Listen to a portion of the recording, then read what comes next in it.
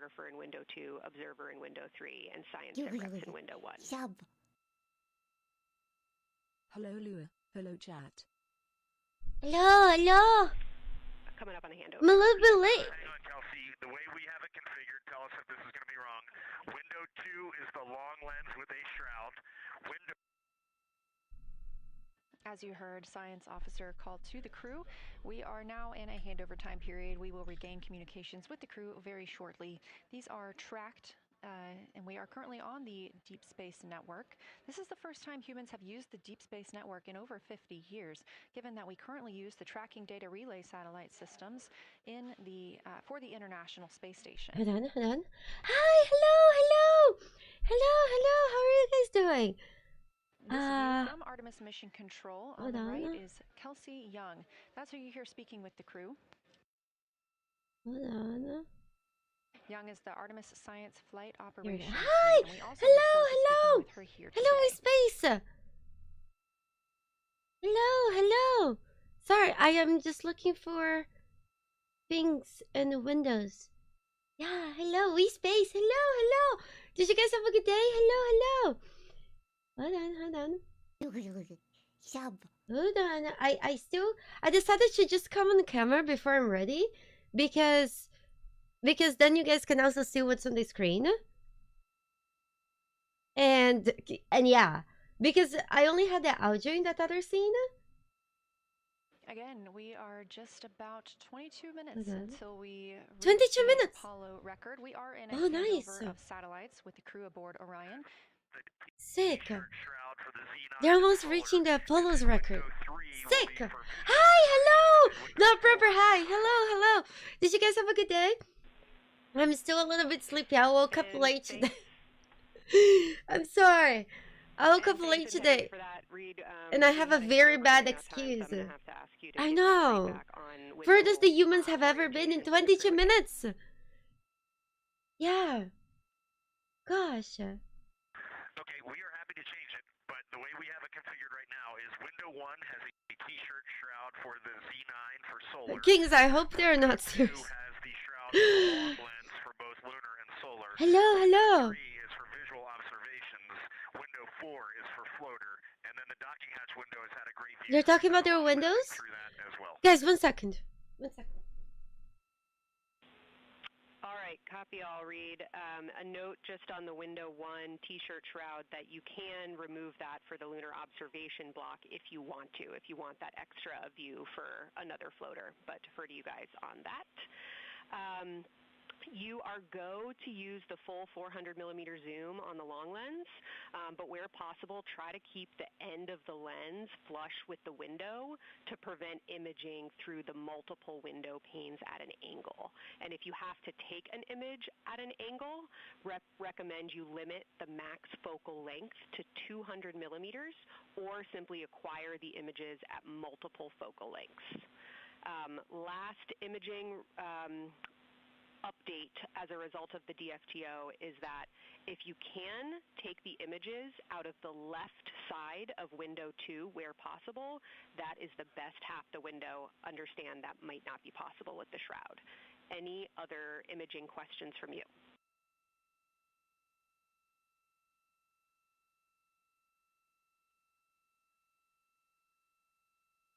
Okay, copy that. Okay, last couple reminders. Don't forget the. Is there anything happened while I was gone? Wave files to tag imagery that you are wanting to follow up on using the FN3 button on your camera.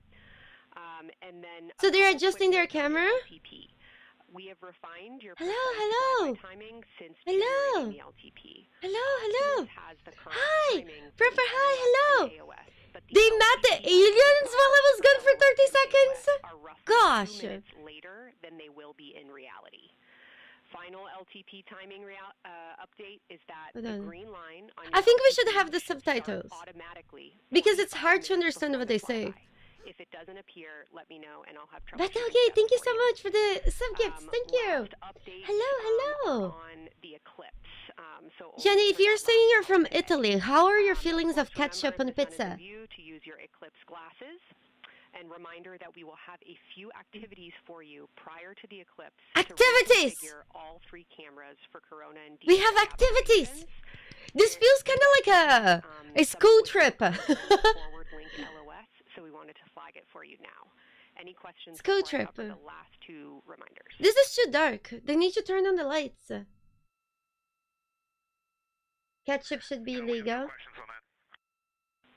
Last couple eclipse reminders.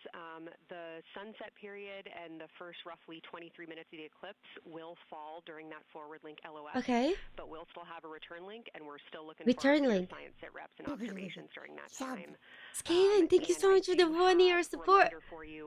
To Blackjack and Hookers from a Bunny. Thank you. Thank you. Let me know if you want me to read that up. Thank you. You guys have that. Did you guys know? And if no other questions on config, you know, maybe I share this later. I'm just excited to talk about it. Did you guys know? I am just proceed to talk about it. We need Lua leading school trips to cool science places and museums. I've been to I've been to a few space museums actually. Did you guys know that? Did I tell you guys about this? I actually have photos near some of the Apollo a couple changes from the first LTP you studied are that things, Glushko and feature that the same pair will view tight. I actually saw a piece of actual moon rock. Target you see that is marked as 1 and 2, 1 of 2 and 2 of 2. So Ohm and Oriental are there twice, but maybe I should have put a bunny suit. Accordingly. I've been inside a rocket before. I have a picture. It's a great picture actually. I need to find it. Over the last couple days. A reminder that if you note structure and texture as well as color and albedo, please note any correlation between the 2, and also a reminder that guys, my eyes are leaking today. I don't know why. So a lack of color or a lack of structure associated with color is also valuable. What are they talking about? What color? Our observations so far indicate it will likely. Can somebody fill me in? To adjust. We especially heard that around your Terminator observations and your color observations. Hello, hello, hello. A reminder to know that your eye adaptation is going to kind of come in throughout your shift, and let us know when you start to see that nuance. Hold on. Last reminder is around Earthset and Earthrise. When you're viewing us back here at home, you'll be looking. Guys, do they have another stream as well? In Oceania. So I'm sure people watching from those places here on Earth will want to give you all a wave as you take their picture. Any other questions from me? For me? Wait, will they be taking pictures of us?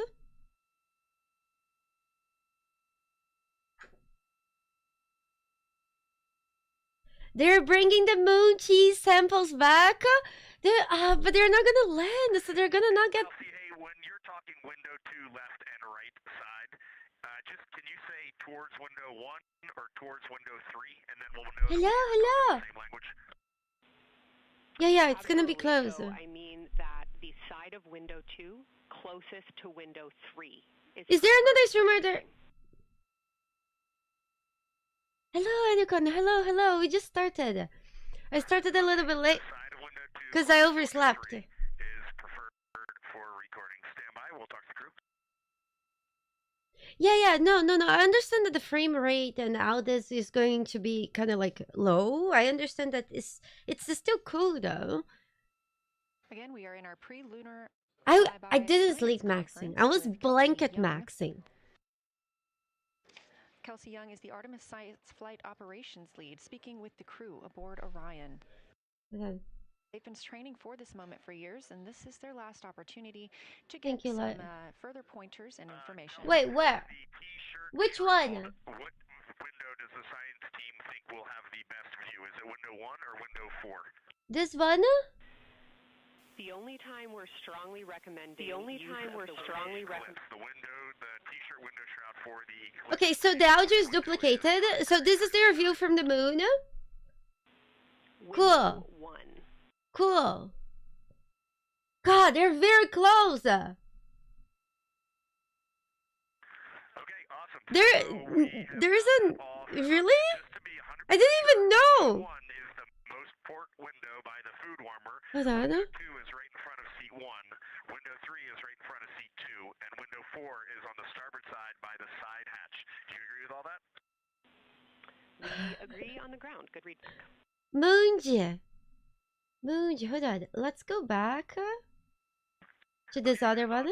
Kelsey, Oh, they're both the same now. it's just incredible. I wish you were up here to see all the smiling faces, to hear all these terminologies being thrown around, and we are.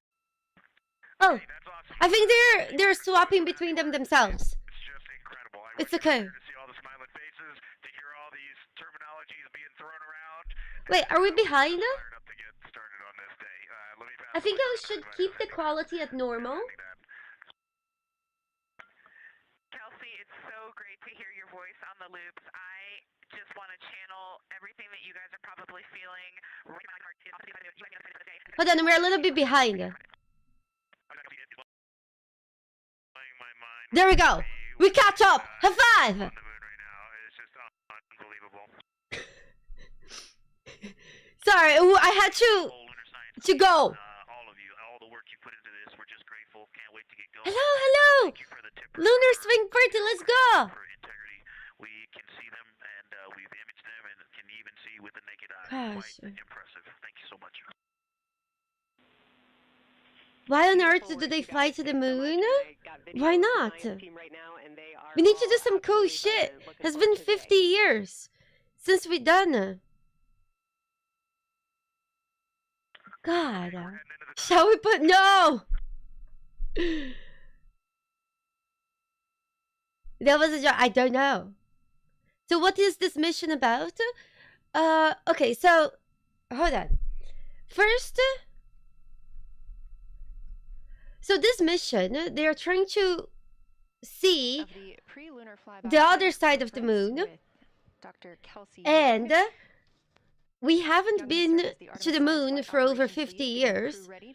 Because the We're last time we on were in the Artemis Mission moon, there Control in were Houston, but we are some not pretty the bad only accidents. room monitoring So today's so flyby. they're As going you to heard go Young to observe mention, the moon it is from safe close learning up, and just very how close a up. multidisciplinary lunar science team There is supports another crews mission and that's crew going in to be real in time, including experts 2028, in if I'm not geology, mistaken, impact that they cratering, plan on volcanism, landing on the polar moon science, again. imaging, and visualization.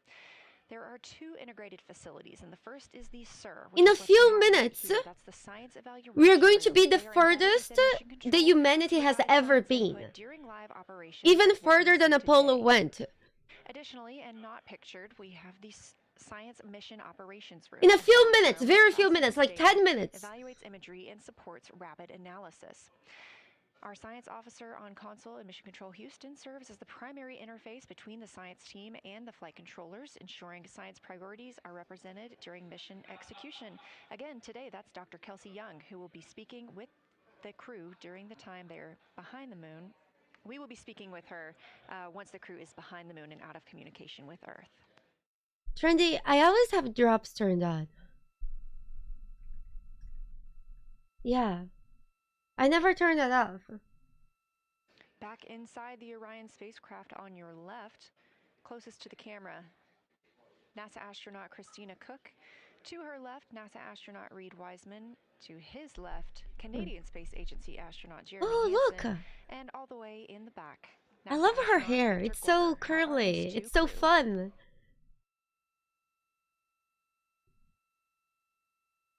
Hold on. They're searching my... I don't have. Hold on. We science and technology. We nerd. Imagine my hair in space. There. There. No need to imagine. God, no need to imagine. Hold on. I want to tell you guys We are a now few approaching things. 8 minutes until the crew 8 surpasses minutes! the Apollo 13 record. Currently 12,599 miles away from the moon, 248,507 miles away from Earth. Okay. 8 minutes.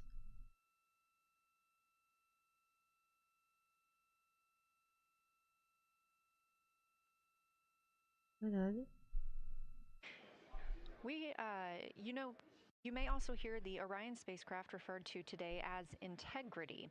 This was named by the Artemis II crew. It is Integrity crew, we have Reed's family in the viewing gallery. Buggy Welcome hair to say hello. physics. Excuse me? What's the... I don't think there's a delay, Odvan. I don't think there's much of a delay, actually. Well, Correct me if I'm wrong, Chat. Getting around, that is awesome to hear. Thanks, Jenny. And hello to Ellie and Katie. I don't know who else is there, but They're always very busy. in mission control right now, following along. We are having a blast up here, and the view of the moon is absolutely amazing. There's a lot of stuff. I'm seeing a lot Are those... of hearts come out of the viewing What is this gallery bag behind them? Thanks, Reed. Is this their... I feel like it seems like lots of clothes. Yeah.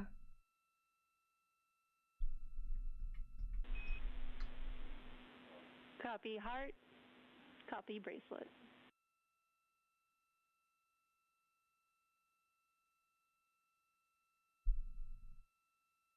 Gosh. There's somebody on YouTube chat asking if this is a game or real. That call from That Capcom person Jenny can tell the Gibbons, difference between reality and a Space game. Agency astronaut and Artemis 2 backup crew member, letting Reed Wiseman know. They are asking that multiple times. They're very confused. They're very confused. It must be the LSS-5, right? To be fair, their mission started on April Fools. So it's reasonable. As I was mentioning, So it's reasonable that they are confused. I too didn't believe it was a real mission because it was on April Fools, but turns out it is real. It's not a game. To this entire crew with the name Integrity. Yeah, no, the graphics are pretty good. Integrity embodies the foundation of trust, respect, candor, and humility across the crew and the many engineers, technicians. I almost didn't believe so. I understand them. Success. Yeah.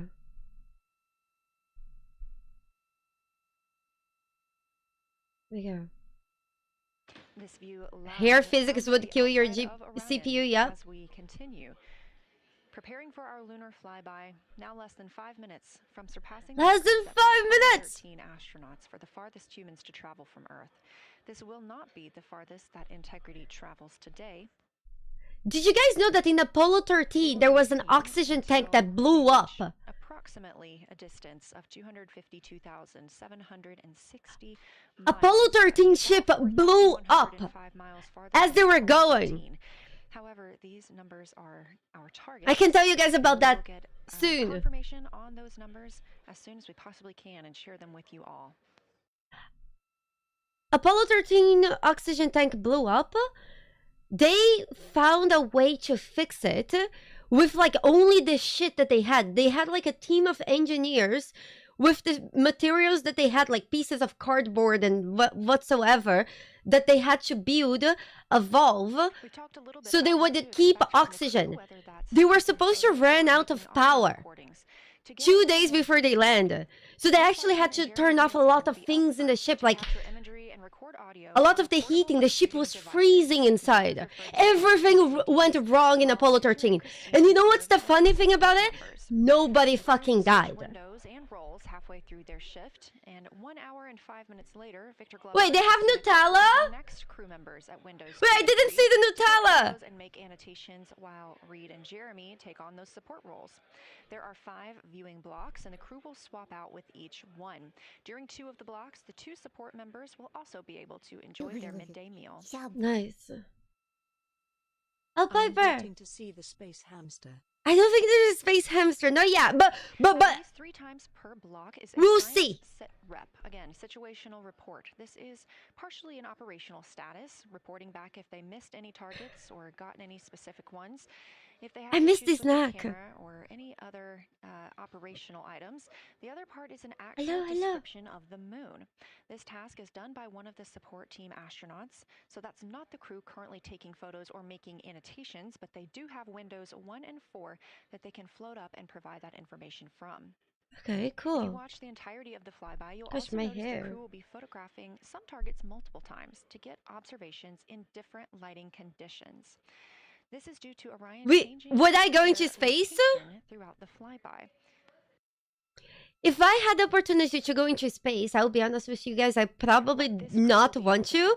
But I'm surrounded by people who would probably force me to go anyways. Years to do because of solar and spacecraft positioning. But I would be horrified. Extensively, and they're also familiar with what the science team calls the Big 15. These are 15 features that they've memorized, so at any time they'll be able to see 5 of those and help orient themselves and where they are around the moon. Okay, cool. Those targets are diverse and complex in their geologic history, and observations of them could help answer some big picture science questions. Cool. I really think that the hair adds to it.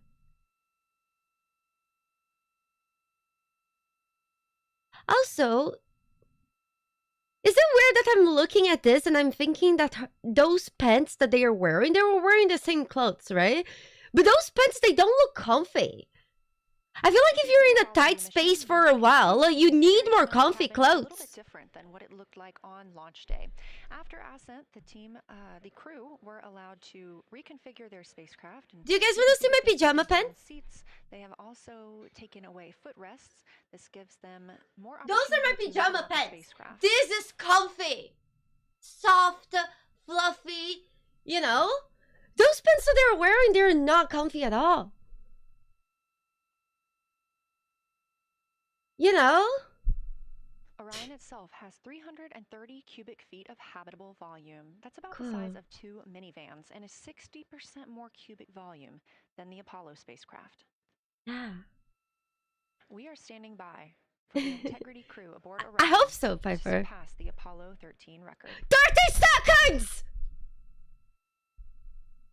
I don't know, I kind of feel like Apollo 13 does deserve the record, though. But it's okay. I'm sure they're happy for them.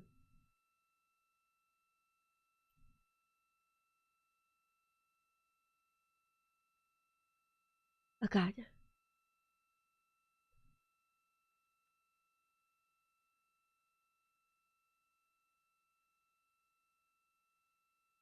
Guys, I think as of right now, we're the furthest from the Earth that we have ever been.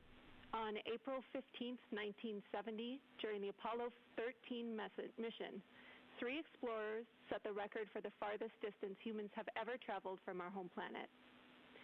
At that time, over 55 years ago, Lovell, Swigert, and Hayes flew 248,655 statute miles away from Earth. Today, for all humanity, you're pushing beyond that frontier. Integrity, over to you. Nice! Nice! Let's go!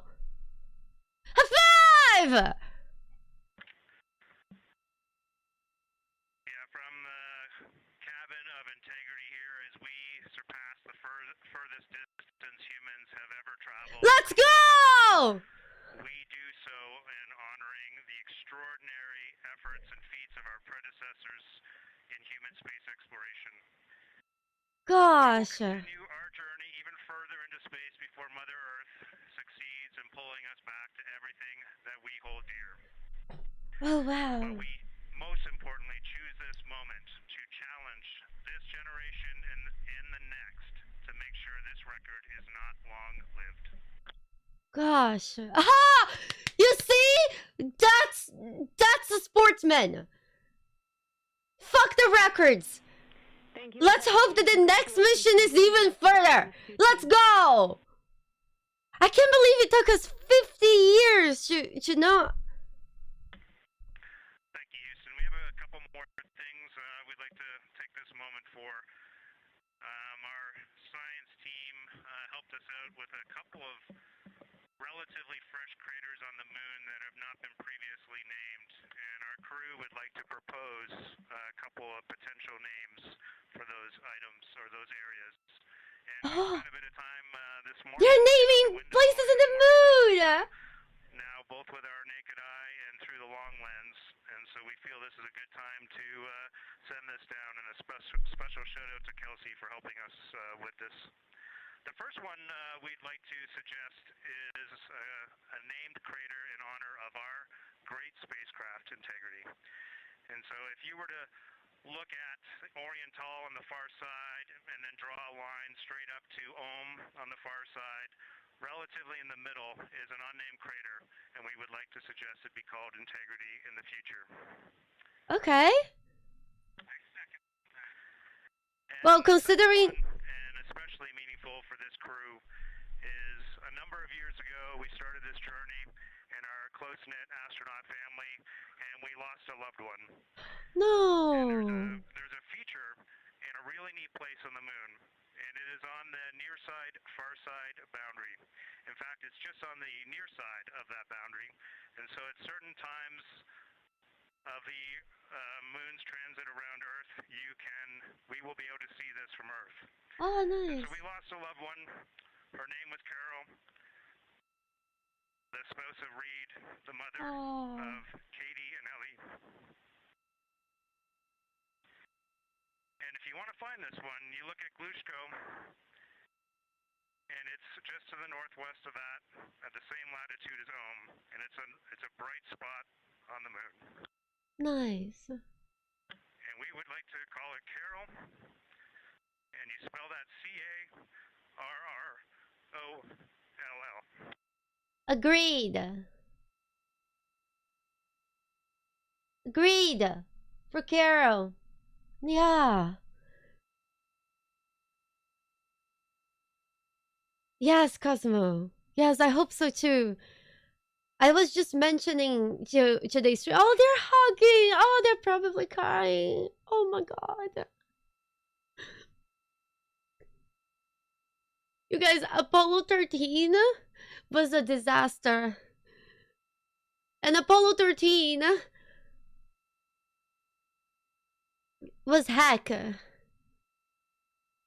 So that they beat Integrity and Carroll Crater. Loud and clear. Thank you. Oh god.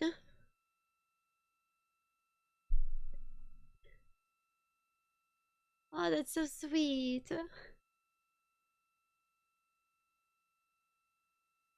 You guys, while this is awesome, this is also very horrifying, you know?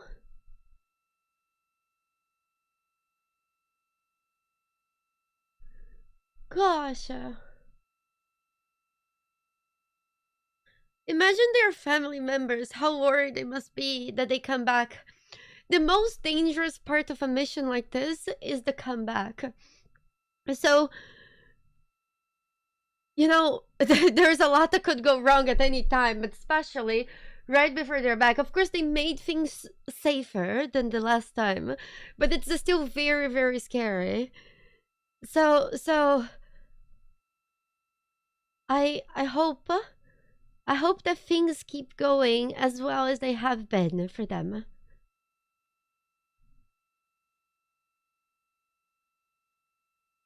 I really hope so. Yes, it's incredibly dangerous. Yeah, of course they are. You guys, Apollo 13, while it set the record for the furthest that humanity has been, Apollo 13, it was a mission that was supposed to walk, a moonwalking mission, that as they were going, there was a problem with an oxygen tank. It was a manufacturing problem, and the oxygen tank blew up. The Artemis 2 crew passed the And by Apollo 13 for the farthest humans to ever fly from Earth at 12:57. I continue this story soon. 1:57 p.m. Eastern Time. Canadian Space Agency astronaut Jeremy Hansen shared. We're getting ourselves all put back together now, and we are going to dim the cabin lights and prepare for our science objectives ahead. Thank you. Nice. Sounds good. We're doing the same. My gosh, they had 5 minutes to have feelings, and now they have to go back to their tasks. Oh! The U.S. work culture, even in space. Of the furthest humans to ever fly from Earth. No, it's just a joke. It's just a joke. It's good that they are so distracted. Again, you're in a tiny thing in the middle of space. If you're not busy, you go crazy. 2 craters not yet named that they would like to name. One, Integrity, in honor of their spacecraft, which they have named. That's near the Ohm crater. Another near Glushko, which is a bright spot, named Carol, in memory of Reed Wiseman's wife.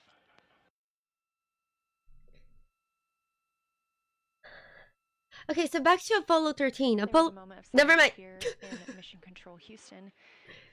And now the team and the Artemis 2 crew are ready to begin their lunar flyby.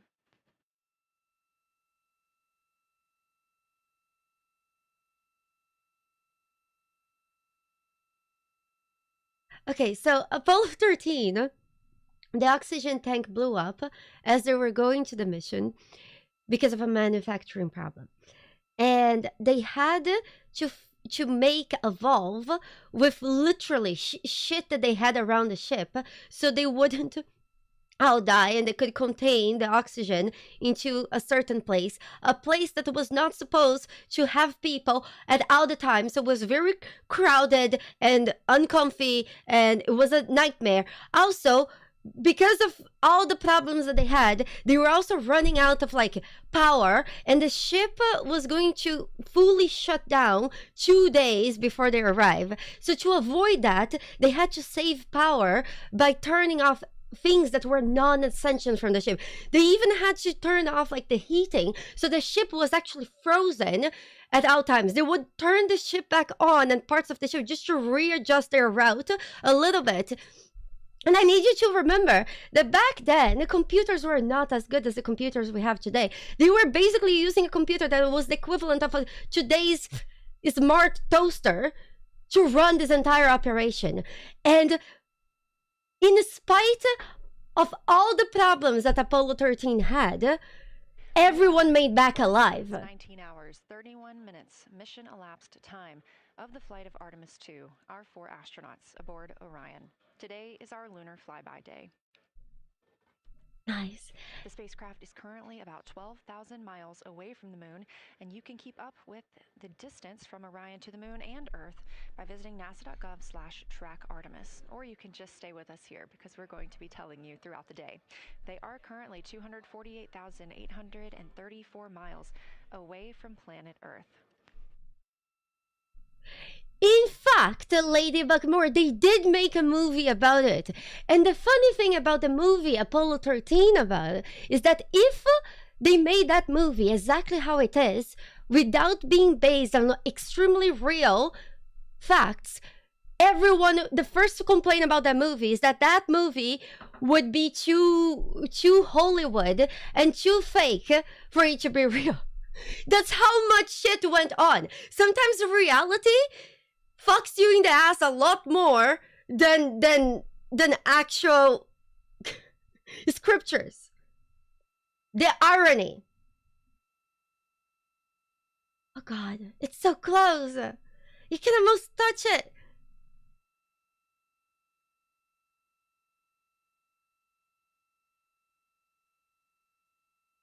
The truth is stranger than fiction. Yep, that was one of these cases.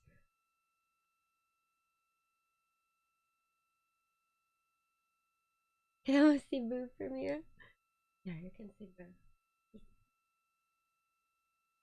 Oh, this is the closest we have been to the moon.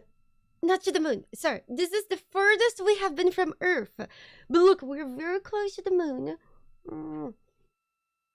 You guys, the reason why I was a little bit late today, and I also sound a little bit eepy still, it's because Boo and we stayed up late. I made a blanket fort on the sofa. I even picked like chairs and some clips to wrap the blankets. And Boo joined me in the blanket fort. But then some calls down to Science Officer Dr. Kelsey Young earlier about how they have configured the cabin so far. This is just a little bit more of timelined activity for them if they need to further do so. But then, while I thought it would be very cozy to sleep on a blanket fort, my body started hurting like fucking crazy. So I had to go back to the bed. Of course, they had to take down that configuration for another test yesterday of their Orion Crew Survival System suits. But configuring it on flight day 3 allows them the opportunity to get a chance to see what works for them now that they are in the microgravity environment. Nice. Yeah, she's a very cute one. He's a very, very cute bunny. Gotta build a blanket fort on the bed. You know what? Next time I feel like I will have to build a blanket fort on the bed. It was actually a very good, it was a very great feat of engineering how my blanket fort worked. But sadly, it's destroyed now. Is chat not on the screen? Wait, no, it's not. It's not on purpose. I meant to have you guys on stream. It's because of Oblivion. It's okay.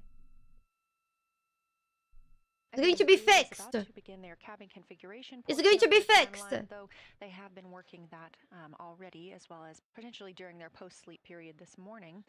The official Lunar Flyby observations are slated to begin in just about 40 minutes.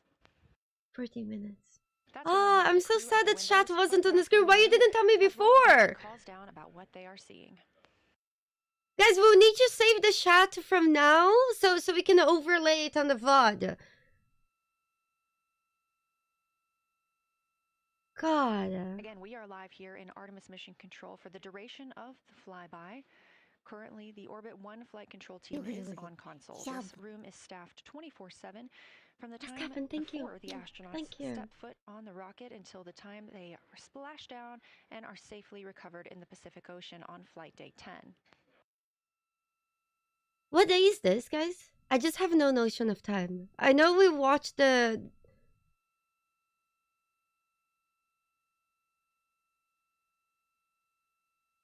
Calc Dave... If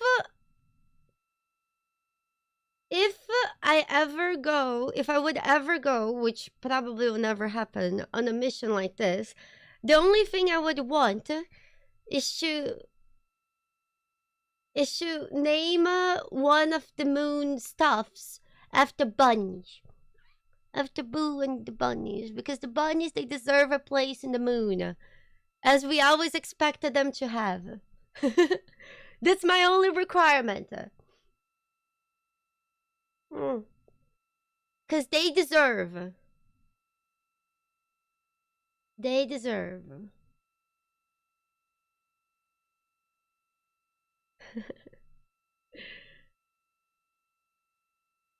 So cute. So cute. So cute. We were born in the year of 1969. This reminds me of that song. Summer of 1969. Again, this is Artemis Mission Control here in Houston. Guys, we are now 11,777 miles away from the moon. We did pass the Apollo 13 record of farthest humans away from Earth at 12:57 p.m. Central Time, 1:57 p.m. Eastern Time. That distance, 248,655 statute miles from the Earth, continuing to be exceeded by the crew. They will reach their farthest distance from the Earth around 6:07 p.m. Central Time. At that time, they will be in an LOS, or a loss of signal, with us on Earth, as they'll be flying behind the moon. No signal. Talking about no signal. I don't know if I want to share this story with you guys. It's kind of sad and depressing. I'll think about it. No, how about this? I'll share this story after we hear their signal back. Done. Done. No. It's just that I think it's not good to talk about things that didn't go right when we want things to go right. Oh, shit, my camera. Yeah, so in like 5 hours, we talk about it. I think it's a good...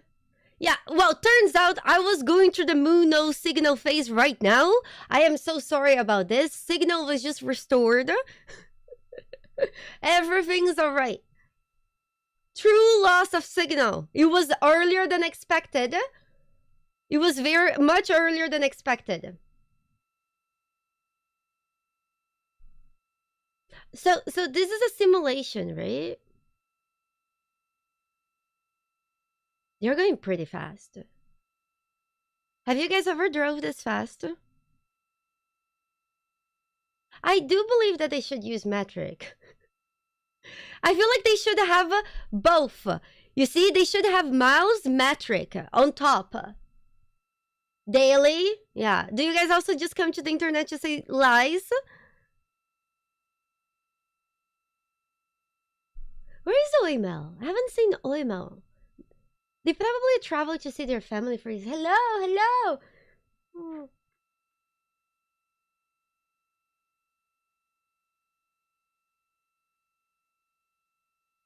Ah, nice. As the crew gets into their cabin configuration preparations, we are joined by Dr. Sarah Noble, the Artemis Lunar Science Lead. Thanks for joining us here today. Yeah, it's quite a day. Okay, good. Yeah, we are very excited. I can only imagine how I woke you up guys are doing late. over there. So tell me a little bit about yourself. And I what didn't your role open is for Discord Artemis today. Sure. So I'm the Artemis Lunar Science Lead, so over the entire campaign, and my job is basically to make sure that as we have this big adventure back to the moon, we actually learn new things about the moon. Fascinating. So why is the moon such an important destination? That's very high pressure job. So the moon is a pretty amazing place. It is a great place to learn about basic fundamental processes that happen on like all the planets, like cratering and volcanology, and also it is part of our Earth-Moon system. And the Earth recycles its rocks pretty well, right, through plate tectonics and weathering and whatever. Most of the rocks on the Earth are geologically young, but on the moon we have the entire record that goes back 4.5 billion years since we formed. And so if we really want to learn about what was happening in that period, like the moon is really the only place we can go. Yay, geology! One of the most exciting fields of science. Yeah, the South Pole is cool, right? It's far away from the places we went during Apollo. It's different kinds of rocks there, some of the oldest rocks on the moon.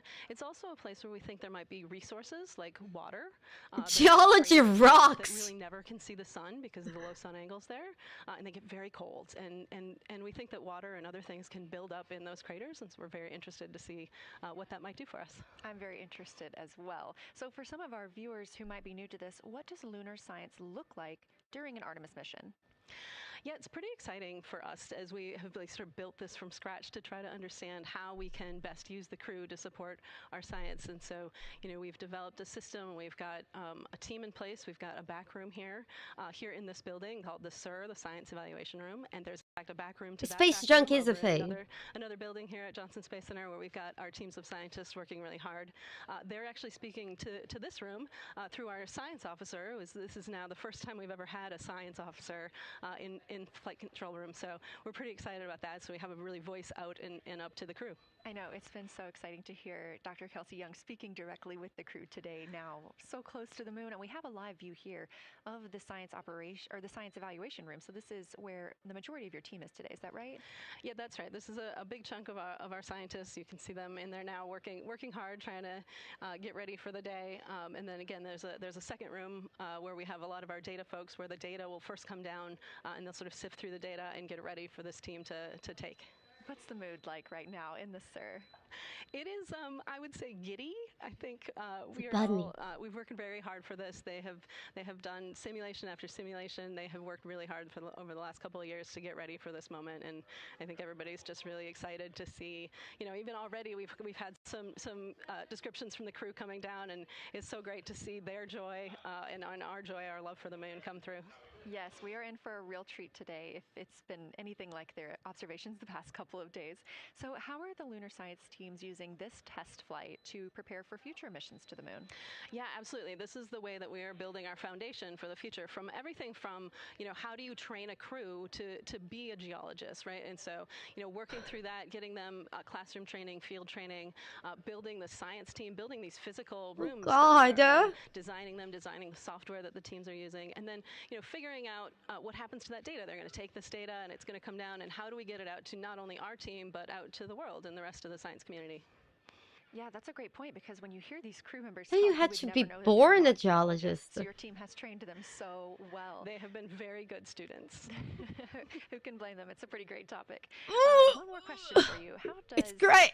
the science that we're doing on Artemis help support long-term exploration and including. Sorry, I'm a geologist. I'm a geology hater. Saying in the Science Mission Directorate that science enables exploration and exploration enables science, right? So you needs the scientists because we are the ones who are the experts in, landing site and doing analysis of landing site and making sure we can find a good place to land, to like understanding the properties of the soil so we can, design our systems to manage that, understanding the radiation environment, keeping our astronauts. Radiation is much cooler topic. In return, you provide us with opportunities where now we're going to be able to collect this data and collect samples and deploy our instruments and all of that. So it's a symbiotic relationship. That makes perfect sense. Well, Dr. Sarah Noble, Artemis Lunar Science Lead, thank you so much for joining us here today. Best of luck to you and your team, and I hope that you get to enjoy today too.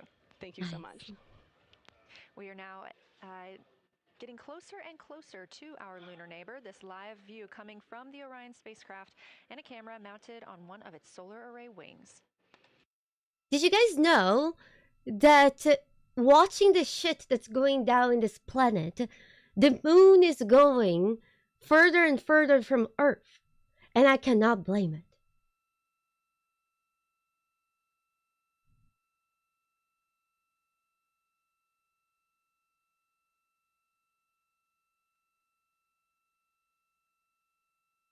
Very valid.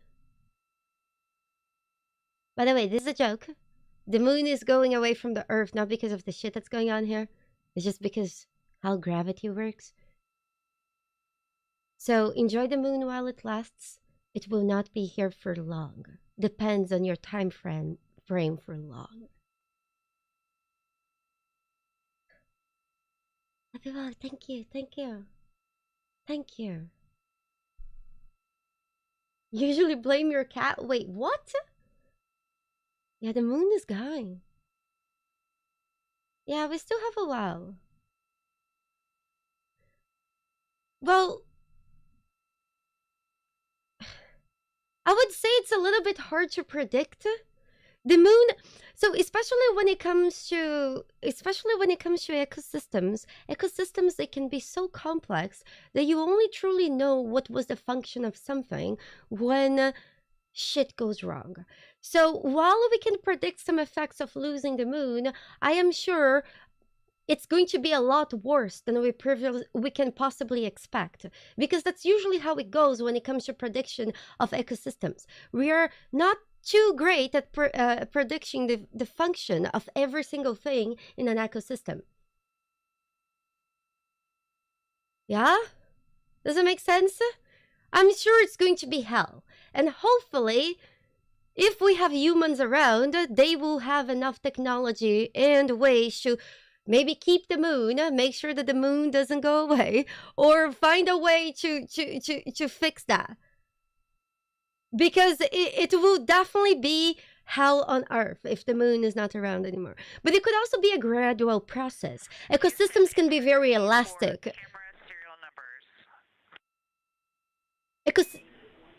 I'll talk more about ecosystems after. Hey Jenny, these are card numbers for the various positions. For the long lens on the D5, we will have individual cards. Victor's 1008, Jeremy 1019, Reed 1012, myself 1015. For the Z9, we will have one card that is dedicated for today, serial number 1007. What is this? Camera D5, we will have one dedicated card for today, serial number 1022.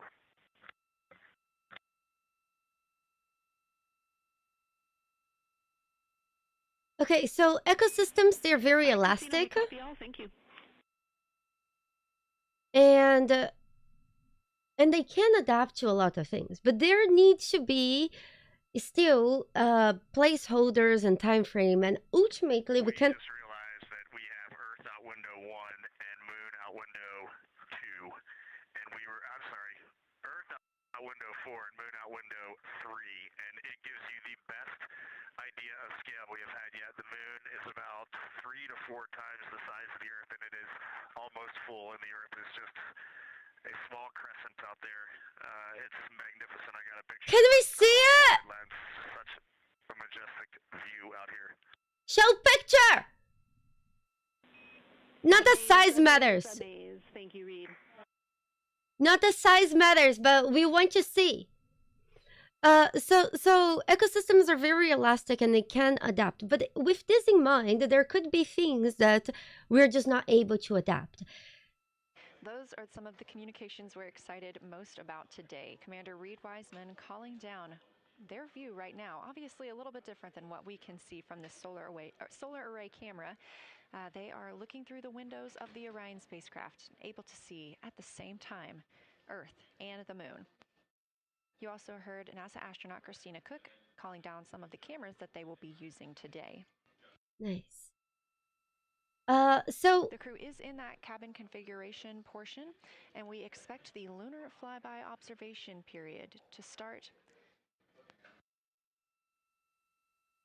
One way to ensure about 20 minutes. 20 minutes. Okay. So just to ensure that ecosystems can be as elastic as they can possibly be, we need a very high diversity. For example, things can adapt as long as they have, like, for example, genetic adaptability. Why is a species... Again, on Orion's distance and speed, they are currently traveling 1,071 miles per hour, 249,159 miles away from Earth, 11,293 miles away from the Moon, and continuing to grow closer. If a species has too few members, while... The closest approach to the Moon today, the spacecraft will be just about 4,070 miles away from the lunar surface. This will be during our loss of signal with the crew as they travel behind the Moon, and we will await their return to get the official number for you for how close they come to our lunar neighbor. Where was I? Oh, yeah. Oh, Sword, thank you so much for the 5 months of support. Your blackjack and hunkers from above me. Thank you. Okay, so if you have too few members of a species, that species is often already considered extinct because there is not enough generic viability. Like, for example, I think, is it cheetahs? Correct me if I'm wrong, but I think there was so few cheetahs that they're basically all genetically almost the same. So if there was one disease that would kill one cheetah, would kill all of them, and then they don't have any room for adapt to the stresses of the environment, any disease, any form of new disease, any form of any distress, any advantage. That's why diversity is one of the most important things in the grand scheme of survival, not only for humans, but also for anything that's alive, plants. Inside the cabin today, the lunar targeting package is the primary tool guiding the crew observations and consists of 2 key components. The Lunar Geography Review helps the astronauts study major lunar features in advance and help learn how to orient themselves during the flyby. God. Of course, the Moon is not actually labeled like it appears here when we look at this map. The lunar targeting plan provides a detailed timeline of observation targets, background science context, and specific instructions for the pictures the crew should take, as well as the verbal descriptions that will be helpful to the science team reviewing them later. This is a screenshot from their lunar targeting package, and a screenshot specifically of that lunar... Wow. Wait, is that a picture that they took now? Go ahead.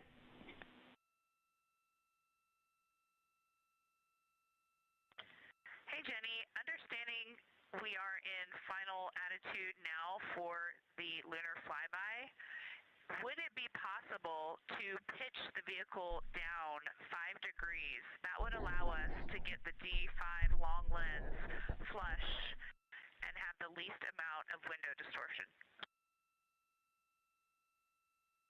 So, we're checking.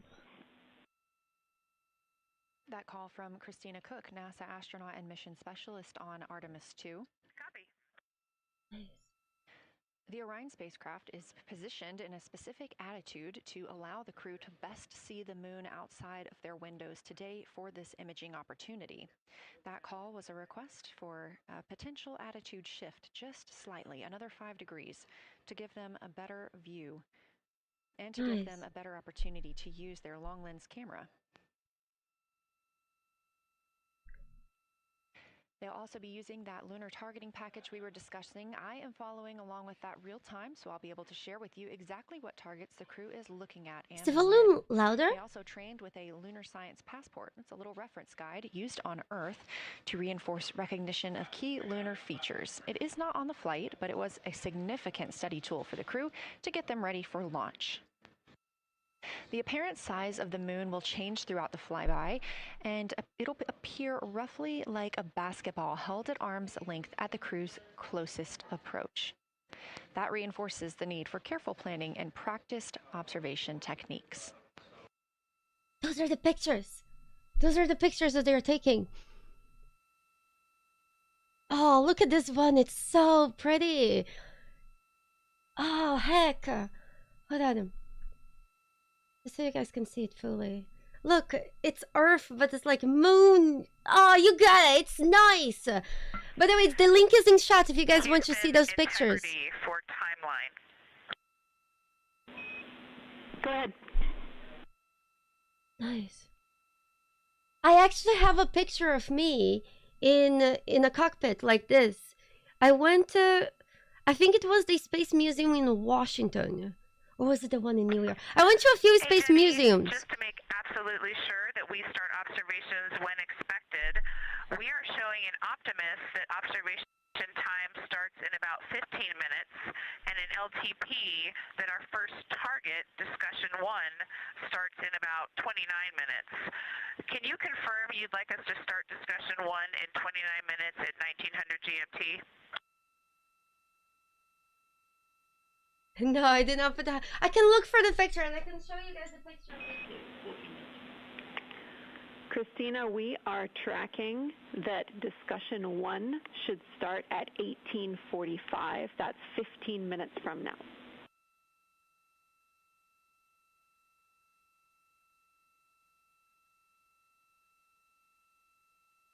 Did I miss anything? Okay, copy all. It may be a granularity issue with LTP, but understand that we start that observation in 15 minutes, and I bet when we get there, the green line in LTP will match the start of the white band for discussion 1. I think it's just a matter of there were aliens labeling and the granularity. Thanks for confirming. Nice. Discussion 1 starts in 15 minutes. Look into that a little bit more on our side as well. They found a Daggerfall cat in the moon while I was away? Oh, God. Christina, can you verify for us that your green line is moving on the timeline page of your LTP? What's LTP? The transmission is 45 minutes behind? What? Jenny, I do think we're good. Looking closer, I see the labels are just not aligned with start or end times of the white visible bands. It fully makes sense now, so I think we are all set. We'll look forward to starting some observations in about 13 minutes. Copy. Thanks, Christina. Okay, so what's the problem that they were having? Can anyone explain that to me? Because I don't understand. Oh, look, he stood up. He's probably tense. Honestly, that chair looks pretty comfy, though. What I can't stand is this, like, beep. Problems communicating. Well, to be fair, I would say that it's very easy to have problems communicating while you were on Earth with other people on Earth. Imagine how hard communication is when you're not on Earth.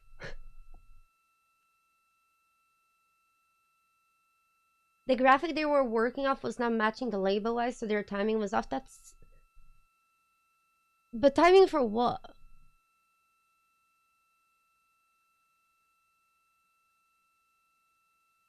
This could be a big problem now.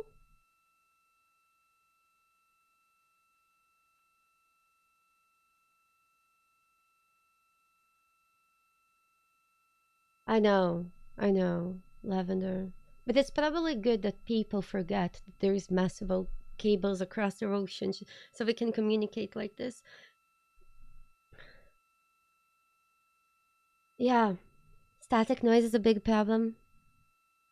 Wait, can you guys hear the static noise from the freaking stream?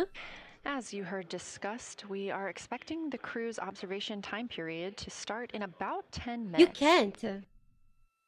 I can, First, they'll though. be conducting a warming up to their science observations of Oh the moon. shit, it's so They'll be discussing annoying! with each other, helping each other There, orient. when the using lady's major not talking, landmarks there's a that they've permanent studied, beep. asking what is familiar. If we roll left, port 5 degrees, that would get the moon closer to the left side of window 2. But that outage is not being sent. Copy, Victor. We'd like to know if it's pitch and roll or one or the other. I am not sending this beep noise to you guys through OBS, so from my stream you cannot hear it. I am sure of that. But I can hear it from their stream. I thought you already put the pitch in. Had the pitch been put in already? You cannot hear it from my stream. It's impossible. We need a little while longer to talk about it. Because you can only hear their stream when they're talking, and the noise only happens when they're not talking. And right now, there's no audio going to you guys. There is no audio, so you can't hear it. It's only in the NASA stream. Is just as our orbit's changing, where it is in the window is changing, so maybe these fancy little adjustments aren't worth it. It's going to continue to move in the window. Or is the spacecraft going to keep the moon at the same point of the window if we adjust the attitude? I assume the previous. Yeah, you cannot hear from my stream. If you have their stream open, you can hear from their stream. But on my stream, the beeping is not passing through. Right now, we are pointing the center of the window but there's no to audio. the center of the moon with 2 degrees of deadband. Here. No audio. You see? No audio. If you are on their stream, you can hear beeping right now. But not here. There's just zero audio. There's no beeping. Did you hear it in your head?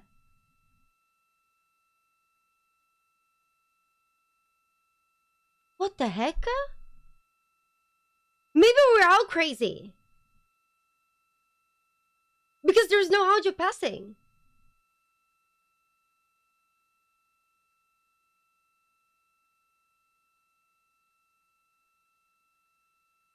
Wow. The conversation you hear happening now between the astronauts aboard Orion and Artemis Mission Control here at Johnson Space Center in Houston, Texas. They are in the center of your screen, seated at the CAPCOM, or Capsule Communicator Console. Yeah. That's Jenny Gibbons, Canadian Space Agency astronaut, and Artemis II backup. She was also the lead Capcom for Expedition 63 aboard the International Space Station. Capcom? Would they be playing Resident Evil? Imagine you go to the moon and you play games instead of being the moon. Allow them to better image the moon, our priority for today. Of course, those have to be discussed on the ground before they are put into work aboard the spacecraft, so the team is taking some time to do so. You also heard Gibbons reference that we are in 2 deadbands. Deadbands are essentially keeping us in the lane in which we're traveling. If you're familiar with lane assist in your car, very similar in this case. Well, the good thing is they don't have to worry about traffic. While you, on your car, you do have to worry about traffic quite a lot.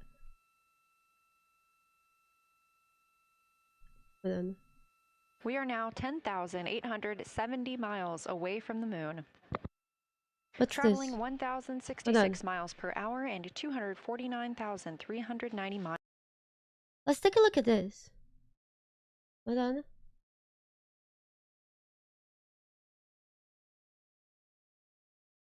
Would you like a brief tour of arrow. Yes. Arrow defaults to the spacecraft view. Okay. Miles away from Earth. Again, we Okay, recently I'm just checking the live stream. Apollo 13 distance record of farthest humans have ever traveled. And upon We're calling far. down some words during that milestone, Canadian Space Agency astronaut Jeremy Hansen noting that he hopes that this record that they are setting today is soon broken by future explorers. I love that. I love that they say that. Cool.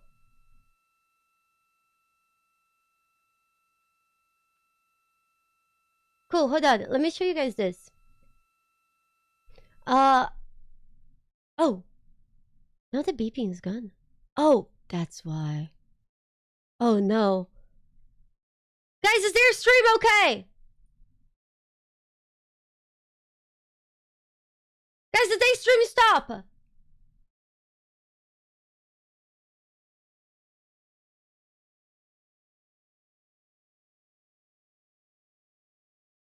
I cannot play it. Oh, it's back. I think they're having connection issues.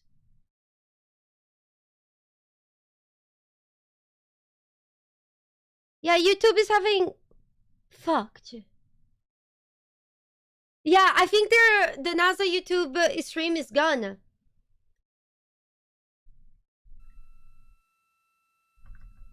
Hold on.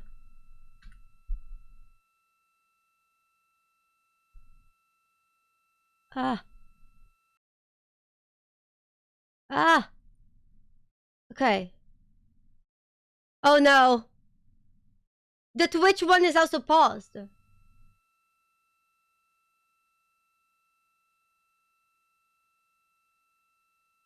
No, it's broken. They're both broken. No, you guys. Oh no, it's working now. No, it's a bit broken. Control, we are standing by for the beginning of Lunar Flyby. Okay, calm.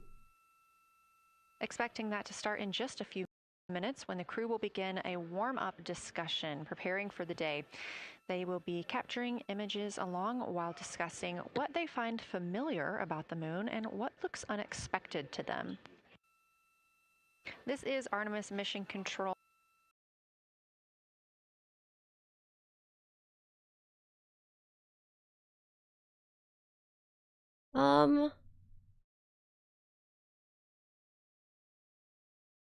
Is the Twitch stream is still going?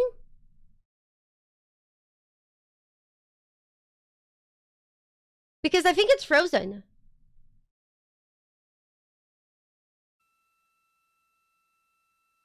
It's frozen. Isn't it? Hold on.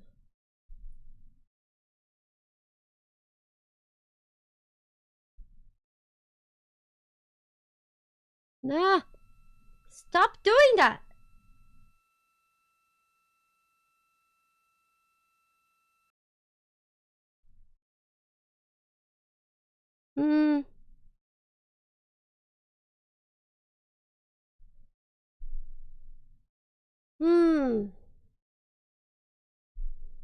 Hold on. Yeah, I refreshed everything. Is there audio?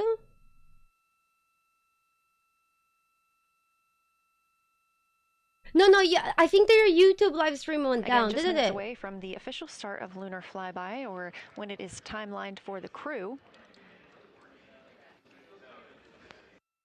We are currently 10,726 miles away from the moon. This view on the left side of your screen coming from the camera on one of Orion's solar arrays.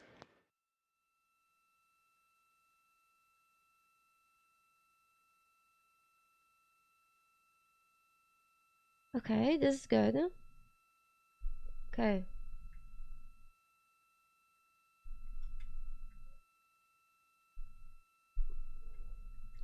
Hold on. I think I could fix it.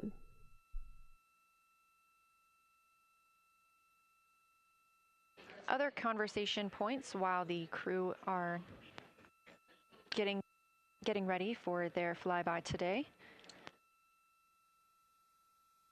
They'll be looking to orient themselves using major landmarks and annotating their observations along with their discussion. They'll have 10 minutes for that warm-up discussion.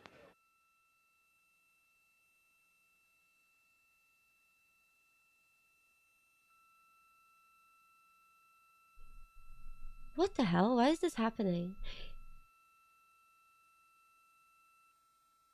Oh, do you think it could be because of this?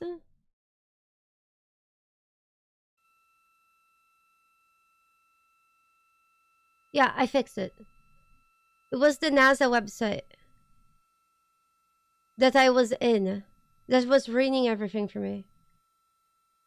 Yeah. Okay.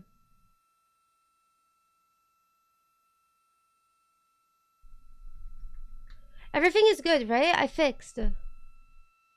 It's because I have 5 billion browser tabs open. It's all good now, right? Okay, good. We go.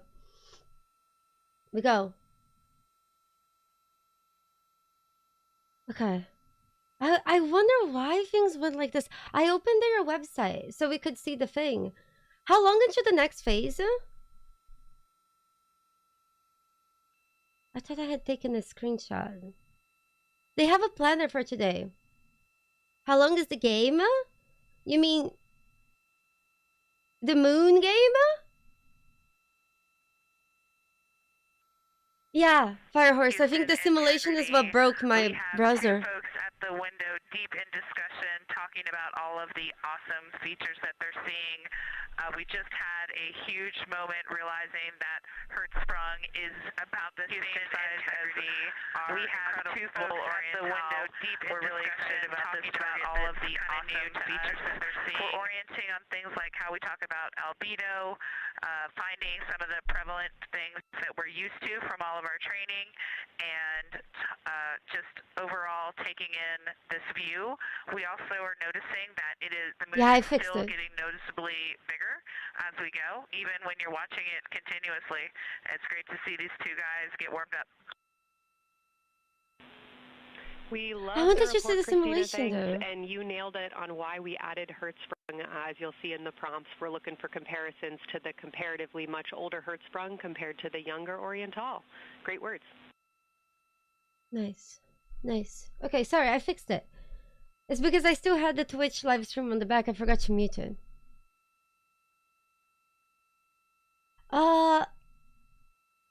You're telling me to use a separate browser? Do you think that's a good idea? This is Artemis Mission Control. That was the voice of Dr. Kelsey Young speaking with the astronauts aboard Orion as they begin their observation period and lunar flyby.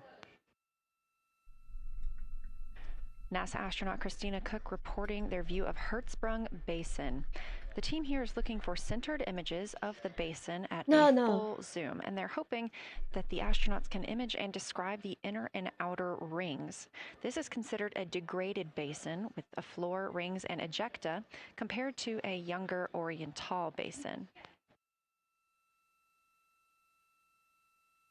Don't worry, I warned my fellow Germans on the dark side of the moon to switch off their lights. They're safe.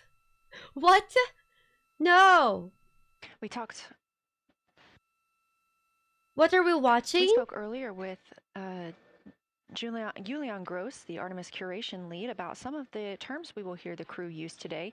One of those just I'll let you know that's as soon as she's done albedo, talking. looking at surface brightness, or the amount of light a surface reflects. Okay, so right now we are watching humans being the furthest from Earth that we have ever been in history. We literally just set the record from that Artemis 13 was holding for over 55 years. So right now we have humans furthest from Earth than ever before. Today, and they're going to go around the moon. That's what we are watching. This refers to one feature that surrounds another. That usually is a higher relief feature. Houston Integrity, one report from the crew at the windows. We can actually see the moon and Earth at the same time right now. it's interesting because the Earth looks... Sorry, Apollo 13. Sorry, not Artemis. Sorry. ...itself seems to have a much higher Apollo albedo than the 13's moon. record. We think this is independent of our eyes focusing because, of course, the Earth is much smaller than the moon in our view. So you could think that your eyes focus for the darker sky, and that it means that it only has apparent brightness more than the moon. But since we're seeing both in the same view, we do think that this can be inferred as the Earth as a whole has a higher albedo.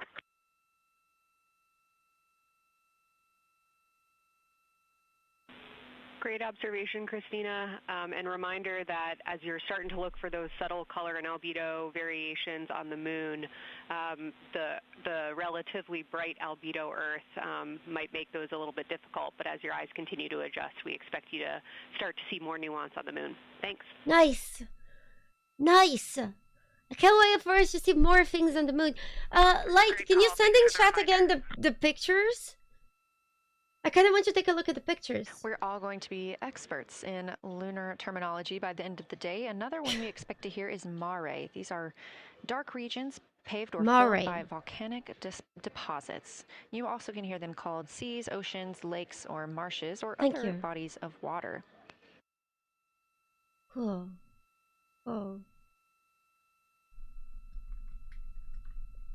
Cool. Again, we are live in Artemis Mission Control, but on the right side of your screen, but I can see pins. Science Evaluation Room.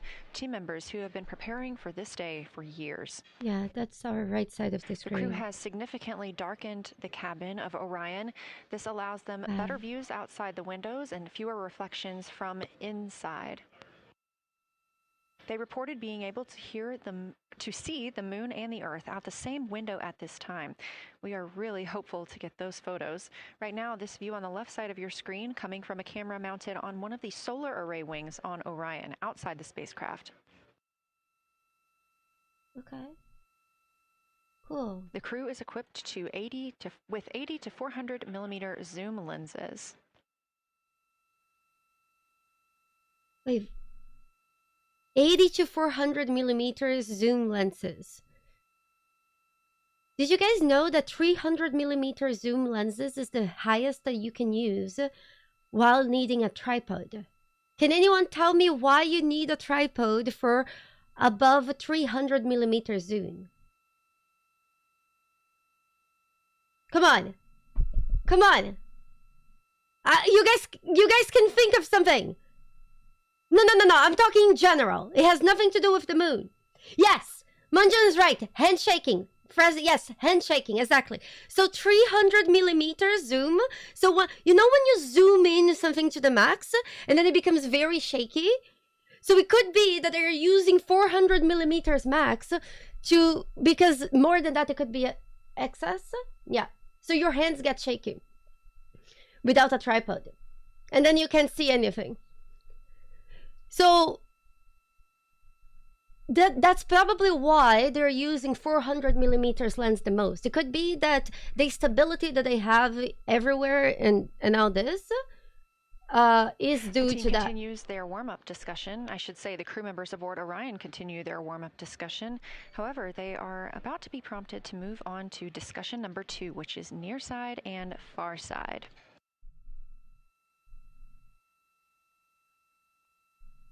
Cool. Some of the things that they are looking to capture, the ground has prompted them to photograph anything that stands out to them and to compare the near side versus the far side mare. Guys, wave at me! Just waved at us! And texture. I hope you waved at us. They also want the crew to compare the appearance of rayed craters in the near side mare versus in the far side highlands. Of course, a reminder that some of the items that the crew, or some of the landmarks the crew are seeing today, is the first time that humans have ever laid eyes on those portions of the moon.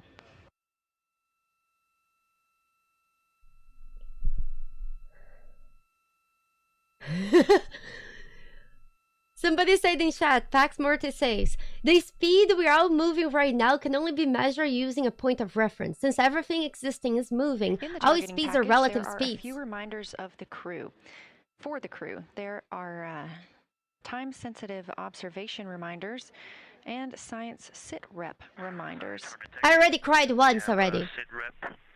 I'm proud of it. The targets that are being discussed I right cried now, with the crew. Near side comparison, and hearing some great discussion of browns and greens in the Aristarchus Plateau and how those disappear as you go toward the North Pole, and then over to the far side, you lose the color. You've got Jeremy in window 2, Reed in window 1, having a great discussion. Christina's under window, I'm sorry, Reed is in window 3. Christina's under window 1, documenting the discussion. And we've got the lights completely off in the cabin. There are some LEDs that we cannot put out that do provide some light scatter. But we saw the Nutella flying. Have all of the internal lights off. And are letting our eyes adjust as best we can. The window 4 view, you only get about a third of the moon. Tycho is going to go over the horizon soon, and you can see Aristarchus, and then you start to lose the view as you go to the west in Oceanus and Procellarum. So far, the team is on the plan, and the long lens is being put to good use, and recordings are being made, and internal documentation of the configuration and the observations is ongoing. Science, do you have any questions for us at this time? How long until we have Integrity Science, Victor, very glad the closest that you to the moon the before we lose signal? Science SITREP, as these were indeed your idea. One follow-up question, any relationship between those browns and greens you described? Do you see them blending into one another, and do you see any topography associated with either color?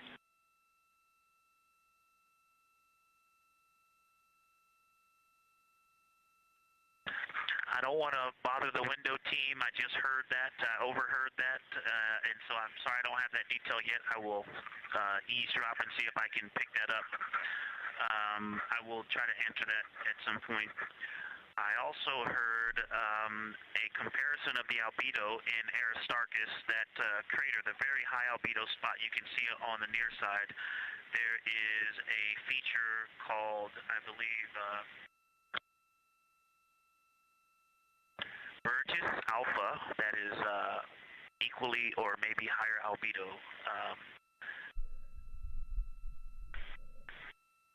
Oh, they are just cutting a bit. I apologize for the gaps. I'm trying to listen and talk at the same time, but I will try to get some more information to correlate those colors from Aristarchus for you. So basically the point of this mission is to gather data and position for future missions. Like the brightness comparisons to Burgess A, really helpful for the science team. We haven't been to the moon in over 50 years. So I feel like it would be at the very minimum cocky and borderline stupid to try to go for a landing mission without some proper studying, especially with our new technology from the last 50 years. To the east was still dark, but maybe a 7-8. We still think that, but you are seeing color. Yes, they're going to fly very close to the moon to try to find good places for bases and future landings. Part of it, but it is still the darkest. It is just not as uniform as it looked when we were farther away. We're starting to differentiate the striations of albedo inside of Grimaldi. They have a next mission planned for 2028. That is a landing mission. Darkest, biggest are really, really helpful for us, so keep those coming. So in 2028, there should be a landing one, considering we get the information and everything that we need from this mission. We need this mission to be successful for the other missions to keep going, as usual. Any mission that is not successful, there's obviously a delay, but there could be another moon landing very close in our lifetimes, and that's exciting as fuck, isn't it? Yeah, the next landing one should be for 2028, right? The crew is slated to perform these science sit reps. They are prompted to do so by an icon in their lunar targeting plan. That one coming down from NASA astronaut and pilot of Artemis 2, Victor Glover. Cool.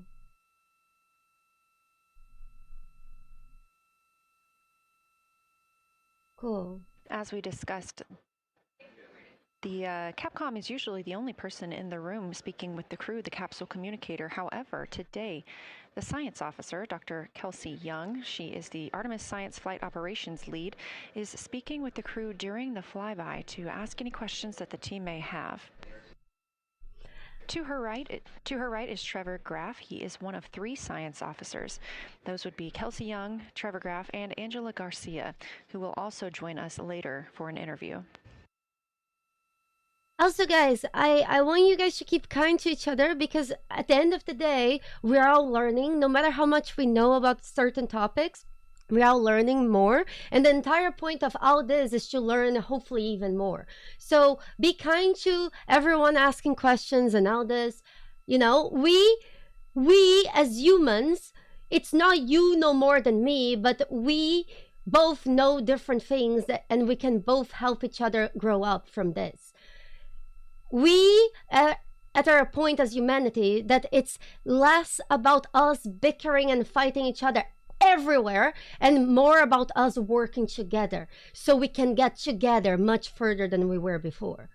And we can only do this as a group. Science integrity, I was able to get a view out of window 1, which is a beautiful view. I can see the entire moon that they're looking at. We left the t-shirt up there, so I was kind of peeking through the opening in the makeshift shroud there. And once I was able to get 2 eyes on it, what jumped out at me was Vavilov. It's just peeking out of the Terminator. It's clear of the Terminator now, but it just really jumps out because it's still got the low light, the low sun angle. And so where the, Vavilov has that impact over the top of another crater, where the 2 craters intersect on the eastern edge. So on the side closest to... Trust your uncle is not... That's the moon! Rings intersect. The shadow there is the highest peak in the interior of Vavilov, and so you can see that terrain is, there's some real variation in the terrain there, that there's a nice peak where those peaks intersect, where those rings intersect, and we'll get a picture of that. Oh, look at that! It looks like a picture that... Victor, especially the comparison and relationships you just described about topography. And if it's easier for your observations, do feel free to remove the t-shirt shroud from window 1. Did you guys notice that sometimes when they're talking about geology, you just kind of, you're here, but you're not paying attention? Yeah, that's the effect that geology has on people. We all relate to that. That's why I believe you need to be born a geologist. It's the few people in the world that they don't phase out when they're actually talking about geology. There is very few humans capable of that. It's not many of us. Those calls coming from NASA astronaut Victor Glover. As we discussed, the crew is working in pairs at the windows. Right now, taking photos are Commander Reed Wiseman and mission specialist Jeremy I took Hansen. geology in college. I know what I'm talking about. Christina Cook. You're hearing those calls from Victor Glover as he is on that support team, and he is tasked with providing the science sit reps, while the 2 crew photographing and making annotations of the moon are in windows 2 and 3. Windows 1 and 4 are available for the support crew. Oh yeah, name out the rocks. Obviously, look at the moon themselves and provide these science situational reports. Again, remember, it's okay to be wrong, it's okay to ask questions and all this. Be kind to the people asking questions, try to answer them to the best of your knowledge. Have you guys noticed that whenever I give you guys information, I always tell you guys, correct me if I'm wrong. Heard Glover mention it's okay to be wrong, as long as you're okay to be correct with being corrected. And it's known as the Grand Canyon of the Moon. Until this mission, the Oriental Basin had never been seen in sunlight by human eyes. Oriental Basin and its surrounding ejecta could fit within a straight line distance from NASA's Johnson Space Center, where we are at today, to a Kennedy Space Center. In fact, it's nice when we are proven wrong at times, What did I study in college? This is a live view in Artemis I have a degree in biology in Houston, Texas, where the teams are but I monitoring also all took some systems, classes not just for today's flyby, but on the spacecraft themselves. from the Again, physics this is a course, test flight, our like very first flight of astronomy. humans on the Orion spacecraft. This team has been live, this team has been monitoring the entire time of the mission, as well as we have been live the entirety of the mission, and we will be continuing to do so all the way through splashdown and crew recovery from the Pacific. Nice. Nice. This is a visualization from ARROW, the Artemis real-time orbit website that you can also access at any time by visiting nasa.gov. I wanted to go to this freaking website. That's what broke everything. Miles from in my computer. 9,948 to be specific, and continuing. Should we try again? God. Again, our closest approach to the moon today should come about 6:02 p.m. Central, 7:02 p.m. Eastern. However, we will be out of contact with the crew at this time as they begin transiting behind the moon. At that time of closest approach, the distance from Orion to the lunar surface will be about 4,070 miles. Of course, these are estimates at this time, and we'll be sure to provide you with the official numbers once that closest approach has been reached.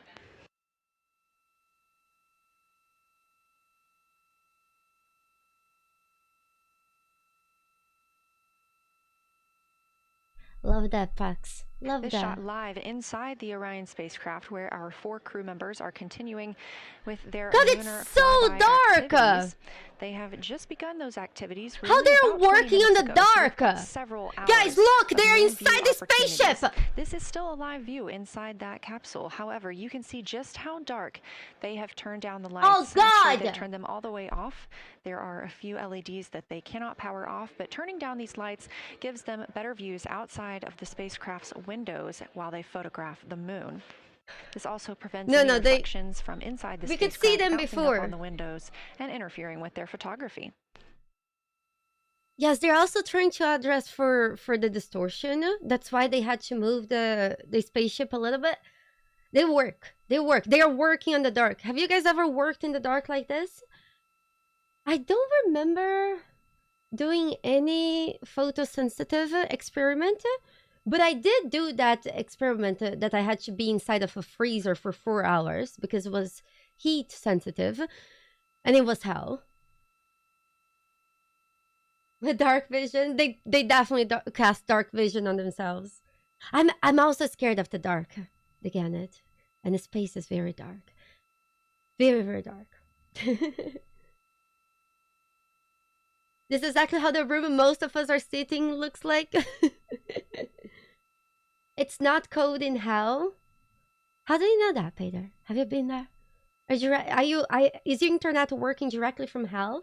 As we were previously discussing, the crew members are serving on teams. The first team being Commander Reed Wiseman and Mission Specialist Jeremy Hansen at the windows photographing what they see. We heard reports earlier that they could see both the moon and the Earth in the same view, and we are looking forward to seeing the moon and the Earth in the same view as well. What are we looking at? That Earth set coming up we're looking, in just a few hours. We're looking at the moon. We're looking at the people working on the moon. While Earlier Wiseman today, we just beat the record of the furthest humans farther from Earth. Cook are serving as support crew. They are able to assist with cameras.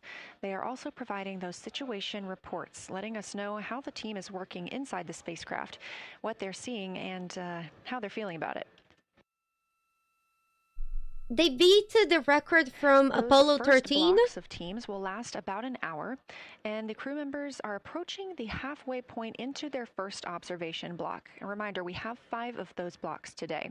So 5? This halfway point during which the crew at the window will switch roles. One will begin taking pictures, and the other will be making annotations on their PCD. That's portable computing device. Both of those crew members at the windows are recording audio of what they see. They are putting on headsets and recording audio into their portable computing devices. Obviously, we are not hearing this right now. This is going to be sent down to the science team, and they will be able to analyze that at a later time. What we are hearing, though, and will continue to hear, are those science sit reps a few times every block. Once this block It's is important complete, to show about that 40 minutes to from now, we will swap have people. the teams switch. That means pilot Victor Glover and Science integrity, looking out of window one. I think I may have misreported earlier saying that it was Tycho going over the horizon. That was Copernicus I was referring to.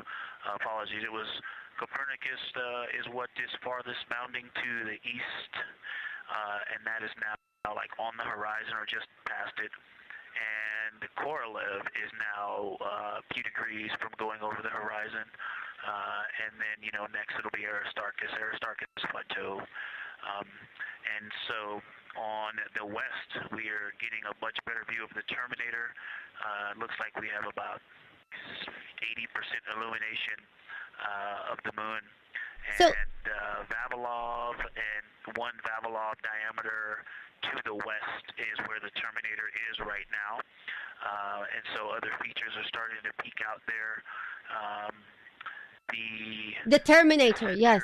Of the illuminated part of the moon is to the lower part is Oriental, and just around Oriental, a lot of light structure is starting to show up. A lot of high albedo, similar to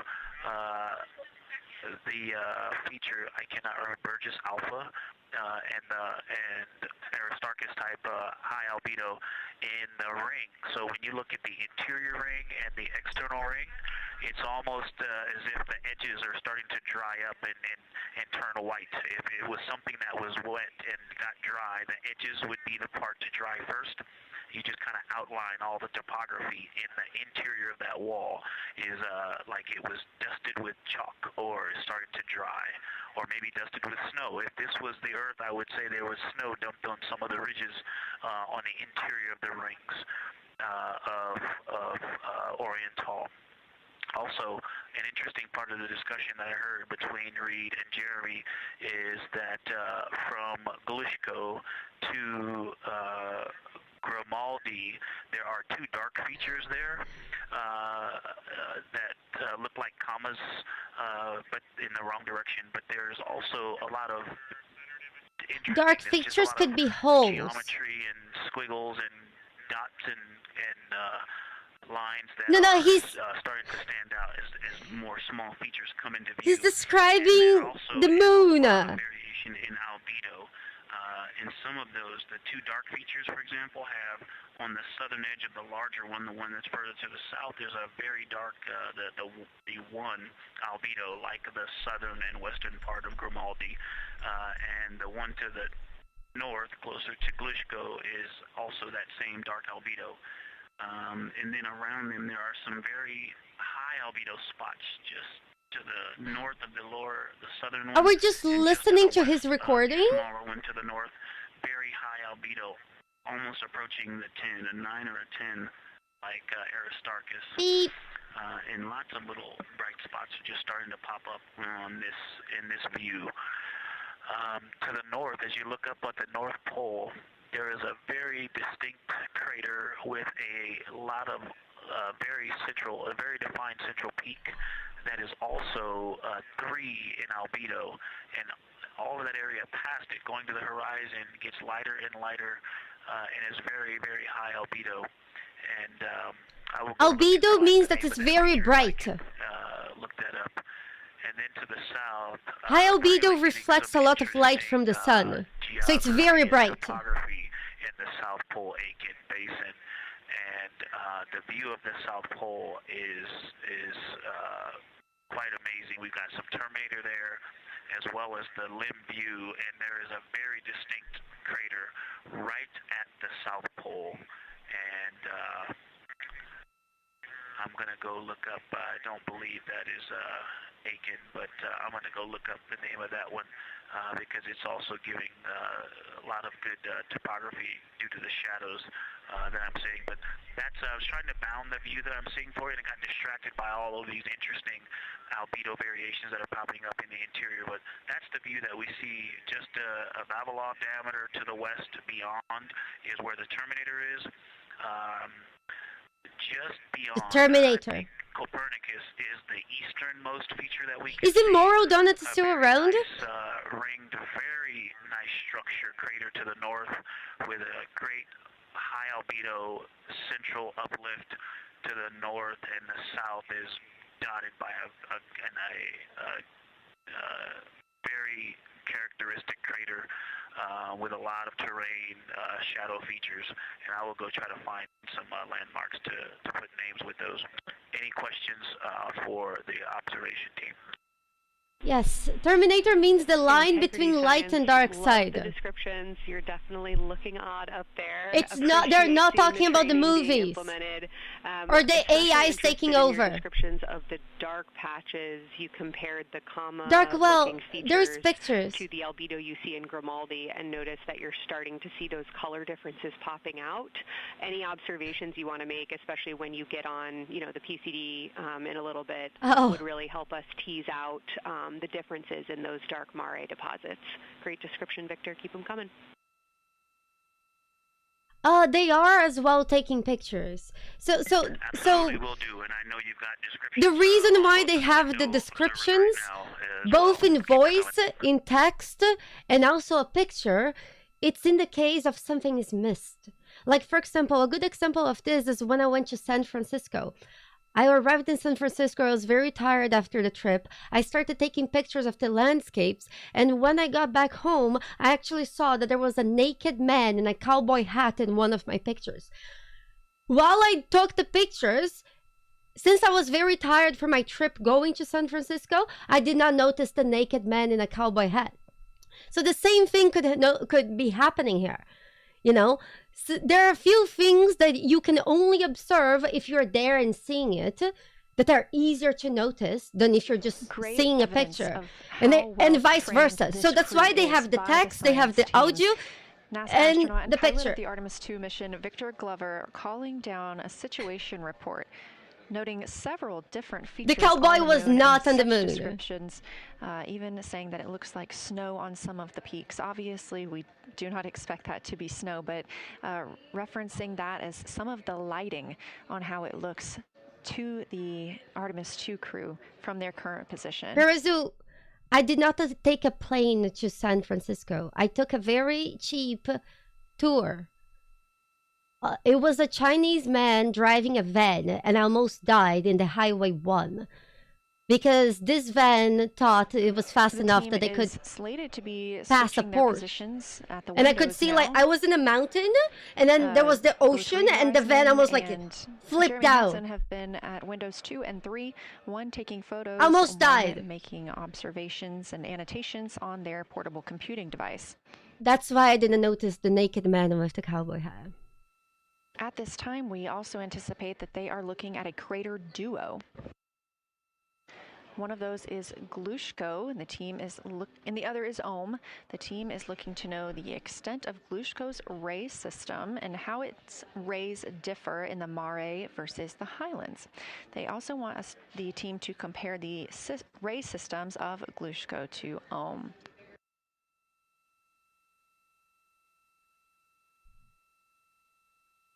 It's the highest rated attraction in San Francisco. Gosh. Ohm is considered a young crater. And if you've ever seen a photo of the Richat structure, it's also known as the Eye of the Sahara. It's 40 kilometers in diameter, and that could fit within Ohm's interior. Guys, I would try... How long until our next Mal go in the live stream? Interested in descriptions of that. I will try to open the website again. Things might go to shit. I'm warning you guys. If things go to shit, I'll fix them in 10 seconds, okay? I'm just warning you. Just don't panic. Again, I am using the same lunar targeting package that the crew... Yeah. Things went to shit. Damn it! I warned you! Shit. Crew is referencing on board right now. This helps keep them on time as well as prompt them for when they need to make a call down to the science team. Hold on, I'm just speeding up so we catch up to the live stream. Hold on. Directly by the science team. There we go. There we go. We are now 4 Sorry. days, 20 hours, and 43 minutes. What have I done? Integrity, that crater to the north. That is, I need to use a different browser we've got one in because the north that looks like Chrome is just a textbook deprioritizing crater. the One live on the stream south pole as to well. open a The website. one in the north, I think, is Pythagoras. And what I wanted to highlight about that is it is either a very distinct central uplift or just a very defined area of high albedo. If a majority of the crater, especially the floor of the crater, is, say, an albedo of 5, this center, and gosh, only a tenth of the diameter of Pythagoras is an albedo of 2, maybe 3, but it is very Jesus bright and it Christ. stands out. And then between that crater and the actual what is the horizon from here, there seems to be another crater right on the horizon, and right on the edge of that is another patch of that albedo. It seems to be between the two craters. It's hard to tell from this grazing angle, but there is another spot just further north beyond Pythagoras. Between the two, I can draw a picture of this one and show you where that very high albedo, again another 2 Hold on, albedo, let me try to see surrounded this. by 5, and most of the area bounding it.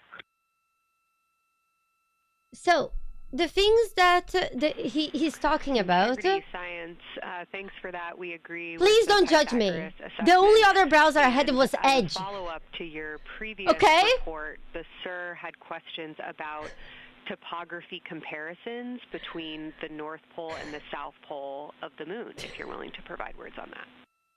I'm sorry, I'll fix this, okay? So, when he talks about... Topography comparisons, absolutely. And if you have any idea what, if you draw a line between Pythagoras and the western edge of the outer defined ring of Oriental, it intersects a beautiful textbook crater on the south. I would love to know the name of that. The topography differences, now the South Pole has a little bit of a benefit that it has more of the terminator, and I can see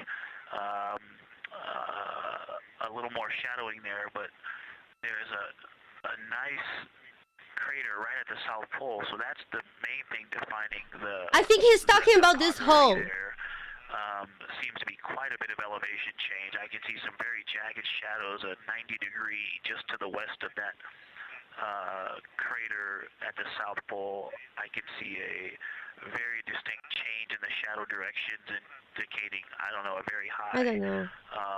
Wall It's hard to or see. A very deep It would be canyon nice just if to they the would west of provide the that. pictures. And in the north, it seems to be that from sort of the edge of the mare that's dark, which is maybe 1 Pythagoras diameter south. If you draw a ring about that, maybe the top 7 degrees of the moon, and just draw a ring around that. The near side is an albedo of 5 and looks quite smooth from here. And then along the same edge of the mare, the edge of the mare that kind of Grimaldi's just outside of, Glushko is just outside of, Carroll Crater is just outside of, and you start to see the snark. Jesus Christ, you know what's frustrating me? Instead of showing the people working in this room, they could have gotten somebody to actually show the craters that he's describing in the moon. The line defining the light and dark. Do you understand my problem with this? On the edge of the mare that you can see from Earth. Draw that line roughly the midpoint of all that. They could. Pole. And on the side facing the Earth, you see smoother topography and dotted by Pythagoras and its next door neighbor crater. And then on the far side, you see a lot more cratering and a lot more topography.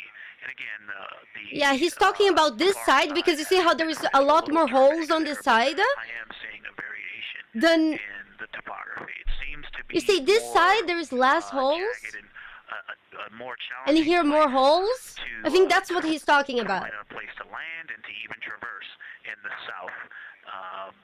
all around the South Pole. It's not that everything is Pole, worse, it's just that it takes a seems lot to be for more things challenging to work. to translate on the far side of the North Pole. In fact, compared to the I find that near NASA is side extremely of the North competent Pole for around being that able to area. do this. But again, what's missing is, Copy all, Victor. You really and this is helped one of the paint a reasons contextual why picture of what people you're like, for looking at. example, We really Carl Sagan appreciate, the way became that so you're guiding famous, us into the because you areas need you're somebody seeing, to be able by to drawing translate comparisons science between recognizable to help features. Thanks for people that. who are not scientists to understand why it's cool and why it's worth looking. So those little things, it's just that they're so focused on doing the best of what they can do in their field that they are missing a translator. Kelsey, another little science That's simple as that. Because there's a lot of like words, there's a lot of things that the common people don't know. I'm trying my best. We are trying to help each other. That's why we're here together. Talk a little bit about another feature that you'll hear more about on the recordings that they call the handprint. That was at the end of their Glushko and before they moved into their current target. They thought that was worth chatting a little bit more about. And they're preparing to switch after this. Houston copies and concurs. Like, for example, I'm a person that, while I know a little bit, I don't know nearly as much as somebody on NASA. And I can attempt to find the places that he's talking about and show to you guys. Now imagine how good of a job somebody that actually knows what they're doing could be doing. It would be excellent for all of us. Yes, the terminology is important to the trades, to the sciences, but you also need to involve the public in it. So I'm not saying that science should have less terminologies, but we should have more people translating science and science's terminology to what people understand. I'm up and down on the glasses and then having to wait as my eyes adjust when I come back in. As soon as I look back into the cabin from looking out the window, I can feel my eyes adjusting, and I just have to work through it as they adjust. Appreciate that report, Victor, and know that we are prepared to read you up targets from the ground if that would give you the ability to keep your eyes focused on the moon and not having to swap between that and the PCD. Just let us know. Cool. Why are all the holes there? Yeah, we appreciate that, science, and we will also do that for the window teams, and we'll back each other up that way as well. But we appreciate that. We may take you up on that. Thanks. Nice. Continued detailed descriptions from the That Artemis is true, 2 crew Pioneer Freak. aboard I like that. Orion. Again, this is a test flight, the first time we've flown humans aboard this spacecraft. So every detail, even that it's difficult to look outside the window wish and we then could back zoom at the more. PCD, that portable computing device, every single detail is appreciated as we prepare for future missions. Glover also mentioned that he is now wearing his glasses now that he's in space and that his eyes have shifted a bit. This is something that happens when our astronauts go to space. There is a fluid shift from the lower half of your body up into your head, and that can cause changes in your eyes. It's something that we have seen over time for some crew members, especially now that we have been living and working on the International Space Station for over 25 years. Sick.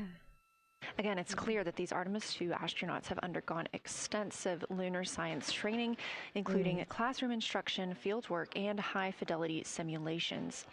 Training What do you mean took place shift? in analog environments like the Icelandic Highlands and the Blank zero. impact crater in Labrador. Our where bodies crews evolved practiced identifying and to describing take in geologic consideration features under gravity. varying conditions.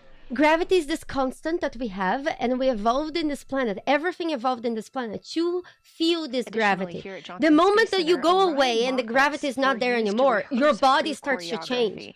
Because including you're not three-dimensional space adapted management within an inflatable to moon not globe have to the weight simulate the from gravity flyby. on you. And while on Earth, So crew also liquids used that that are small mostly lunar on the passport bottom that of I your mentioned body, with now they start descriptions, going to photos, and different prompts to help areas. them study That the can features we hope change they'll see. how your Now, eyes this see, is how a your view from their brain lunar targeting package functions at a this little time. it. helping them determine what they're seeing Shift on how the moon, it moves. as well as on the left, keep up with what their next target will be. As you can see, we have got a long list and an exciting day ahead of us. It shifts like, have you ever tried sitting upside down?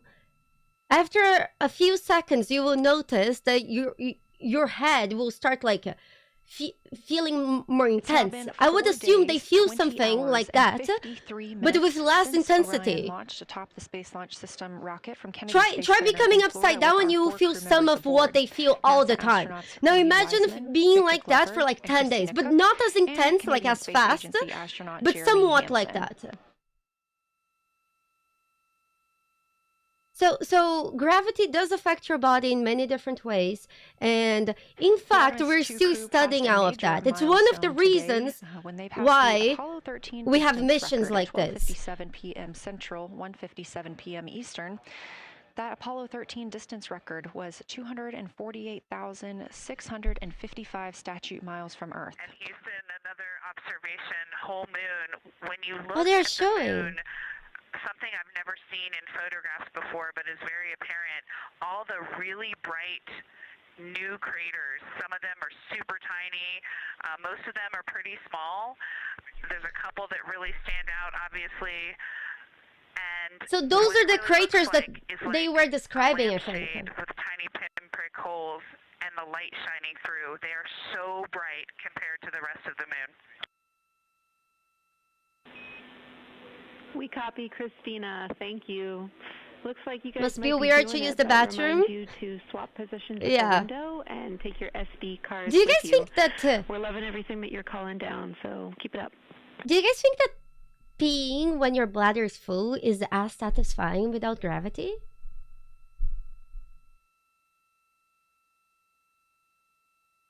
You die from nausea just playing first person. You cannot moon. Sinia, I feel like you cannot predict how things will go. You know, you'd hope more. I would say it's less. Again, Orion previously Because I find that part of the surpassed Artemis, satisfaction the Apollo is because of the 13, pressure of the greatest pee distance from relieving Earth your bladder, by humans. That and was maybe there would be less pressure. 248,655 statute miles from So I Earth. don't think it And would. Orion Peeing now is not as satisfying. 250,294 miles away from our home planet. The spacecraft is 9,033 miles away from the moon and growing ever closer. At its closest approach, it'll be about 4,070 miles away, and we will make sure we confirm what that distance ends up being. This is an approximation and an estimate ahead of that moment. We're anticipating them to make that closest approach at 6:02 p.m. Central, 7:02 Eastern, when they are in a loss of signal, transiting behind the moon. They will be the first humans in over 50 years to fly behind the moon and lose contact with Earth. That's we horrifying. will regain that contact about 40 minutes later as they reconnect to the Deep Space Network, emerging from behind the moon, and we will look forward to seeing an Earthrise. Thank you, Shelby, for your support. Your blackjack and hookahs for my bunny. Thank you. I have a very cute bunny. You're directly supporting blackjack and hookers for him on Earth. Again, the crew is he does have in family on the moon. Swap portion on their timeline. Somebody said in chat something that I believe it's true. Less satisfying, more work. You can't just let go of your pee. You have to push your pee. Experience of that makes sense. Roles necessary during today's flyby. Right now, those two crew members at the window have swap positions. Did you guys know, for example, there's a few things that the change not only in gravity, but what I'm about to talk about is the change of what's the word, guys? Concentration in the water. So for example, seawater, the seawater fish, they are always losing water because the water of the oceans, again, they have a high concentration of salt. Right now, so they're always dehydrating. So they're always like Jeremy Hansen, pushing sucking water in. Their support flyby crew members. That's why you are hearing Victor and Christina during those science situation reports. Those voices will change in about 30 minutes when they take So a turn so taking the photos and saltwater making fish, they're always annotations while like, at the window. imagine you're like in a using a straw and you're always sucking the water in because the fish has to force the water in its body. However, freshwater fish is always doing the opposite. Freshwater fish, since the inside of the fish is higher concentration than the outside, they are always being inflated with water. And they're always throwing water out of their bodies. Otherwise, they would just like blow. Because of osmosis, yes. So osmosis is affecting the saltwater and the freshwater fish in opposite ways. But when you look at the fish, they just look like fish in the water. You know? But when you actually start thinking about the little details and how they live in those different types of water, everything changes. Their system changes. That's why you can't put saltwater fish in the water. There's very few fish that can live in both. So, it's the same thing with gravity. Gravity, we know what happens when we have it. The moment that you take it out, a lot of things can happen. And I'm pretty sure, very certain, there's a ton of effects of gravity in our bodies that we have no idea. Like, we have no idea how, if birth would even be possible. Houston, integrity. I wanted to provide an observation or a little bit of descriptive nature on something that we saw on the first day we had good moon views. This was when we saw more of the near side, and the ground helped me out with identifying Mare Imbrium. Mare Imbrium, when you have the western limb also in view, looks completely different than the normal view we have of the near side. It is the most striking feature of the western limb view that we had, and the mountain chain Hey, they show. on its eastern side. I think she's talking about the green stuff. Very prominent, but they actually stand out more than I'm used to seeing even on the western side, and the whole thing just feels like a big bump. It actually looks like a large healing wound with a high albedo forming the mountain chain around the impact basin. And I just don't think I had enough chance to describe how striking it was on that western limb view as we were coming in a couple days ago. I don't think she found cheese.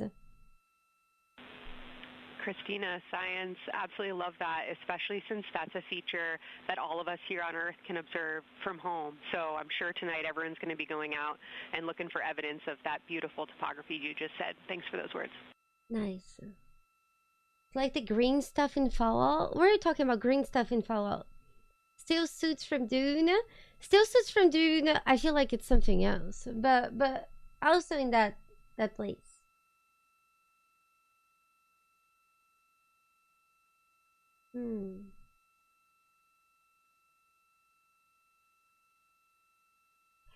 Somebody in YouTube chat is asking, if they recycle the pee, do they combine their pee?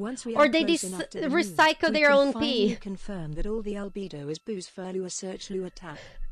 Don't look, thank you so much. It could be Boo's fur, especially because Boo is shedding and there is fur everywhere. It wouldn't surprise me that some of his fur ended up in the moon. No, but I'm actually curious. I think this is a good question. It's actually an interesting question. So,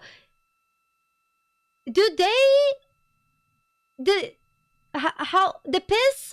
Okay, so the piss isn't recycled. It's compacted down. What the hell does jetstone mean, Roadrunner? Shit is compacted and brought back up. Oh, also earlier today somebody asked on YouTube chat about space junk. Yes, it's a problem.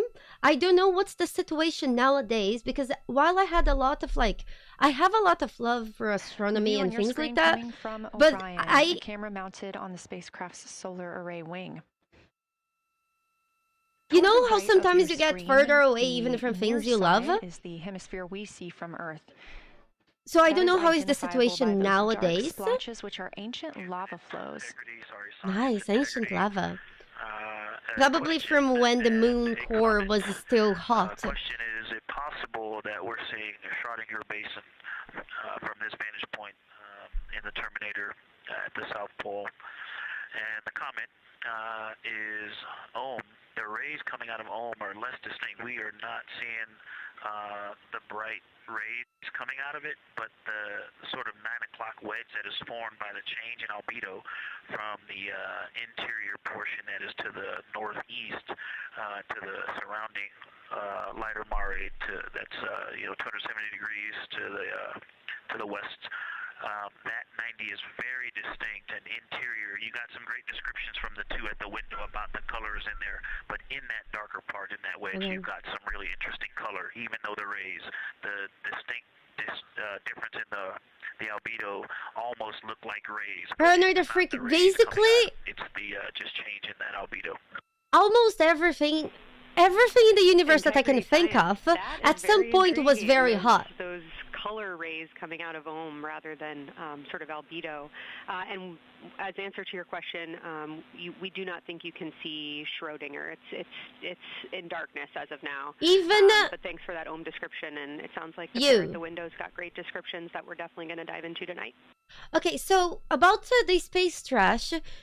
Remember when we were watching the rocket going, leaving the planet? What it is, there's a very nice crater. You're going to likely have a lot of pictures of it.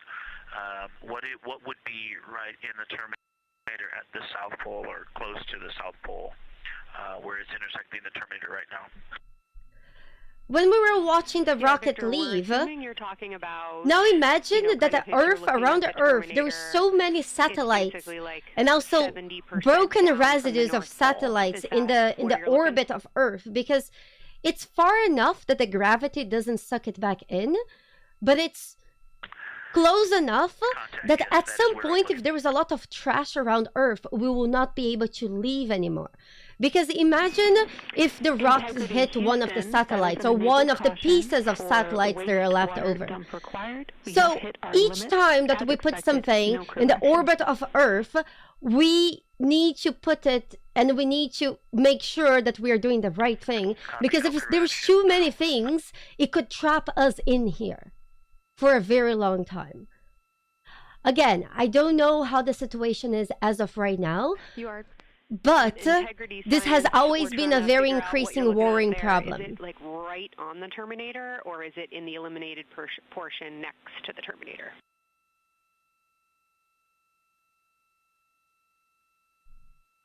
It's rough.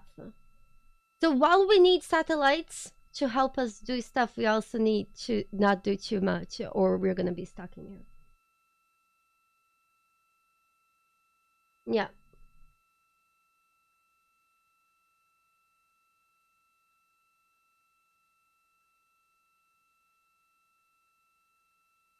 While we wait for a response from the crew, the Terminator is that difference between day and night, or brightness and darkness. Curious how the moon is round and the Earth is flat. Nature is wild. We see this from the International Space Station as well, looking down at Earth. And science from integrity. Excuse my space orientation adaptation. Just nod. Just nod. There's no point in arguing. There's no point. And then another line from Glushko through the southern tangent of Oriental. Crazy. That line would almost perfectly intersect tangentially the crater that I'm talking about, and it is on the Terminator. So yeah, I think I'm not looking at the South Pole. I was a little twisted.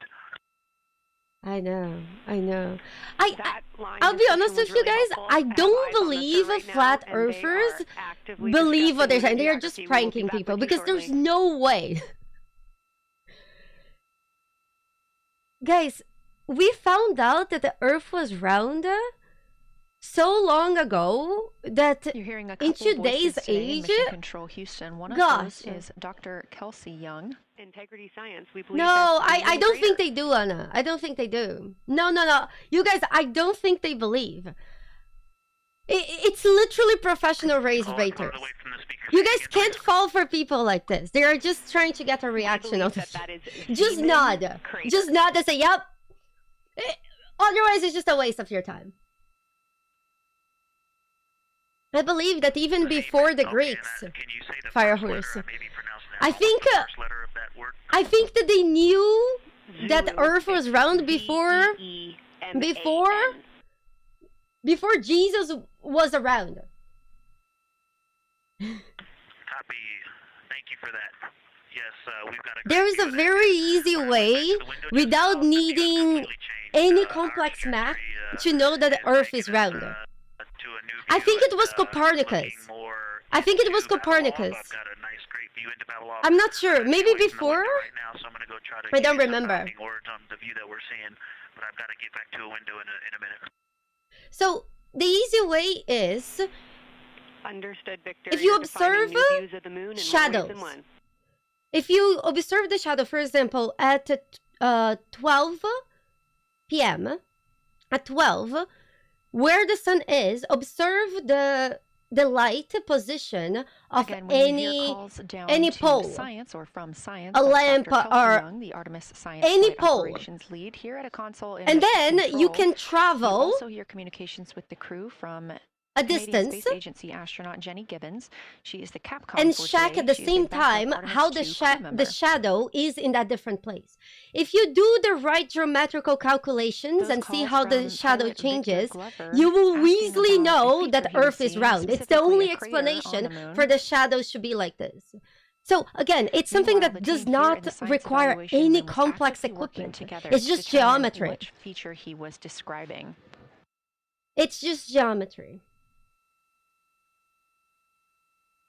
The teams at the window have continued to move through their targets, including Ohm, Aristarchus Plateau, Reiner Gamma, and we are preparing for the cabin and window teams to swap. That's when we'll hear Eratosthenes, yes, that's the name. And Jeremy Hansen Thank when they you. take on the support That's the roles, one. Thank while you, Christina chat. Cook and Victor Glover I forgot are at the windows their name. photographing and Eratosthenes annotating. calculated the Earth's circumference. He basically paid a guy to walk to another town and tell him how was the light of the poles in As this we other briefly town. mentioned, if you look towards the right side of the moon, essentially, Over 2,500 years ago. Is Louis spreading round Earth propaganda? Yep. Yep. Yep. Definito, again, I think, this live view coming from and the that's one camera of the outside reasons the why Orion I tell you spacecraft, and if guys you should look on the not right fight side of the about moon, where you knowledge. see those dark It's because patches. we're all learning, and if you make other people sound dumb, the ego part of their brain will activate, and they will just not want to learn. We're all learning. We're all stupid. It's okay to not be right. Which indicates some real variation in terrain. So, while you're explaining things to people, it's very important for you to not make them feel like they're being attacked.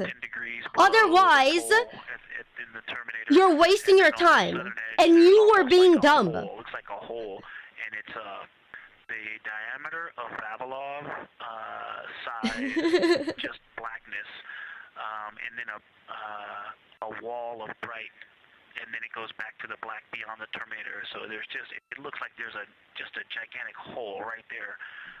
When people are very inflammatory and they exclude people from knowledge and they make people feel dumb and things like this, all this does is kind of like signal.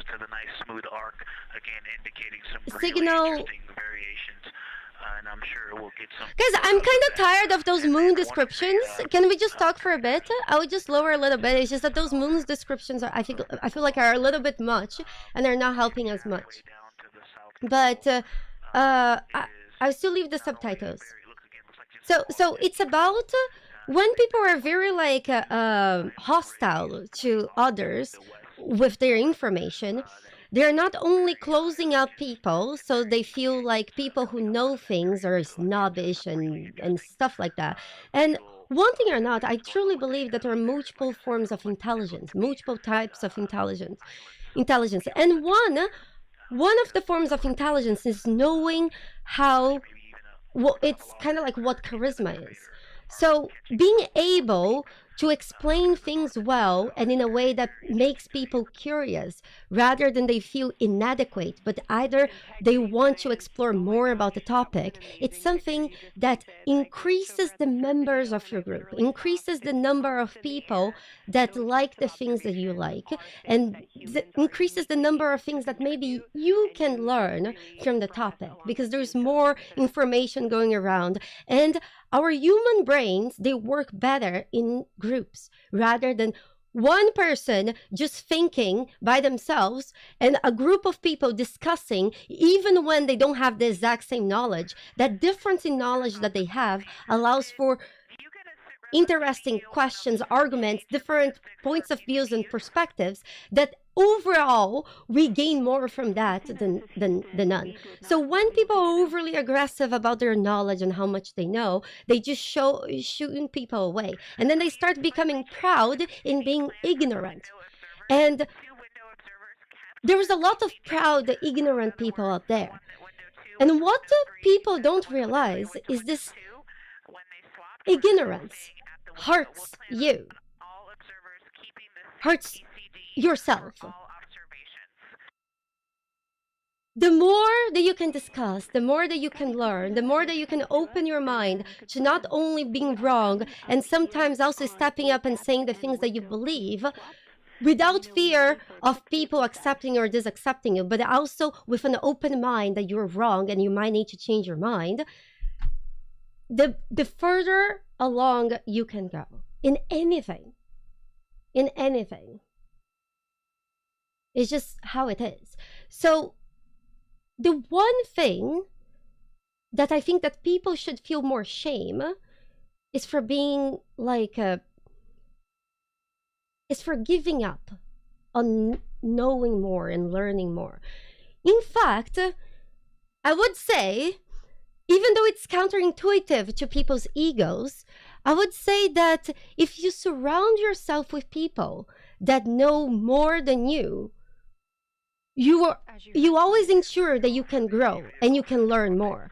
If you always surround yourself with people who know less than you, that ensures that you can have power over these people because you can manipulate them. And that's a tool that a lot of people in power try to use on people. It's easier to manipulate ignorant people. That's why you always lose when you're ignorant. It's okay to be ignorant. It's not okay to want to stay ignorant. We're all ignorant. But you should always strive to be a bit less every day. No questions at all. They're in the swap right now. The first thing I'll tell you, I floated up to the docking hatch window. And, yeah? Okay, let's see what they're talking about. Is it rocks?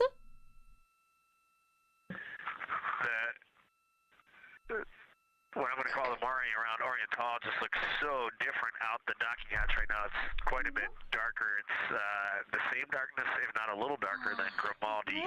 But it's cool after just being at the 400 mil for the last half hour.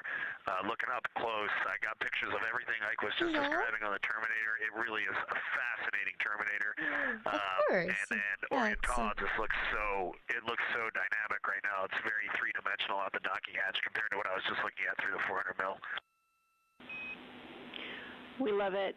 We are getting a sneak preview from one of our SAW cameras at what you're looking at, and we see some of what you're describing. Can you guys hear well? Cannot wait to see your photos. Thanks.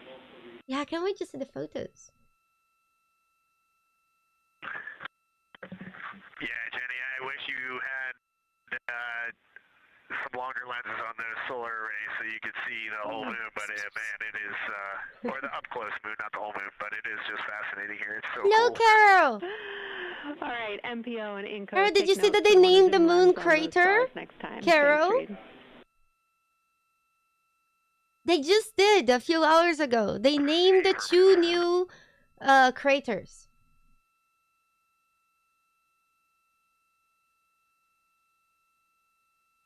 Exactly, As the Jack. crew gets ready to switch positions from the window crew going back to the support crew and the support We crew also flying up to the windows. beat a humanity record.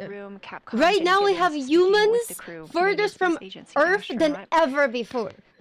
Before today, humans had never been this far from Earth. On the lunar surface. This is the furthest we have ever been. This live view, actually, from Orion and a camera mounted on its solar array wing. If you look at the dark portion on the right side of the screen, those are visible from Earth. That's considered the near side.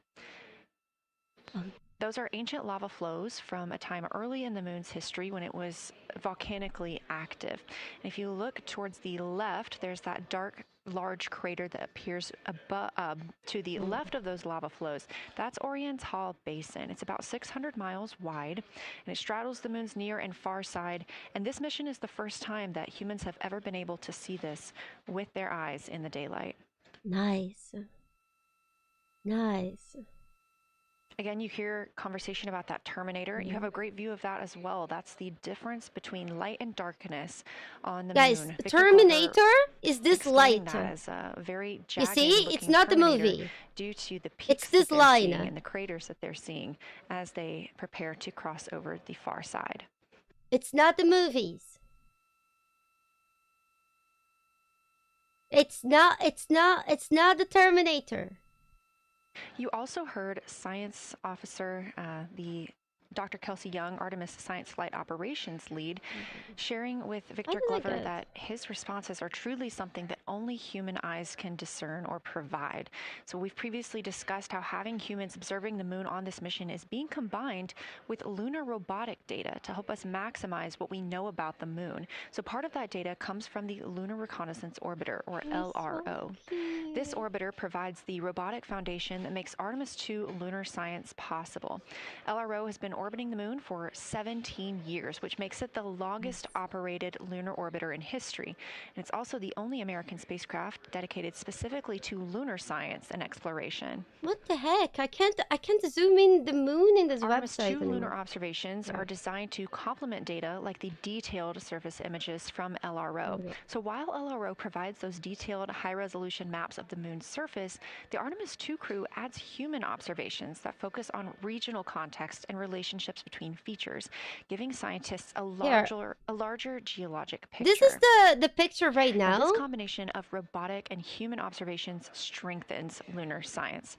LRO delivers precise and repeatable measurements over long periods of time, while the Artemis more or 2 less crew the same contributes view real-time visual that they're descriptions seeing and context that robotic instruments alone cannot provide. But with higher resolution, because I've heard while preparing for this mission is to compare the difference in looking at the moon with your own eyes on Earth and trying to take a picture with a camera. The camera truly never does it justice, and it's much easier to describe and perceive what you're seeing with your own eyes than to take a photo. So that's why they're taking photos, they're taking notes and annotating. And adjust their focus in real time, as well as describe relationships between features. The crew will also observe the same regions multiple times under changing lighting conditions during the flyby and provide perspectives that would take robotic missions years to accumulate. During the Artemis 2 mission, LRO is also attempting to observe some of the same lunar features that the astronauts are studying. Collecting this data simultaneously highlights how different instruments and human eyes provide complementary information about the moon. This LRO data plays a direct role in preparing for future Artemis missions. Its measurements of topography, surface temperature, composition, radiation, and lighting conditions are used to assess hazards, identify safe landing sites, and locate potential resources such as water ice near the lunar South Pole. This mission, Artemis 2, represents the point where years of robotic preparation. I think this is the point of view that we are seeing from that angle in the Artemis era. So together, LRO, the Lunar Reconnaissance Orbiter, and Artemis 2 are demonstrating how NASA moves from mapping the moon robotically to exploring it with humans. We are laying the groundwork for future Artemis missions and sustained lunar operations. A check-in with Orion. We are now 4 days, 21 minutes, 4 days, 21 hours, and 22 minutes into the flight of Artemis 2. our crew aboard the Orion spacecraft. We are now 8,153 miles away from the moon, 250,742 When we will miles lose contact away with from them? Earth. The spacecraft is traveling at 1,030 miles per hour. I'm sure you did. Pikachu, I think we're very far from going to Mars. Very, very far. 3 hours? I see. Did he play too much blackjack? He's very EP at this time. This is bunny EP time. Oh, very EP bunny. He actually loves being, snuggled like this. Did you guys know that Boo sometimes will squeeze himself against like objects like chairs and stuff like that? It's really weird. He looks like very not comfortable. He just loves being squished. Yeah, so basically the plan is this time they're going to be scouting around the moon, okay? Since it has been 55 years since humans have ever been on the moon, we are going in a little bit closer, and we're going to observe good places for base and for landing. In 2028, there's apparently 2 landing missions, and then we will look for establish a base in the moon. And after we have a base in the moon, it might become a little bit more possible, maybe to go to Mars. But little steps. Yeah. So it would be easier to go to Mars from the moon. Copy all, read, we like it. He's squished. Oh, look at this. He's so full. So the reason why we do things in small steps is because this is really hard. This is a very alien environment in every way possible. It's hard for our bodies to function well in space. We don't really know what happens to our bodies if we have been in space for a long time. We don't know how things would break. So if we can make pit stops in between us and the next location, we would. If you would ask me to go crazy and think of a way that we could possibly travel in space, I think that science fiction has it very wrong. I think for us to be able to travel, like for example, you know how in Star Trek we have like those ships and all this? I honestly think that's wrong. To me, a realistic way for us to travel in a long time in space, we would need to replicate a lot of our ecosystems in Earth. And we don't even know how to fix the ecosystems when they break. So we're very far from having such technology to have like long generational space travel. Of the support teams and the observation teams. Very, very far. So initially, Reed Wiseman and Jeremy Hansen were at windows 2 and 3 in the Orion spacecraft, taking photos and making I would say we would need to replicate a lot of our computing devices. Biomes. They were also giving audible descriptions into their PCDs, wearing headsets with microphones and providing recordings that the science team will be able to listen to later. We were hearing from NASA astronauts Christina Cook and Victor Glover as they made observations as part of the support team.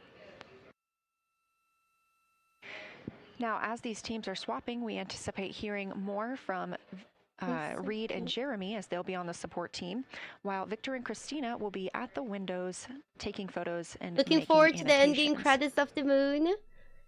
Yes, you guys, usually I don't stream on Mondays, but since this was happening on a Monday, and I don't think that they would wait. I don't think NASA would wait for my day off to have this. I thought it would be fun for us to hang out and watch this together. Yeah. Majisco, thank you so much for the 25 months of support to Blackjack and Hookers from a bunny. Thank you.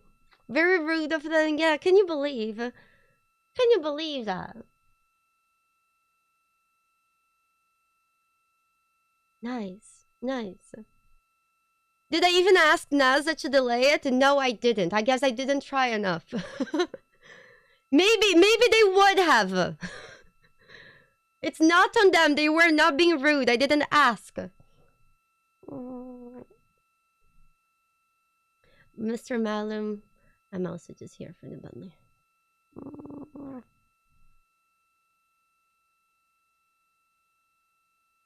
Okay. When do they come back?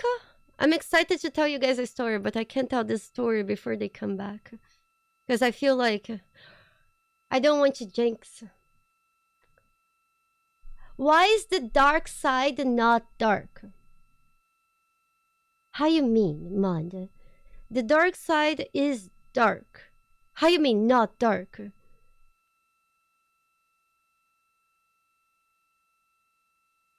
What do you mean about why is the dark side not dark? Can you explain your question a bit better? Very inconvenient emailing the space team right now. Yes, the dark side of the moon is not actually dark. It's more like it's just a side of the moon that is never facing the Earth, so we can just look at it. It's kind of like imagine the Earth is self-conscious about its butt. So the moon is self-conscious about its butt, so it never shows us its butt. It's always showing us its face. You know, we always seeing the same side of the moon. But as the moon goes around the Earth, you know, it does get lighted by the sun. We just never see it. The moon has cheeks. The moon could have cheeks. That's where we're going to go check right now. Yeah. Yep. This is why I need this. Yeah, I don't think NASA would be very happy for me to talk about like the moon's butt cheeks. But basically, the moon is actually spinning a little bit, but the Earth is going at a speed that that we never actually see the moon rotating. And Jenny, for the science The moon is not mooning us. This time I just covered up window 4 to block out the ambient light from a very bright planet Earth. And it'll be interesting to see if in the data Victor and Christina see any differences from me and Jeremy with that window blocked. It's a lot darker in the cabin now. They got one blocked window. I wonder what are the pictures they're taking. Copy, Reed. We're taking note, and we'd be curious too.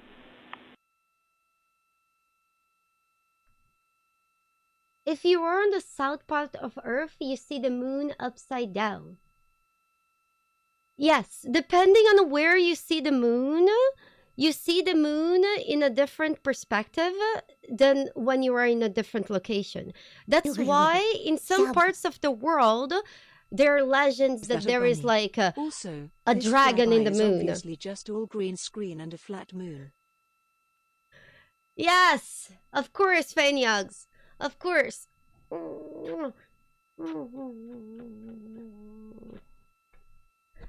So there's some you can actually tell this by like legends.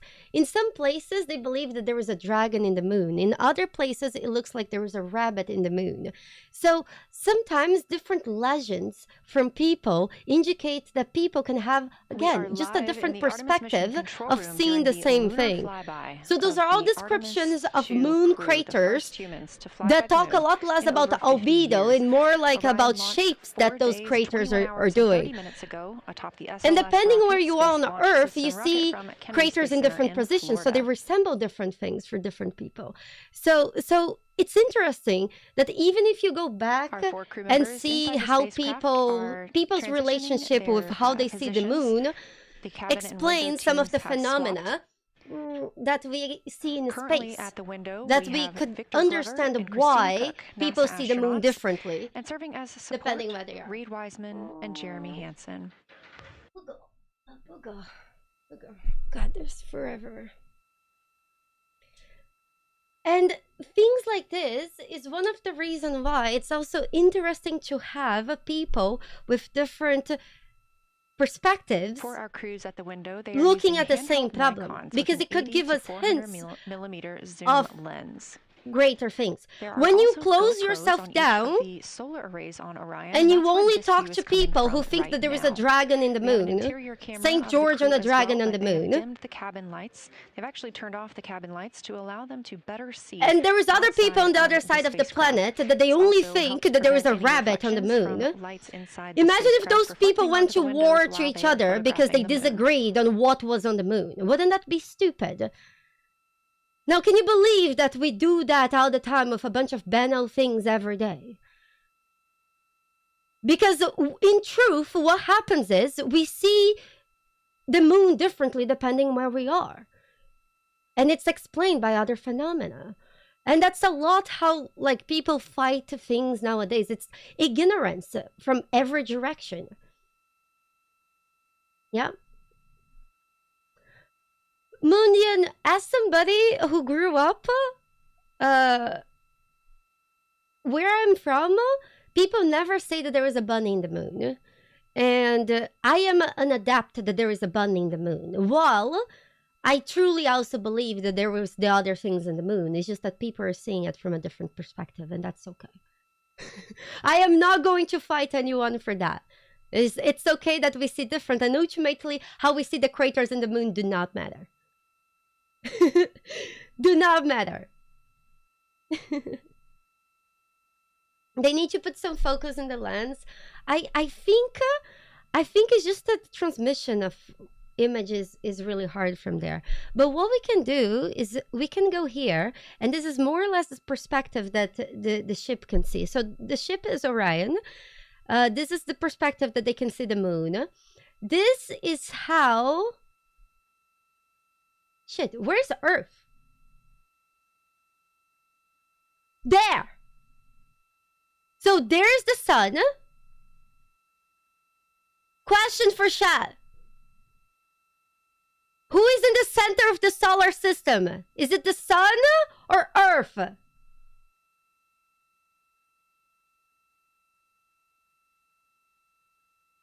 Oh, we talked a little bit about taking the too views long. and the cameras being used Mars? on the Orion spacecraft. And again, we do have GoPros on the tip of each solar array wing. Now, the bandwidth is a little bit good. limited because having a crew on board, there was a time that human ego was so high that they believed they were the center of the universe. We are not While our ego as humanity is still quite high, we're working on it. We do rely on sharing some of that with the other flight controllers in mission control. We are working on it. This helps the team monitor all systems aboard the spacecraft and ensure the safety of our astronauts. We have been working. So the astronauts right now, so this is where they are, Orion, and this is what they see in front of them. The moon is a lot bigger than Earth is. Earth is quite small for them right now. So this is the dark side. But again, it's not necessarily always dark. In fact, you see, if people on Earth this is the Earth's perspective, and the light that the sun is shining on Earth. So it's not that this dark side of the moon is always dark. It's just that we just never really see it. Yeah? Yeah, so the sun is not in the sun. Well, the sun is kind of like in the center of the solar system, but the solar system is also orbiting something greater than the solar system. So the solar system is not like a static model where the sun sits there and the planets go around. So the sun is here, the planets go around, but then the sun is orbiting a very giant black hole with a lot of other solar systems, well, not solar systems, star systems, going around the galaxy. Victor Glover and Christina Cook, and so everything is moving. Since they have moved up to the window, everything is moving. They have a chance to orient themselves and describe and take pictures of any color or albedo variations across the surface. Reminder: albedo is the brightness or reflectiveness. Again, I am explaining things in a general term, not because I know that there is more to it, but when I see some commentary of people in chat saying that the Earth is flat, okay, I'm trying to introduce these people to things that are beyond that, okay? So let's just say that there is bigger dogs out there being orbited. But let's simplify things, just little steps. And the more steps that we take towards the way that we understand the greater things, then the more we can fall in deeper black holes. Okay? So again, it's about being something that everyone can understand. But it's okay if you guys want to be very specific and correct me in chat. I'm okay with that. I am very okay with that. In fact, I enjoy it. If you guys have very specific information that's accurate and you can say that, say it. And I will try my best to translate it so we all can understand and enjoy the same joy. Where did I get this flight orbit? Okay, so I'll send a link in chat of this. Peripheral vision, and then I can get a grazing glimpse out the docking hatch window. I can see Oriental south down to the South Pole, and the primary thing that I see from Oriental they're right seeing now from is here, right? just the long trenches that come out. And, you know, when you come out the north side of Oriental, the ejecta kind of boulders across the northern half of the far side. But coming out the southern half of Oriental, I just see those large, here they look like gorges or almost like rain when it comes down the Grand Canyon and fingers off into... Do you think he's talking about this? Kind of what it looks like. Also, Burgess Alpha is extremely bright. It's the brightest thing that I can see. He's talking exactly about this. Even brighter now than Aristarchus, which is heading off to the Terminator. It's almost impossible now to see Aristarchus, the thing that Jeremy and I looked so much at. I can just barely see the crater rays from Ohm, and I would say for albedo right now, I would go back to...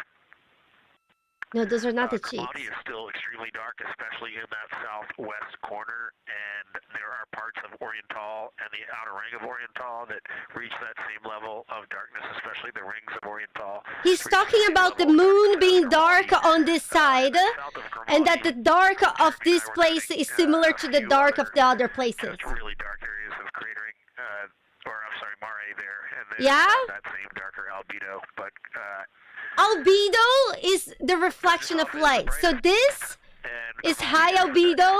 This is low albedo. Integrity Science, that was a great description. Thank you, and thanks for the docking window geometry to give us. Sorry, I'm just. It's just that they're using jargon that's very like heavy, and he's just describing. He said that this hole is very pretty. No, albedo.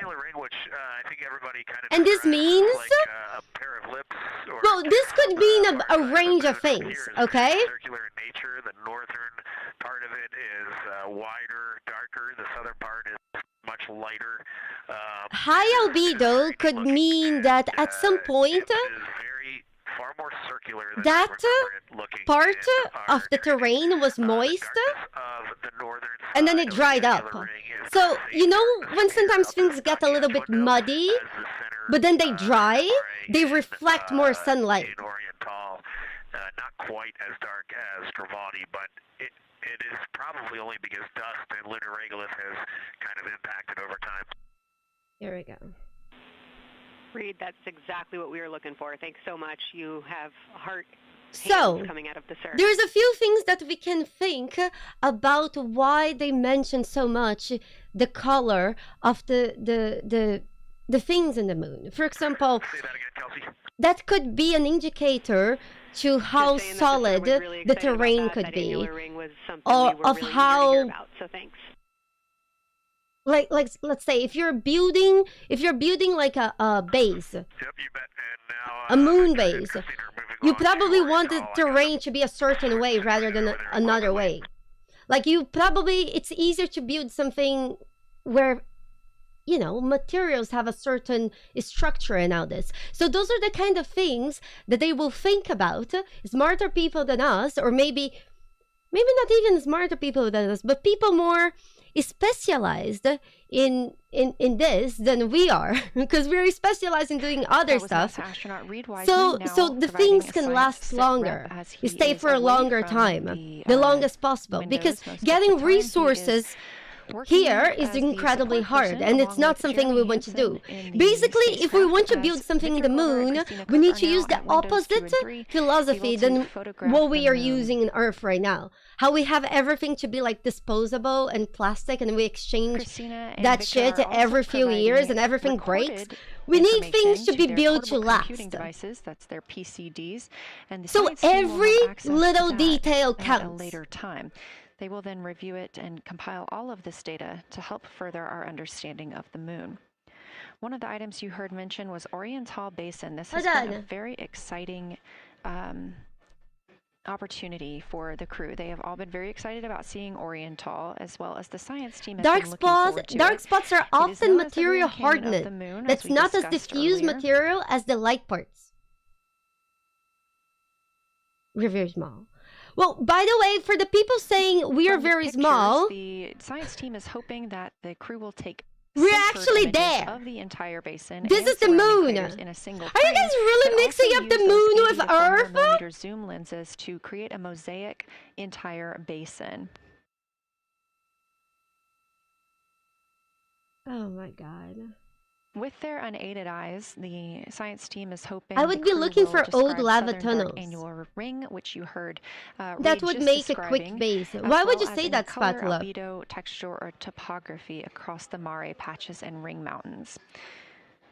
Science team reports that the observations will be used to study the geologic evolution of the youngest lunar basin and to inform formation hypotheses for the annular ring. There is an interesting question. When you watch the endless dark of space, you will see a wall of stars like a forest, or you will see the endless dark. The diameter is the same distance between Johnson there was Space a lot Center, more dark than there is stuff. And Kennedy Space Center, but the stuff is still relevant. Radiation protection, yes. Yes. Just saying a cosmic. Oh yeah, no, Cascar. We were very small. No. I was just poking fun.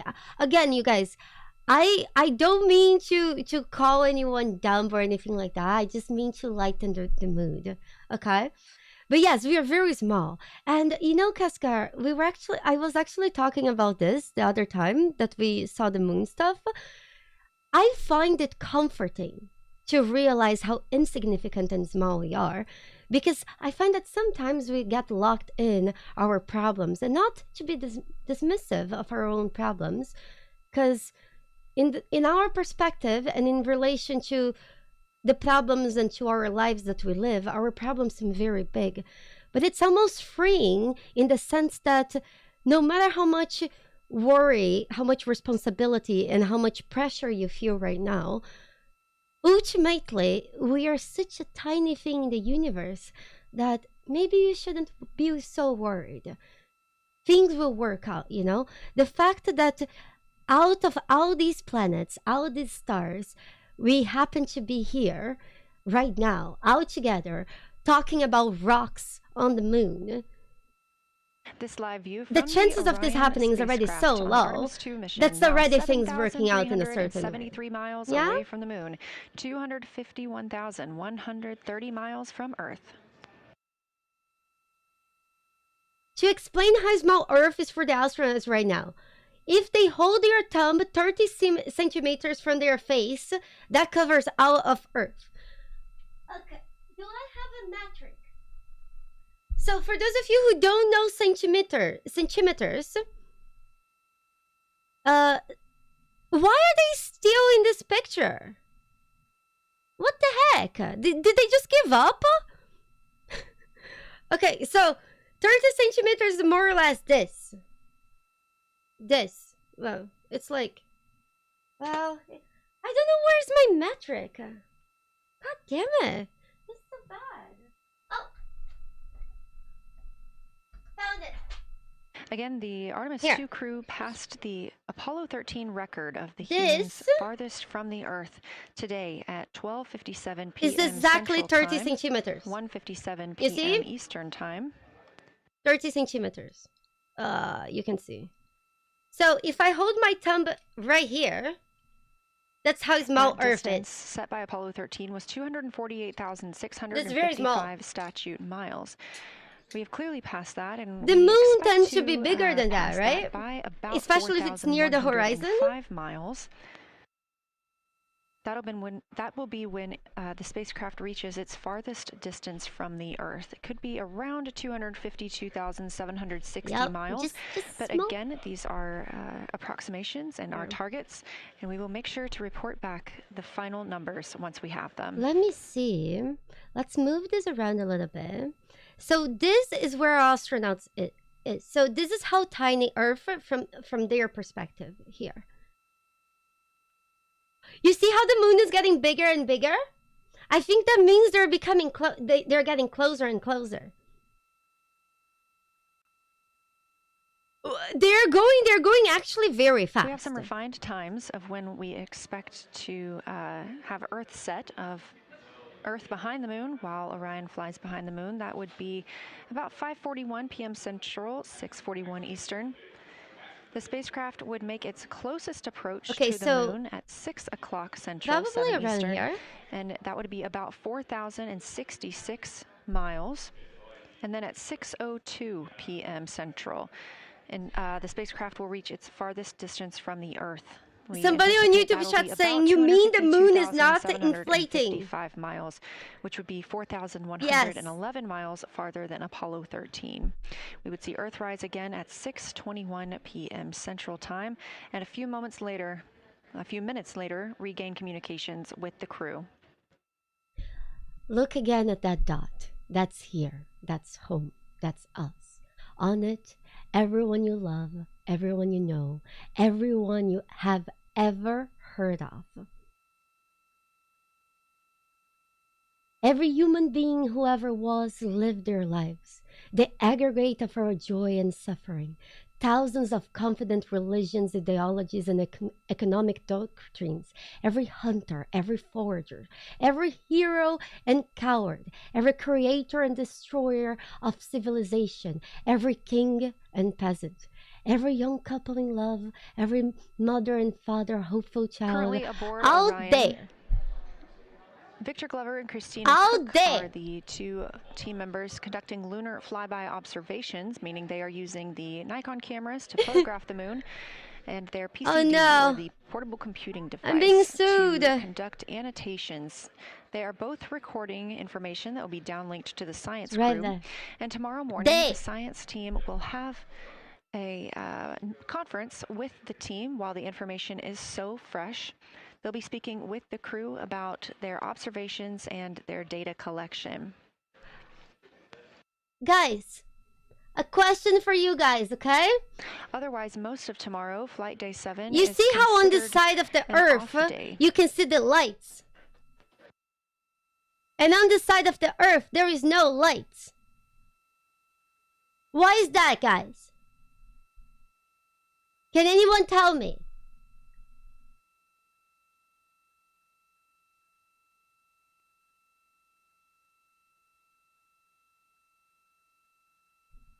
It's flat! No!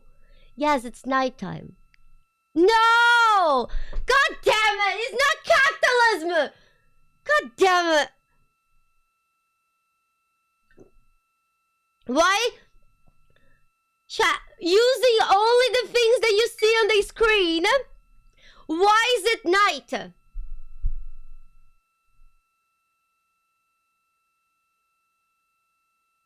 Come on!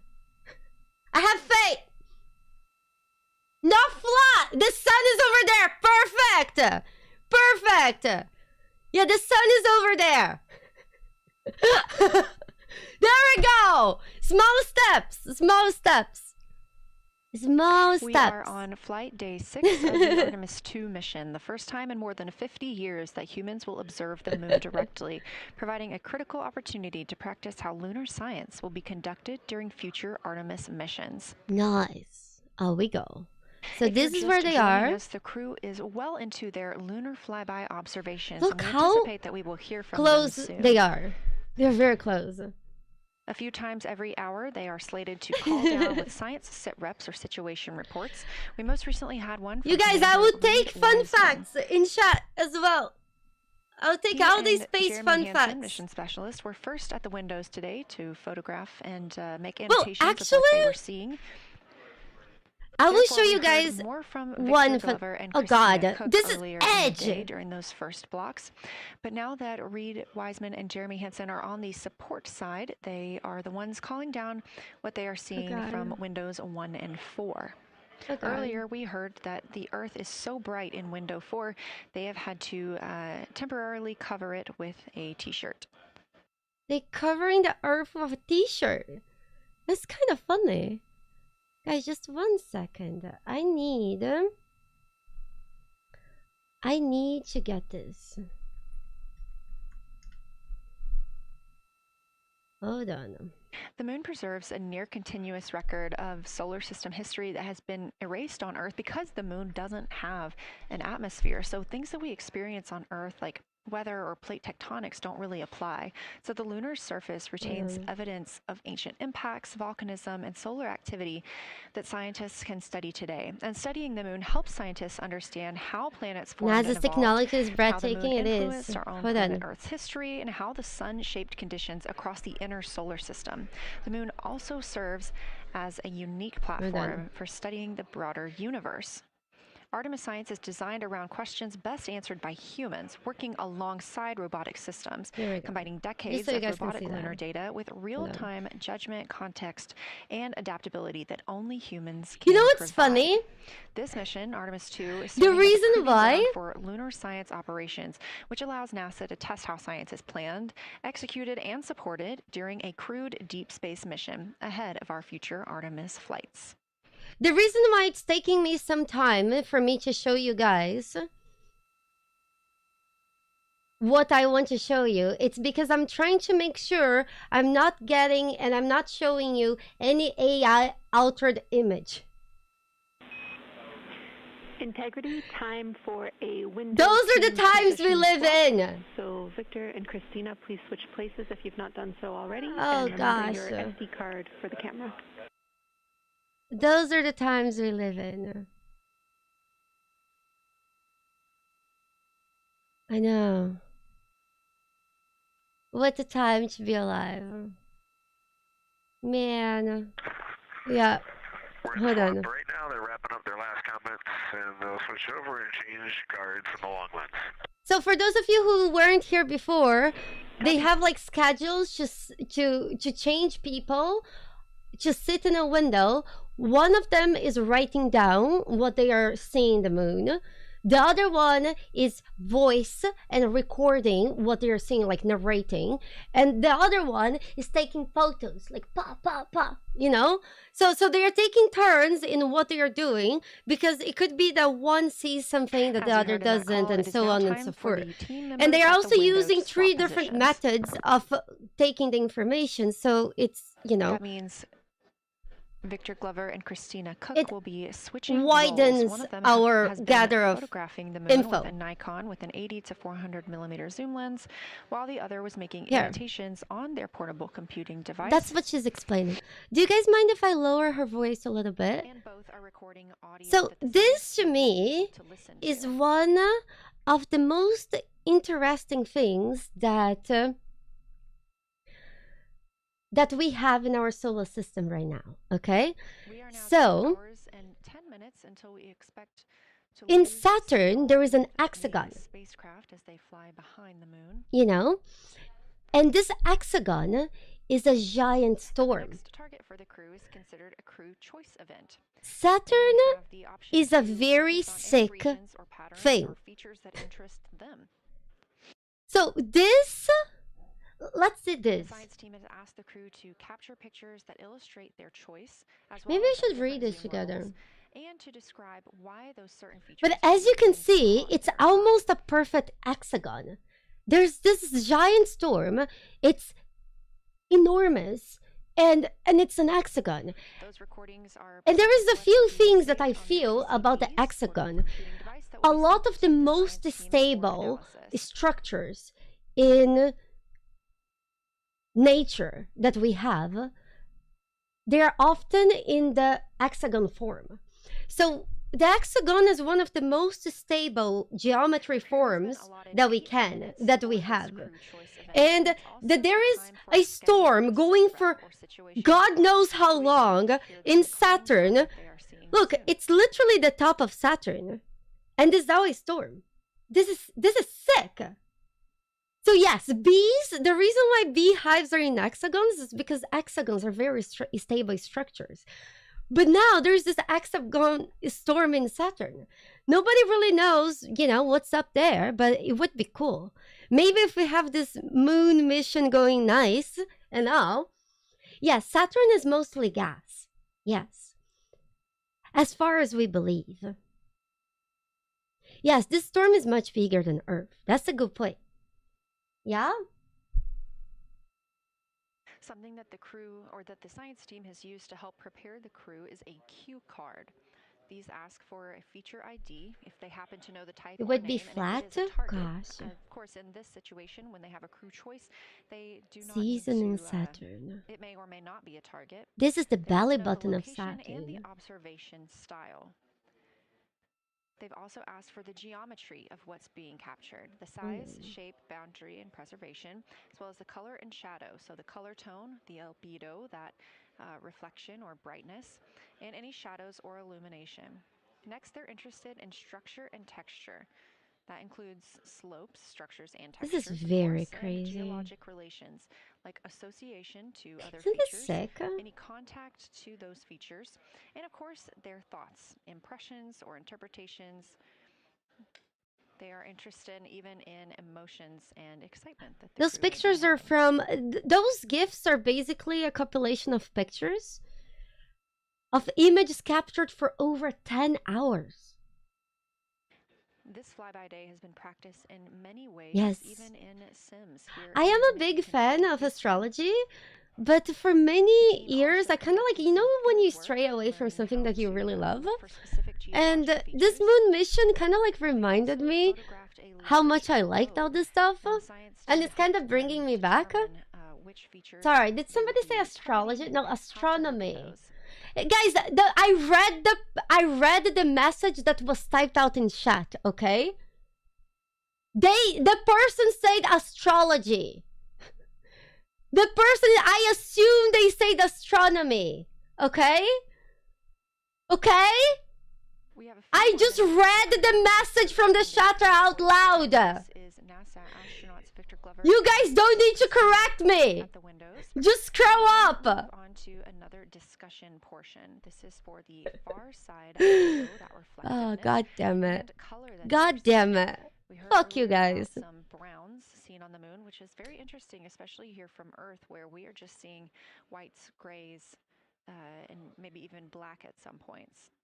Hold on, I'm just reading on this. Discussion for far side albedo. I'll be honest with you guys, if you put on a basket my knowledge about astronomy and my knowledge about astrology, look like across the far side. I think my knowledge of astronomy, while not very vast, it's still much greater than my knowledge on astrology. Okay? God, this is like a fucking mindfuck. Gosh. You have to unlock both in Civilization? Yep. Whew. I love how you guys are even trying to guess my star sign and you're just in random shit. Evaluation room, or SIR, where team members are looking Astronomy, yep. And even earlier where the hexagon is just a current of air. We'll take it. Nice.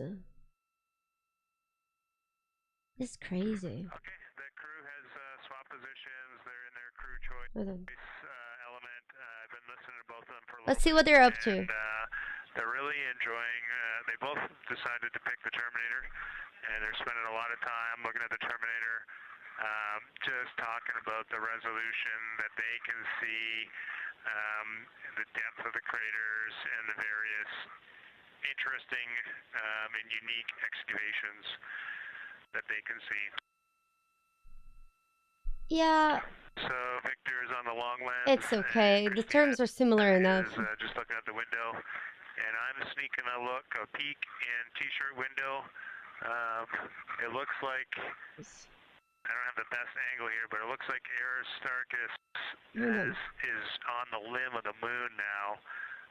It's amazing how quickly it changes as we speed around the far side of the moon, stuff that's leaving our field of view, and now we have a lot of the dark side of the moon that, you know, it's missing for us right now, but it would be in view if it was lit at all. Hold on. Jeremy, Science, thanks for that sit rep. Do have a question. Here we go. A few times we've heard you and the other crew describe change during the course of your flyby. I just find this image is so low quality. This is more or less the same. When they talk about the Terminator, they're talking about this line. You see this line?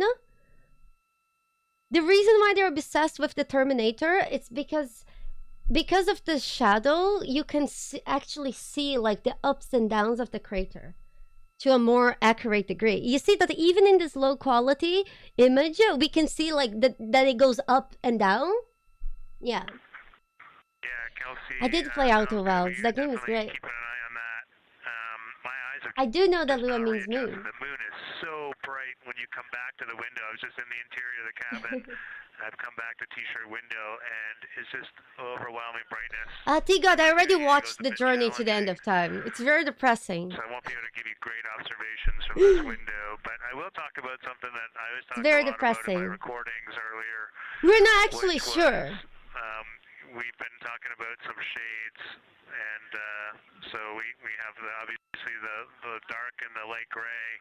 And then we talked about naming some colors, brownish hue. Mondwandas, I think we're done with Apollo. And I'll tell you, like right now, Aristarchus, the plateau is hard for me to see from this window, but that had greenish hues to me and was very unique. I didn't see anything like that anywhere else on this side of the moon. And then I see a lot of these, what I would call brownish hue areas. There's a number of them.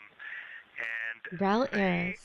For example, in the northwest corner of the highlands, to me it looks like the brownish hue is caused by ray or ejected material landing on the highlands, and then we obviously see the ray areas. He's talking. But in between the rays, he's talking about this brown. The deposit would be you see those browns? That is what it looks like is causing the brown to me. So I saw that in the northwest side of Aristarchus. You see those? That dark this is more or less the view that he has. Northwest side of the highlands. I saw it in the highlands to the east of Glushko, and then I see those same brownish hues west of Oriental. Yeah. And I drew a contact there on one note, but that's a huge region, kind of like a piece of pie with the point of the pie pointing at Oriental and then going up towards the northern side of Hertzsprung. And that is an area that just looks like a different, that brownish albedo. Hold on. That was fantastic, Jeremy. We had heard rumors of the green and brown hues. Chat, so what's the hottest planet in the solar system? Asking about those. Understand they likely didn't have any contact with each other the way that you described them, but please correct me if I misunderstood that. And then, Chat, is it true? I'll make Venus? the same offer we made to Victor earlier. If it it's would Venus. Be helpful for us to verbalize it's Venus. Any I see somebody in chat says Mercury.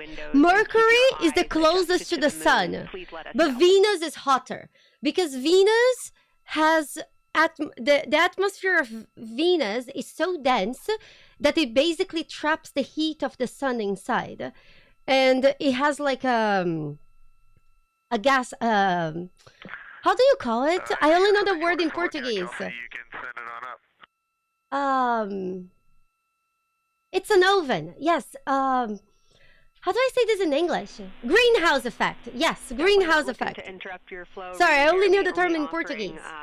Assistance if you guys want to keep your eyes off of the PC. The reason why people in chat are mentioning dinosaurs is that when us as humans first saw Venus, basically Venus is the shiniest planet.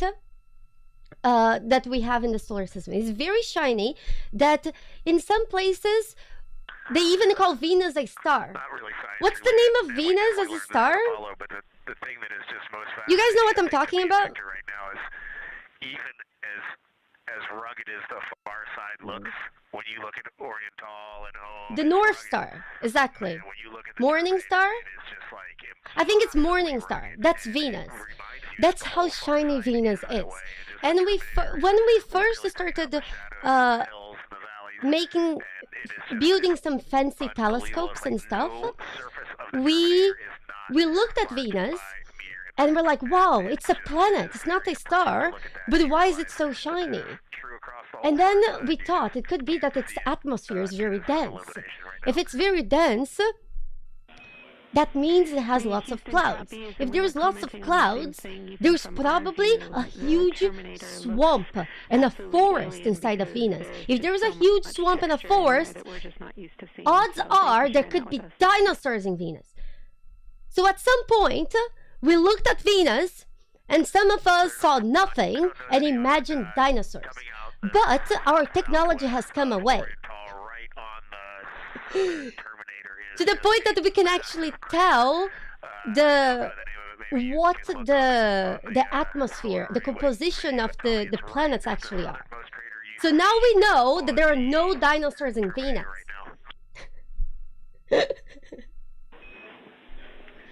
We're looking for you. Yeah, exactly.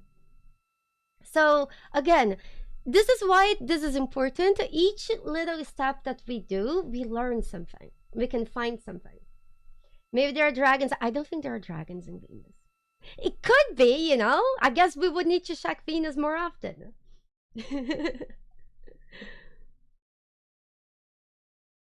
It does rain on Venus. Somebody else said also something important. Before I started talking about Venus, somebody said that the sand in the moon is like glass. It's very dangerous. Is that true, guys?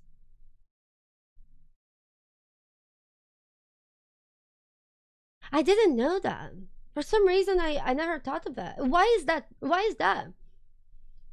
Oh shit, what's happening? No! I lost our live stream. No!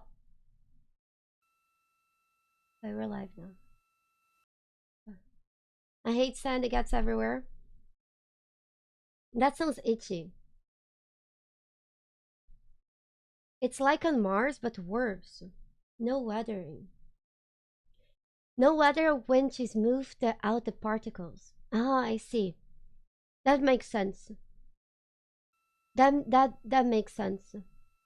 So basically, guys, what makes the sand be so nice? It's because of the wind and weather. The rocks they become like more like it's kind of like wait, what's happening here? Hello? Hello?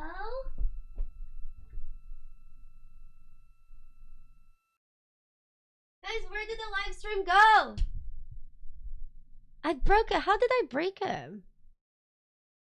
I think it's because of this. Gosh, Google Chrome is such a piece of shit. That's it. After today, I'm swapping it. We're loving it's that because picture. I opened Thanks another for tab. Showing us and read as an answer to your last question. We believe that is Chebyshev crater, and the sir agrees with that. Interesting fact. Without Lua, I wouldn't have known that humanity is exploring some side of the moon. It's okay. Without you guys, I wouldn't have known. I knew about this moon mission. I just didn't know it would start on April 1st. And then when you guys started telling me that this moon mission would start on April 1st, can you believe that I didn't believe you? Because it was fucking April 1st. Okay? Jesus Christ. God. But I knew about this mission. I heard about this mission before. I just didn't know the date. This is Artemis Mission Control in Houston, Texas. mission elapsed time, 4 days, 22 hours, 12 minutes into the flight of Orion.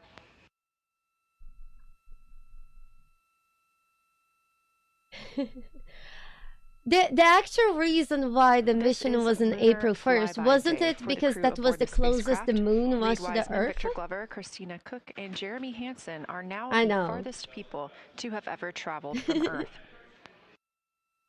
You guys are always honest, of course. Mars dust is no joke. Yeah, but here's the thing. I also find that another important This a live view from inside the spacecraft. They have turned off the lights so they're able to see outside. You guys, and live view for the spacecraft from inside. And for a very brief moment there. Integrity Science, thanks for those iPhone views. It's helpful to see what you're seeing. You guys, inside the spaceship, right there, inside the rocket. Look at that.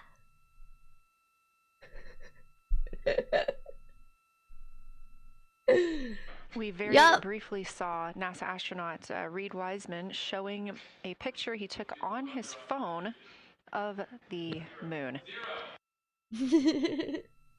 We do expect to get all of the photos that the crew is taking The today, reason and why cannot they wait have the to lights share off some is of those because so with they you. can take good photos. But, pretty cool in the meantime, just to see one quick shot from what the crew is seeing. Angelica's, when you say that they ran out of power, reminds me of Artemis. On Orion's solar array wing. Orion is now 6,643 miles away from the moon and continuing to grow closer. Again, their closest approach will be about 4,000. Guys, that's the most human thing ever. Have you, you guys? Comparison is if you held a basketball at arm's length. That's about what it would look like. Technically, not a racket. At their closest approach. Guys, that's the most human thing ever. I had already have like this very nice camera in my hands, and I still wanted sometimes to take a picture with my phone. Have you guys ever had that? Like sometimes you have this nice camera, but you just wonder how it would look with your phone. Okay? It's just that sometimes you're a creature of habit.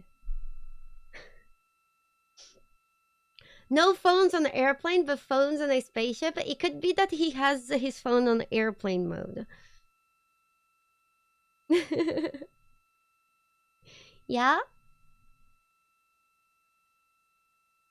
Many times the phone cam is better than external cameras.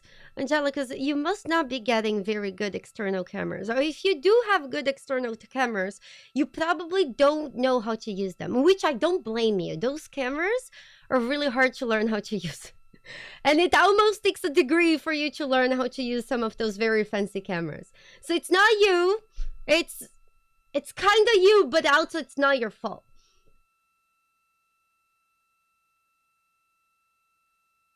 They mentioned they use Nikon camera. Do they? At the very top, a camera coming from Orion. I don't know. Continuing their flyby of the moon. We have 3 more flyby observation blocks after the completion of this one. Down on the bottom left of your screen, that's the SIR. That is the true, coffee evaluation time. room, where team members are continuing to work through all of the targets that the crew is photographing today. They actually had to go to photography class to learn how to... Yeah, those cameras are rough. Some of the craters and some of the other items that the crew has seen on the moon's surface. Down on the right is Artemis Mission Control here in Houston. Nikon has radiation-shielded models. Sick. From each other. Guys, does anyone know the answer to this question? Since they are going to the moon, they are definitely taking like a lot more radiation than a human is staying on Earth would, right? Away from the next How many X-rays we would need to take to get as much radiation as the astronauts are getting? The cabin, the background essentially, and be their support crew for Reed and Jeremy. Reed and Jeremy will move back up to the windows. 6 or 7. Well, to be fair, what kind of X-ray? Yeah, let's go with a Shasta X-ray.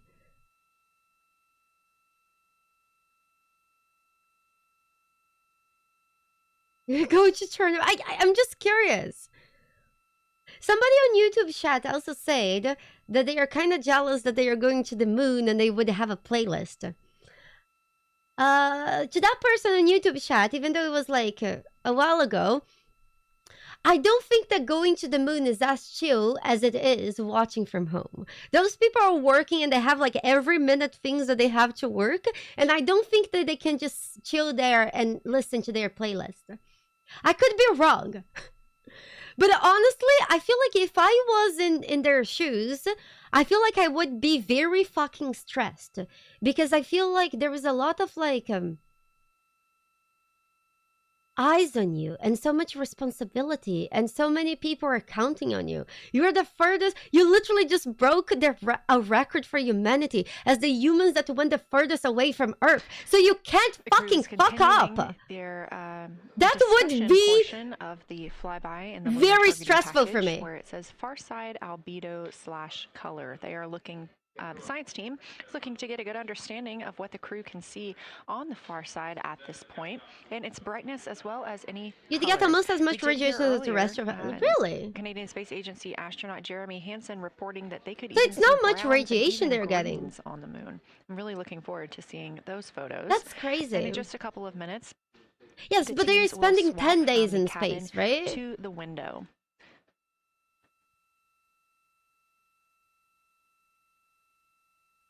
Yeah, every second of the day has been scheduled for them. That's crazy. Just how this flyby is choreographed inside the spacecraft today. So these guys, is it true that there was a toilet problem? There are 5 blocks of time during which the crew is going to be observing the moon. What happened to their toilet?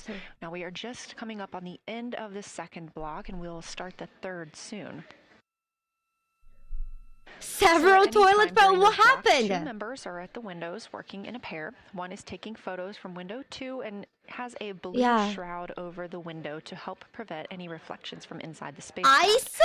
They are also using an 80 to 400 millimeter zoom lens. And the other astronaut on the window team will be in window 3 using a computing device to make annotations. Now, again, both of those crew members are making audio recordings of what they are seeing, and we are not hearing that right now. Those people are so cool. Downlinked later to the science their team peas are literally freezing their toilets. That's how cool these people are. Of the moon. Those 2 crew members at the windows swap roles. Integrity Houston, it is time for another swap between the cabin and the window teams. So we have 15 minutes of handover time, and then we will expect Jeremy and Reed at the windows, and Christina. Burning smell from a fan. Oh, that's a panic. I have no new vehicle updates for you, but I do have a photo location for some photos on Ike's PCD, and I want to let you know that Jeremy's family have arrived in the viewing gallery. Nice. Switch now, give the other... Yeah, I feel like we should have a window swap time on planes as well. What do you guys think? They have it on space missions. The only thing we're missing is what you meant about the photo location on Victor's PCD. And hello to my family. I think that must be Catherine and Devin that are there. Nice. And, I'm glad they made it into the viewing room. And I don't think DoorDash or Uber Eats is delivering to them. Okay, copy. All I meant to pass for Victor's PCD is that there are some late load photos. Angelica, the reason why we can't see the live footage of the spaceship right now, it's because they have the lights off and everything is pitch black. And the reason why they turn the lights off, it's because they are taking pictures of the moon. Did you forget? Did you forget that they are very close to the moon? You see how the moon is getting bigger? It's not because it's inflating. It's because they're getting closer. Outside cameras. Outside cameras, I assume they don't have them because that would be very hard to make it work. Okay. Copy, Jenny. We're not sure what we're looking for in the PCD, but we're going to poke around and we may be calling back. Isn't this an outside camera? All right, that's no problem. You see how the quality is shitty?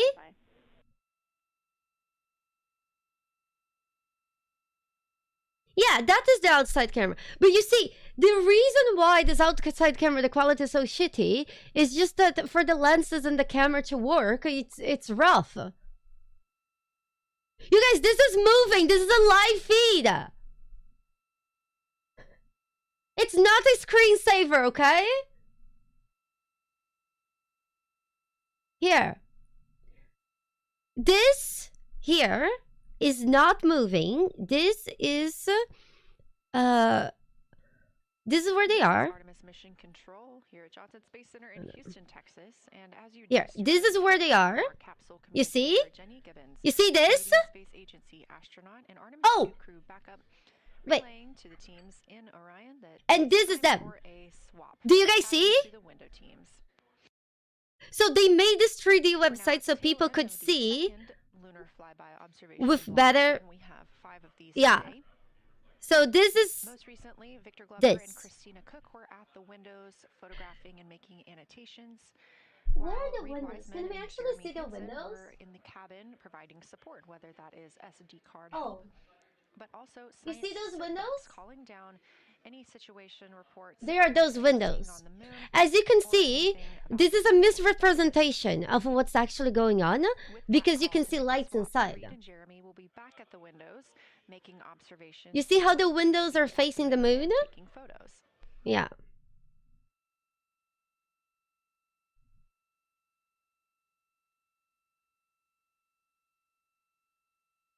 It's a misrepresentation because their lights are off. Yeah.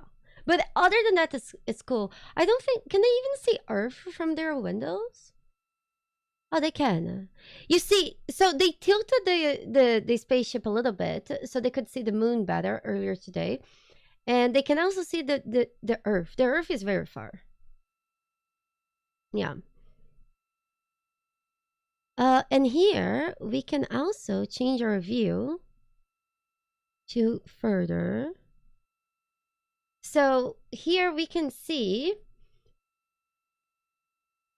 how they have gone and how do they plan to go. So on their way out, they went around the Earth, right? And on their way back, they don't go around. Yeah.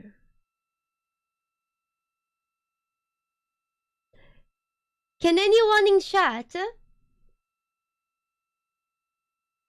Can anyone in chat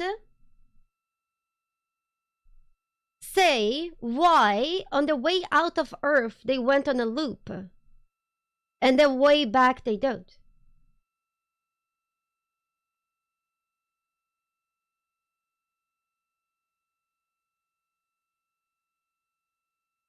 Again, you're watching coverage of NASA's Artemis. To speed up! Exactly! Yeah, to speed up! To waste more fuel! No! For speed! They speed up when they do that. They do like a slingshot and then they go faster. It's just save fuel. It's just save fuel. That is pretty darn cool. Thank you. Wait, what happened? She said something cool. No! It's the gravity sling. Yeah. It's literally 2 ways less fuel. The Artemis 2 crew, the first astronauts to fly by the moon in more than 50 years, reporting that when they look out of window 3, one window, they're able to see window both the Earth and the moon at the same time now. Now, obviously, our view is from a camera on the solar array wing pointed at the moon. And we hope to see that view of both the Earth and the moon soon. Nice. We're gonna be able to see the moon and the Earth soon. High five! Guys, some upcoming times for what you can expect. In about an hour and 40 minutes, we will have Earth set. And during that time, are we going to watch they splash down when they get back on Earth? Do you guys want to watch they Shortly splash after, down just a together few when they minutes come later, back we on will lose Earth? signal with the Orion spacecraft. This is tracked as it is going behind the moon and out of reach of the Deep Space Network. Yes, At 6 that's the o'clock most p.m., dangerous The part. spacecraft will make its closest approach to the moon at a distance of about We'll watch 4,066 together. miles. At 6:02 Central, the spacecraft will reach its farthest distance from Earth at about 252,750 The end is the miles. most dangerous Of part. course, these are approximate. Very, and we will very make sure to dangerous. provide you So with the we're gonna be final holding our hands distances together and once hoping those for the are best. confirmed. At 6:21 p.m., we will have Earthrise from the Orion spacecraft. But we will not have communications with the spacecraft until 6:25 p.m. Central, when we expect to acquire signal with them after they've emerged from behind the moon. Oh God. Oh gosh. There is a story that I have been holding myself to tell you guys because it's just really sad. I don't want to bring sadness. Nah. We know sadness. I tell you the story after we have the happy stuff. And then now the movies is everything is happy and calm when chaos is striking. Yeah, but real life sometimes. I didn't pause, right? No. Live coverage of NASA's Lunar Flyby for the Artemis 2 mission, first crew to fly beyond the moon in over 50 years. The astronauts inside the spacecraft are switching positions, 2 at the windows and 2 serving in support roles, before they start their third timelined flyby observation for today. Guys, when there is a moon landing mission, okay? We've heard great calls from the crew so far describing what they're seeing, all well trained by the science team here on the ground. When there is moon landing missions, there is always one unlucky bitch that never gets to walk on the moon. Who is that person? Do you guys know? Another major milestone for the crew today will be to experience a solar eclipse from their capsule. It's not you. Earth will experience there is always somebody on the ship. To the astronauts, this will look a lot like a total solar eclipse on Earth, except the moon will be huge compared to the sun. Yes, it's the pilot. Whereas if you're standing on Earth and looking at a solar eclipse, the moon and the sun appear to be the about pilot. the same size in the sky. It's the pilot. It's the command module pilot. So whenever there's a moon mission, there's always one person in that mission that does not walk in the moon. It's the pilot. Somebody needs to be piloting the ship. During that time frame, they will have to wear eclipse glasses so they can safely view this phase. Isn't that sad? You go all the way to the moon, you can't go down because you're piloting the ship? This is a rare glimpse at the innermost corona that will only be captured by the astronauts' cameras. But it's landed. Well, but you can. You just walk. We also look forward to the crew members describing what they will see, which includes unique light features. The pilot also has to leave them behind if something happens. Even lunar dust. Yeah, it's true. If something happens, he's gone. Venus, Saturn, Mars, and Mercury will be near the sun, so they may be able to identify what part of the sky they're looking at. This can help it is an important Artemis job. Astronauts on what part of the sky they're seeing, which is useful knowledge in challenging situations when they may need to rely on that information instead of instruments for navigation and orientation. That eclipse window will it must be crazy, right? Imagine if something goes wrong and you have to abandon your colleagues. 7:35 p.m. Central. Would you guys be able to do that? Those people, they have been like training for this and they have been working together. I assume they are very close friends. And now imagine something goes wrong and you have to leave your comrades behind.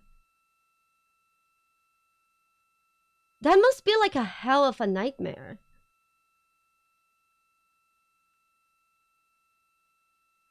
It has never happened, but you know.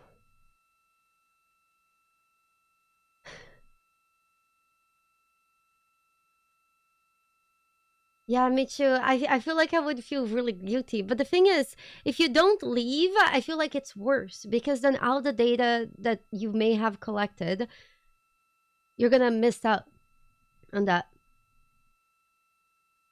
I don't know. It's rough. I would feel really bad.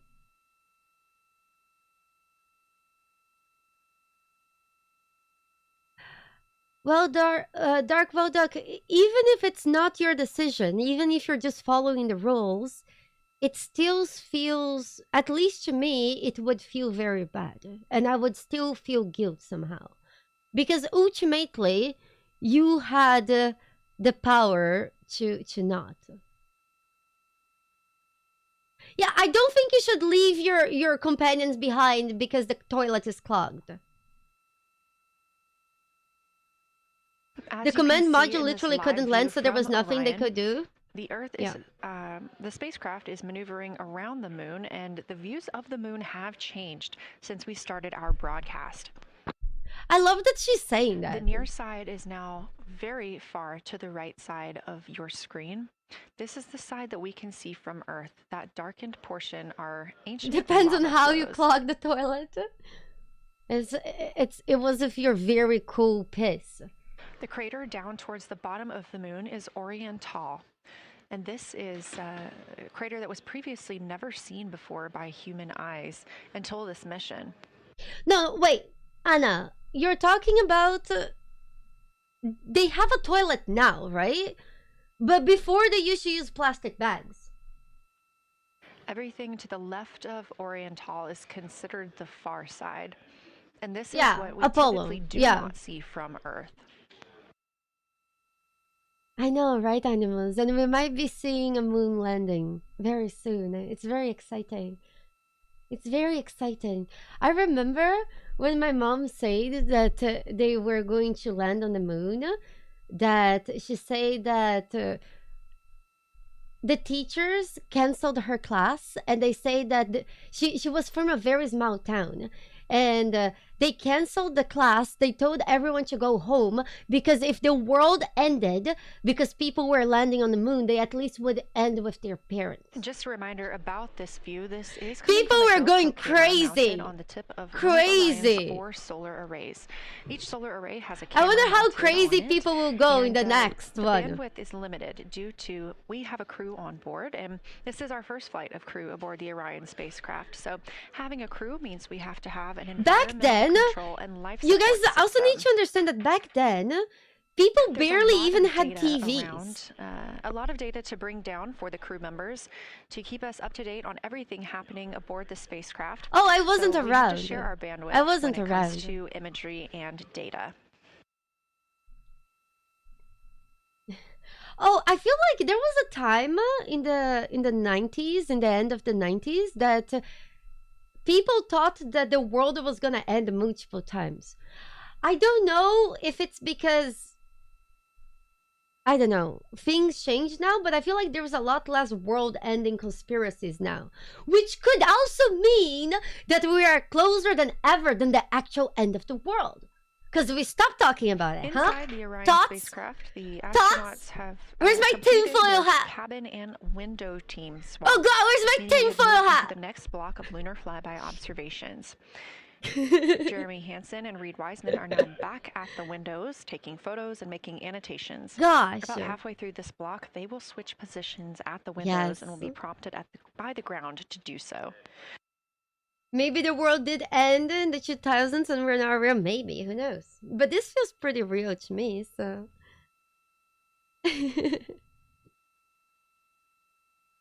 Nah, the world's not ending tomorrow. And if the world ends, you won't be around to blame me, so that's fine. Chabuel, I think there is two landing, two missions to land on the moon coming in 2028.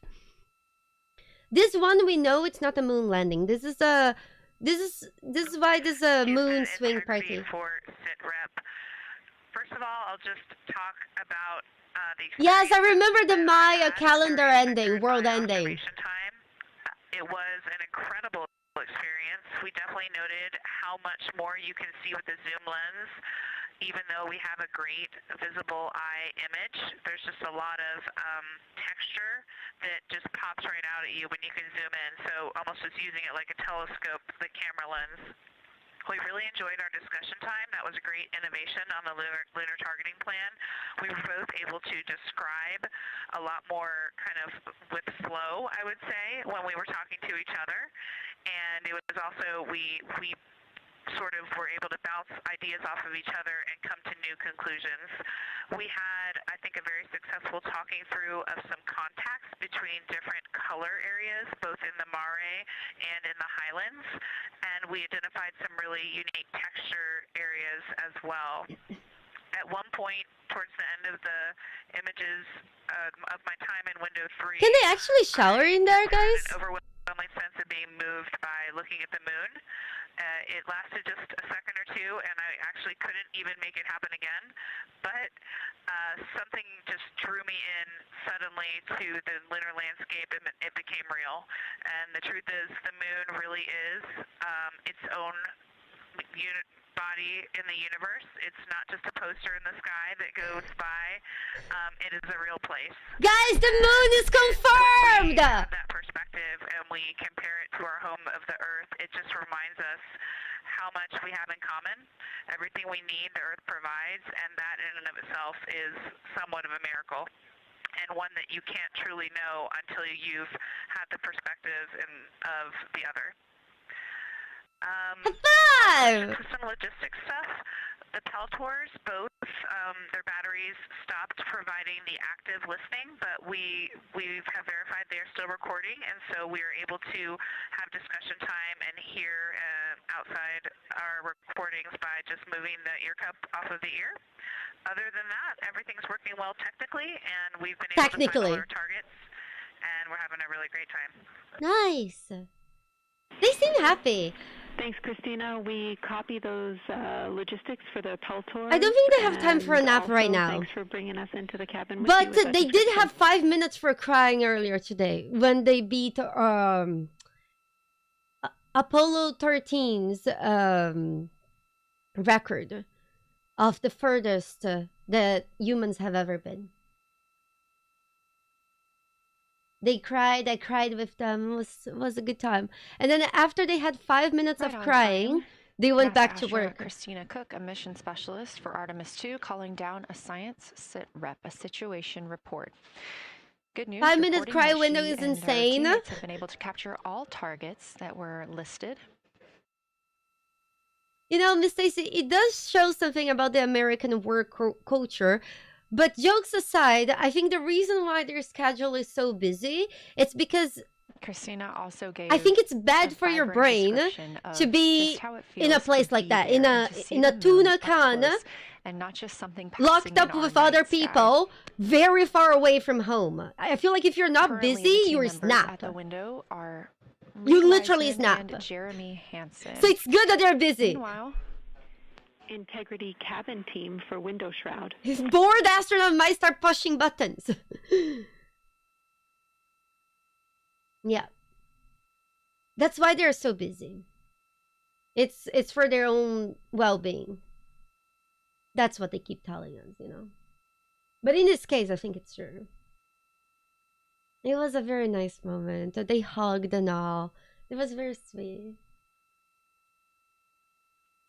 Nah, I feel like if you give them a Switch, they'll be just as bored because they already played all the games in there 5 years ago. We're listening. Go ahead, Jenny. Sir! Victor, we have a temperature constraint on the windows, and the shroud might be getting us close, so we just want to check on the state of window 4's shroud, whether you believe it's still necessary because maybe things have changed with our viewing. And they have a t-shirt blocking one of the windows. They have to block one of the windows with a t-shirt because Earth was very bright. Just as a corner, it is very bright. It definitely would affect our night vision and maybe comfort. But is there a time? Can you tell us when we would have to take it off by? Yeah, so they're talking about removing the shirt from the window.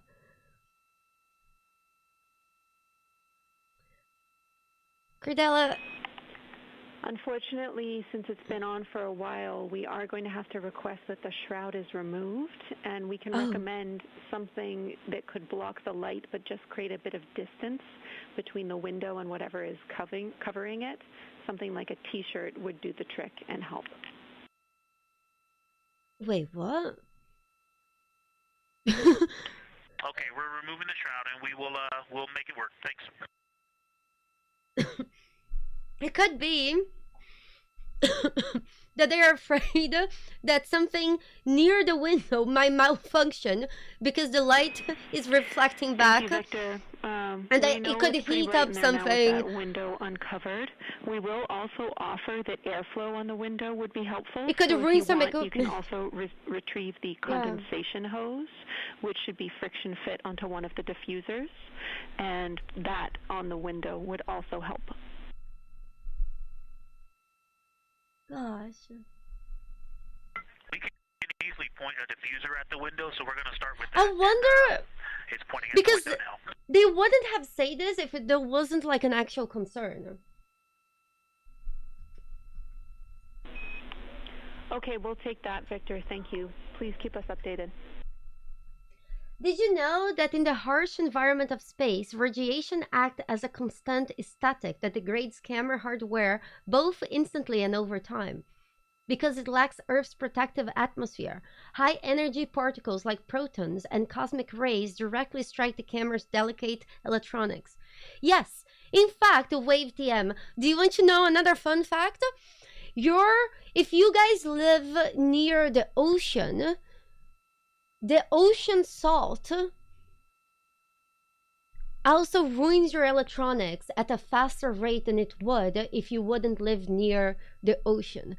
So there are a few places where you can live on Earth that your electronics will also be stopped. CSA astronaut and It's not very fun, but it's how it goes. Orion, so for example, Mike, your electronics will last longer than mine.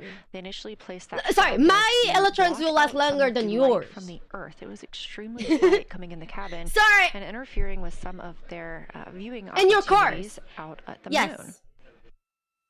Your cars as well. This was a request from ground teams to ensure that they are protecting other systems, and the crew has been offered the opportunity to use something else to cover the window. I'm not bragging about my electronics. I just don't live near. You guys, meanwhile, nobody brags about not living near the sea, okay? This is the one thing people can brag about. Looked at Geological crater. That's about when we heard that call down from Christina Cook with I'm that not. description of everything she had been seeing during her observation period and what she was seeing at that time. The science team asked this crew to take centered images of the entire crater and their ray system in one frame. The flags, no flags.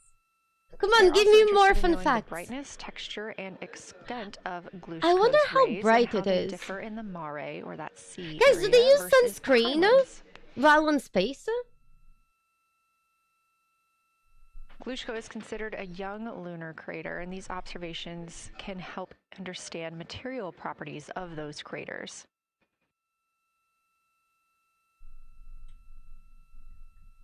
Yeah, hold on. No? The windows are shielded? Space screen, moon screen? Did you guys know that you can actually get sunburnt by the moon? Integrity.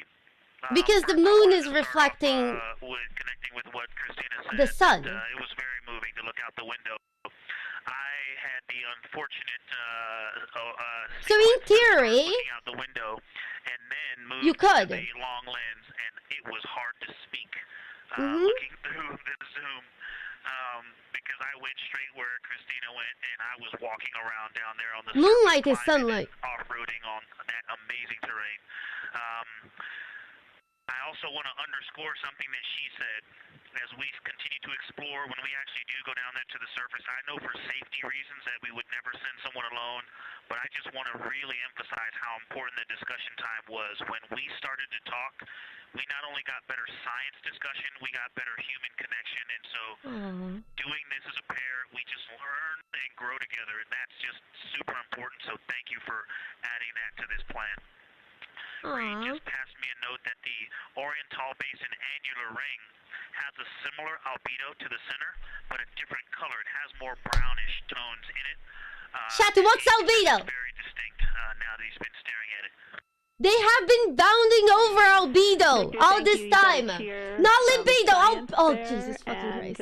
We all just went on that moonwalk with you, so highlighting how no, albedo is not sexual. Surface reflectivity. Yes. Brightness. Viewing gallery. She's all smiles. Yes. Yes. Not libido. Albedo. It's just that they talk about albedo all the time. I need to make sure everyone knows what albedo is. I love you from the moon. Aww. We love that we got a hey babe too, and we also have one of your lovely daughters. Aww. Watching you guys work. They just say they love us. They probably were talking about their wife, but they just say they love us, chat. We're loved. For, supporting them through this. And to all of you, Genesis. No matter how far we are, we're loved. I love you. I'm glad you get to be there. Aww. Nice. That's so sweet. They love us. Nah, they love us. Here. Just to tell you guys what they were bounding over.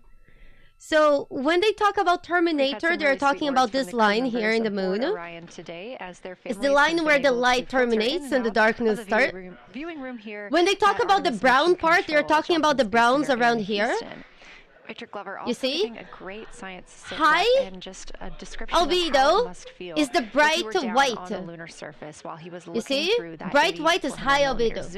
Low is the dark, the gray dark. How important it was to be able to talk through that real time with Christina Cook. And what is love? Of that on going to the moon. That it not only made their discussions better, but also more human. Glover and Cook are in the support roles right now, not taking photos or making annotations at the windows, but they are also encouraged to have their midday meal at this time. For lunch today, those two crew members have options of beef ravioli, salmon, butternut That's squash, complicated. sweet and savory kale, pickled beets, cherry blueberry Are the red dots enemy bases? Tuna noodle. I am so glad you asked. And artichokes, broccoli, broccoli, and chocolate peanut butter bar.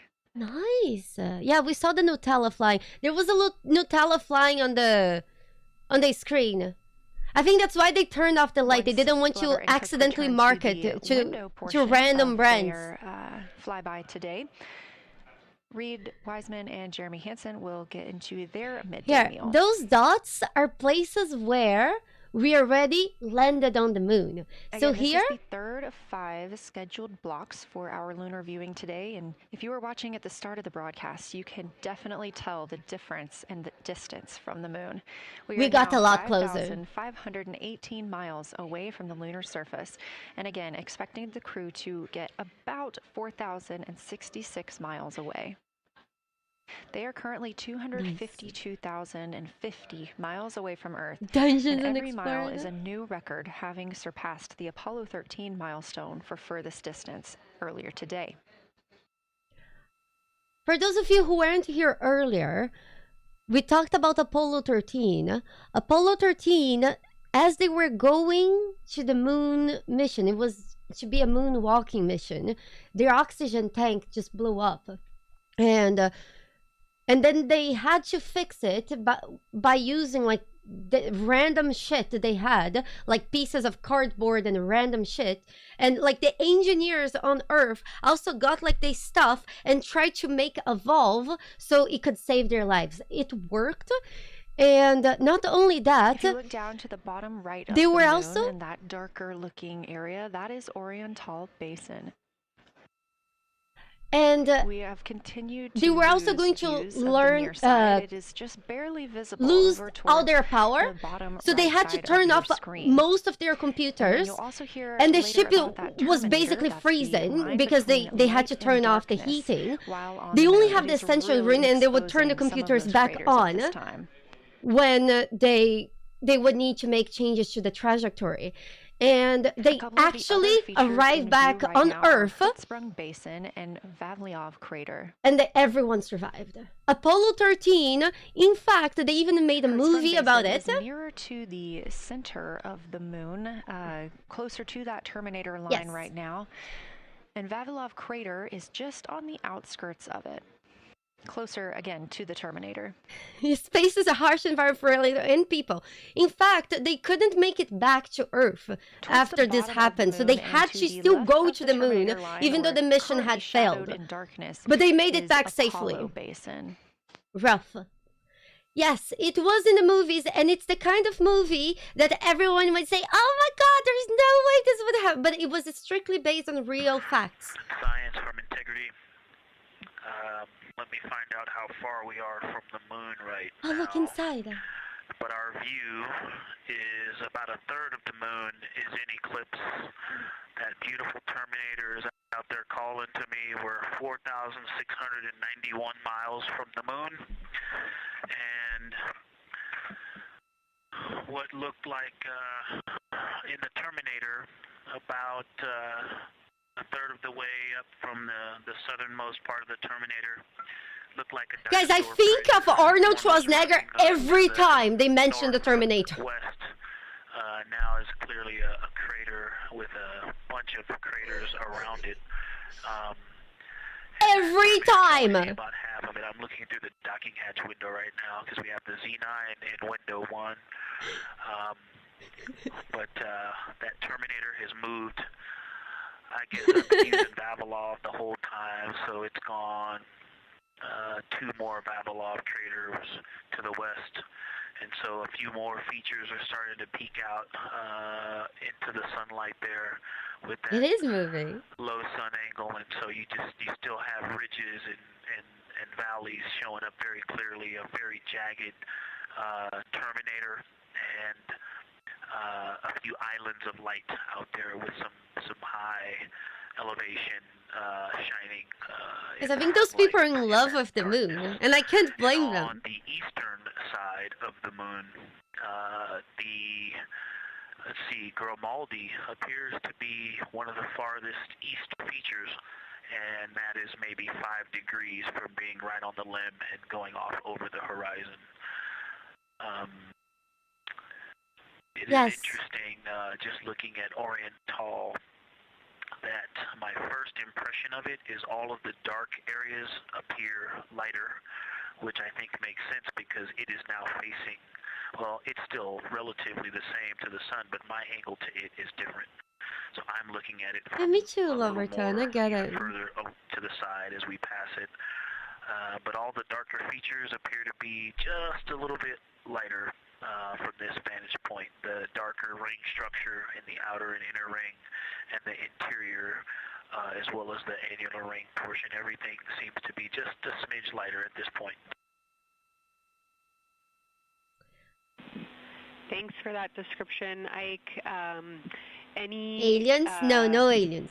Not yet. Words you can but we could see some aliens. Would be wonderful, as that is such a without the moon, I would not be named Lewis. And while I have you, as we get closer to target 15, which is the Terminator target, if you can find Zeeman crater again that you were looking at earlier, everything to your left of Zeeman would be getting into the South Pole Aiken area to help you orient yourself.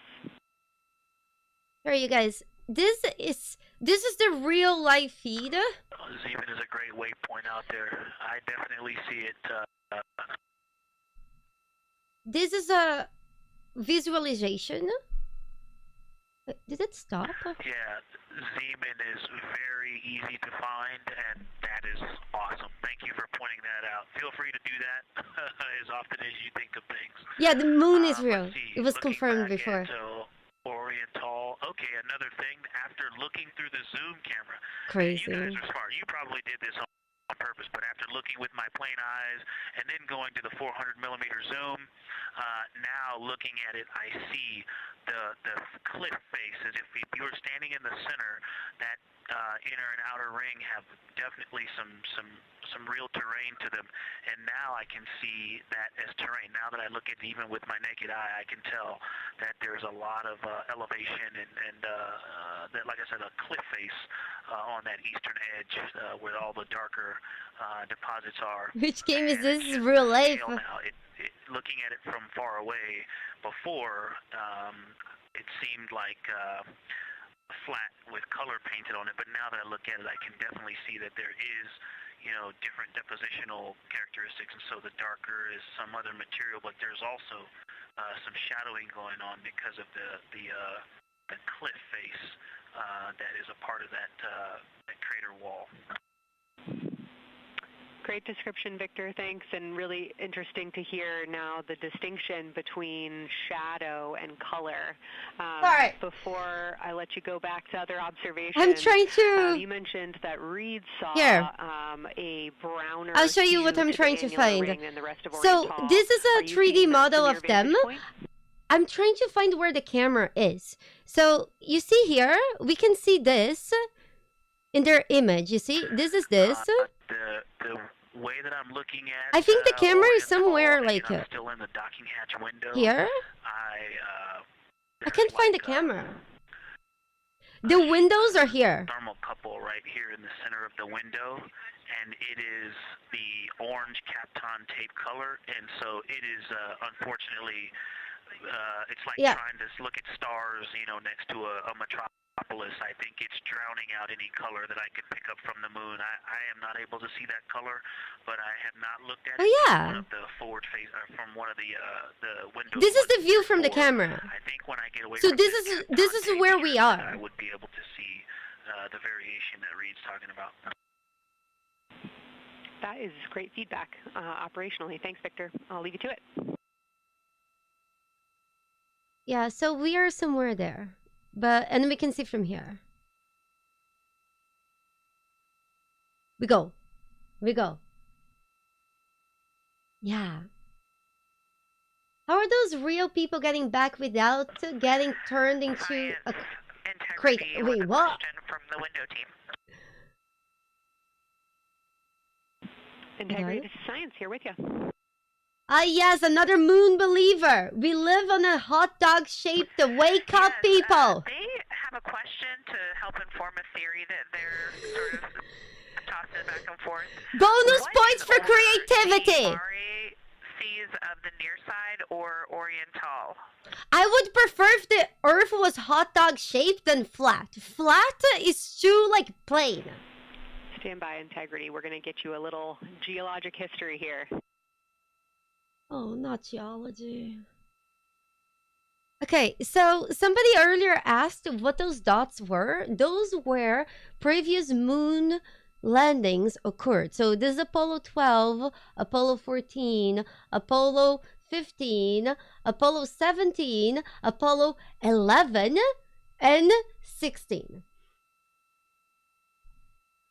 So all the moon landings, they have been more or less in the same area and never any other side.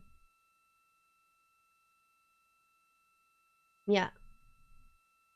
You heard it here, folks. Luality thinks flat is boring. I do prefer hot dog shapes. If it's between hot dog and flat, I'll take the hot dog.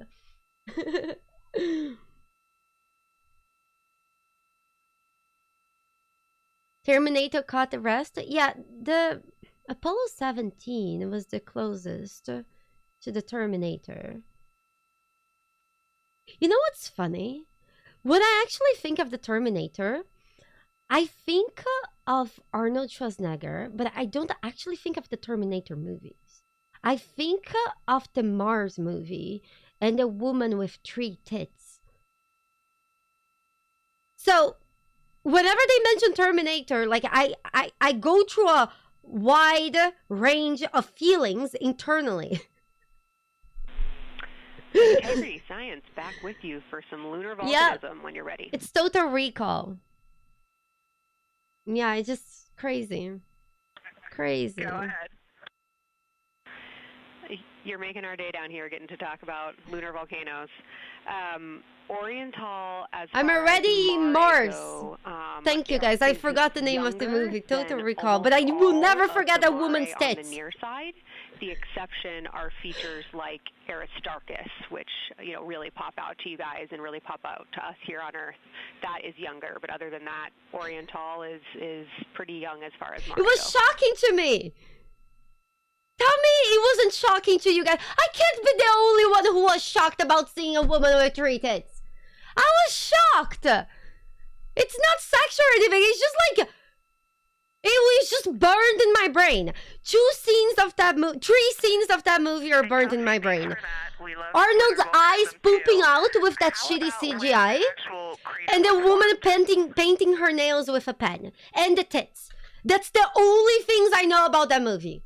I don't know anything else. The nail painting, the eyes popping out, and the 3 tits. Yeah, we're going to get you an age for Oriental, and while we're getting that, CGI. Christina, can you, maybe you've heard the window team talk about the sort of contacts around Oriental, but because that material is so much younger, if anything comes out to you about physical relationship between that and surrounding terrain, we'd love to hear it.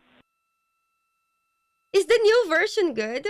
I did not see the new version. I feel like I don't think I should rewatch that movie. I think I got what I needed from it. Explain some of the color that they're seeing in certain areas, and so it was really about the ejecta of the creation of the basin and understanding the superposition of its ejecta and Mare on the near side or other features. So thank you. We'll take the insight when you have it. I think there's certain things that they shouldn't be remade because part of the charm is how old and clunky and how shitty our technology was. Get to you with some topics, so I'll leave you with. That's what makes it good.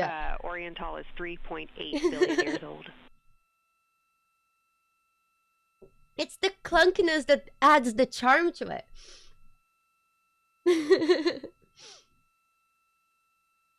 It's the rough part. So that's on the older side. The actual basin is very old. Yes. Correct. As fractal effects are awesome. Typically, the big basin formed, and then the volcanic eruption was able to punch through the crust where it was weakened by that basin formation. But I don't know if you're serious or not, but they do have. Thank you. The equivalent of a GoPro on the ship. Astronaut Christina Cook calling down some. Whenever there is somebody in chat saying this is not real, I don't know if they start from attention from their mother, or if they're actually serious. I just never know. Could be both. Christina asking about the age of Oriental, and specifically the Mare regions. Those are those dark regions that you see. They are paved or filled by volcanic deposits. Is there Artemis in dark modes right now? Yeah. They have some Nikon cameras. I think the reason why they have Nikon is because apparently the radiation is the only camera with radiation protection. I remember growing up, my dad always told me that Nikon made the best cameras. I think it was only in recent years that Sony started making better cameras. But I think Nikon has made fucking amazing cameras for a long fucking time. Is that wrong? Correct me if I'm wrong, but Nikon has been pretty damn crazy good.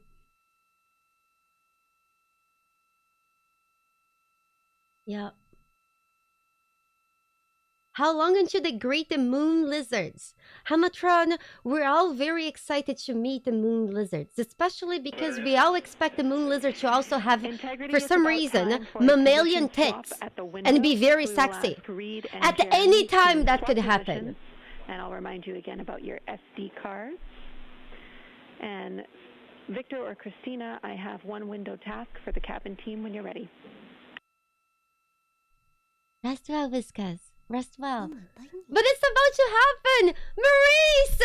Welcome! They are swapping, and I'm ready. Welcome! Raiders, hello! Hello! We found a way that we welcome! Can reinstall the shroud welcome! On the Shit, how do I welcome in German? I studied German for 3 years and I can't say welcome. So in order to reinstall it, we will Hello! Wie geht es dir? Ich bin Luality. And you install it on Willkommen! Thank you! Cabin air outlet port. Willkommen! That's right by one of your diffusers. You're going to point that little for those of you who are playing video games, we have been watching the moon. They are going to go do a swing around the moon. The moon landing mission is going to be in 2028. Today, there was a world record that beat the world record of Apollo 13. That was the furthest that humans have ever been from the Earth. We literally just set that world record. We beat them a few hours ago. And soon as they beat the record from Apollo 13, they hugged, they cried. We cried with them. And we hope we beat that record again very soon. Yes. And our astronauts are about to, in less than an hour, I think, they're going to go behind the moon and we're going to lose contact with them. They've been our crew members at the windows taking photos, making annotations. So this is inside of their ship right now. It's very dark because they are taking pictures of the moon. So they dim the lights, so there is less reflection on the windows of the ship. Yeah? So just filling you guys in, so you guys are welcome to stay with us. So we're going to lose all communication with them in 1 hour. And then how many hours after that they come back? Hopefully they come back safe and sound. We'll wait for them. I can't wait till The Witcher 3 DLC comes out so I can finally see Lua's favorite ending to the game that she promised us on New Year's Eve in 2024. Wow, you hold a fucking grudge. I was just talking about the moon, AGMB. And how we set a humanity world record, and we're still thinking of past promises of whatever. Thank you for your support to Blackjack and hookers for my bunny. Thank you. Yeah, that's a grudge. It's okay. You see my Witcher 3 favor in the ending. Again, we are now in the third of 5 observation blocks for the crew scheduled for today. Listen! Orion is passing around. We made a compromise. There were rumors from the moon and of a Witcher DLC. We will go back to the Witcher. The lunar surface.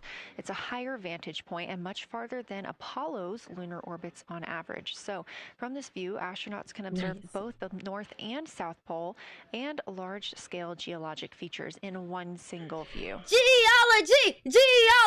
Woohoo! I love geology. It rocks.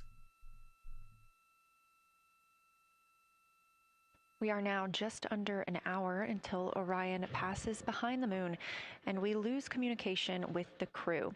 They will be out of reach with any of our deep space network antennas. That loss of signal will last about 40 minutes, and we expect to regain communications with them once they fly behind the other side of the moon. While they are behind the moon, they will also reach their max Earth altitude as well as their closest approach to the lunar surface. I hope we get to see the Earth soon. Right now we can only see the moon. This is a camera on the ship's... Hold on, let me show you guys.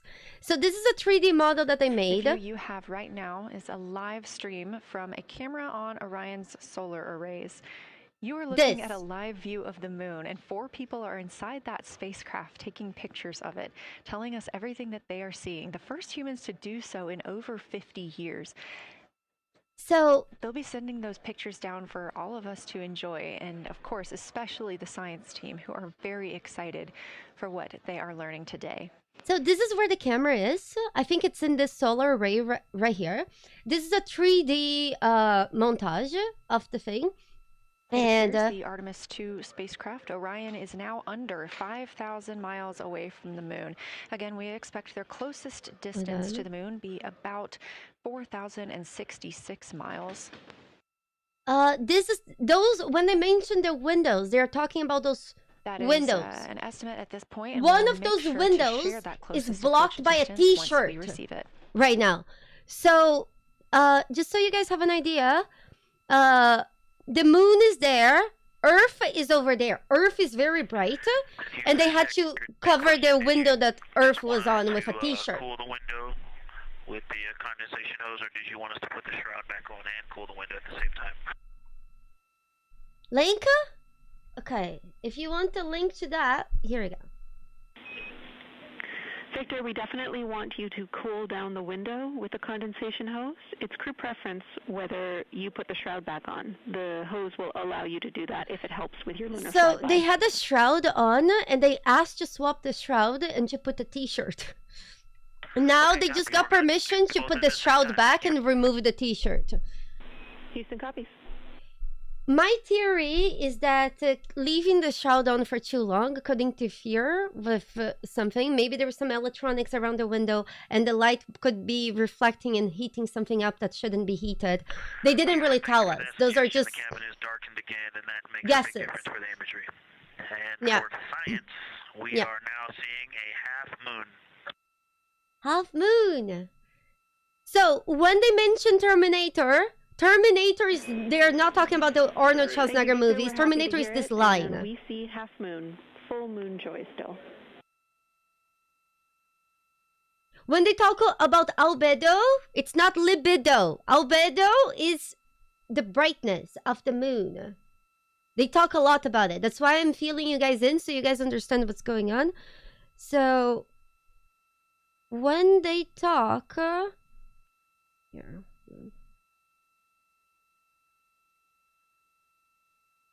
When they talk about, why is this so rough? Yeah. When they talk about a high albedo, Orion that they are seeing half the moon, they're talking about the bright spots. Here from this view from low, the the dark spots. However, every now and then they mention brown. For this mission. Brown, you see this brownish area. This is what they're talking about. Any questions?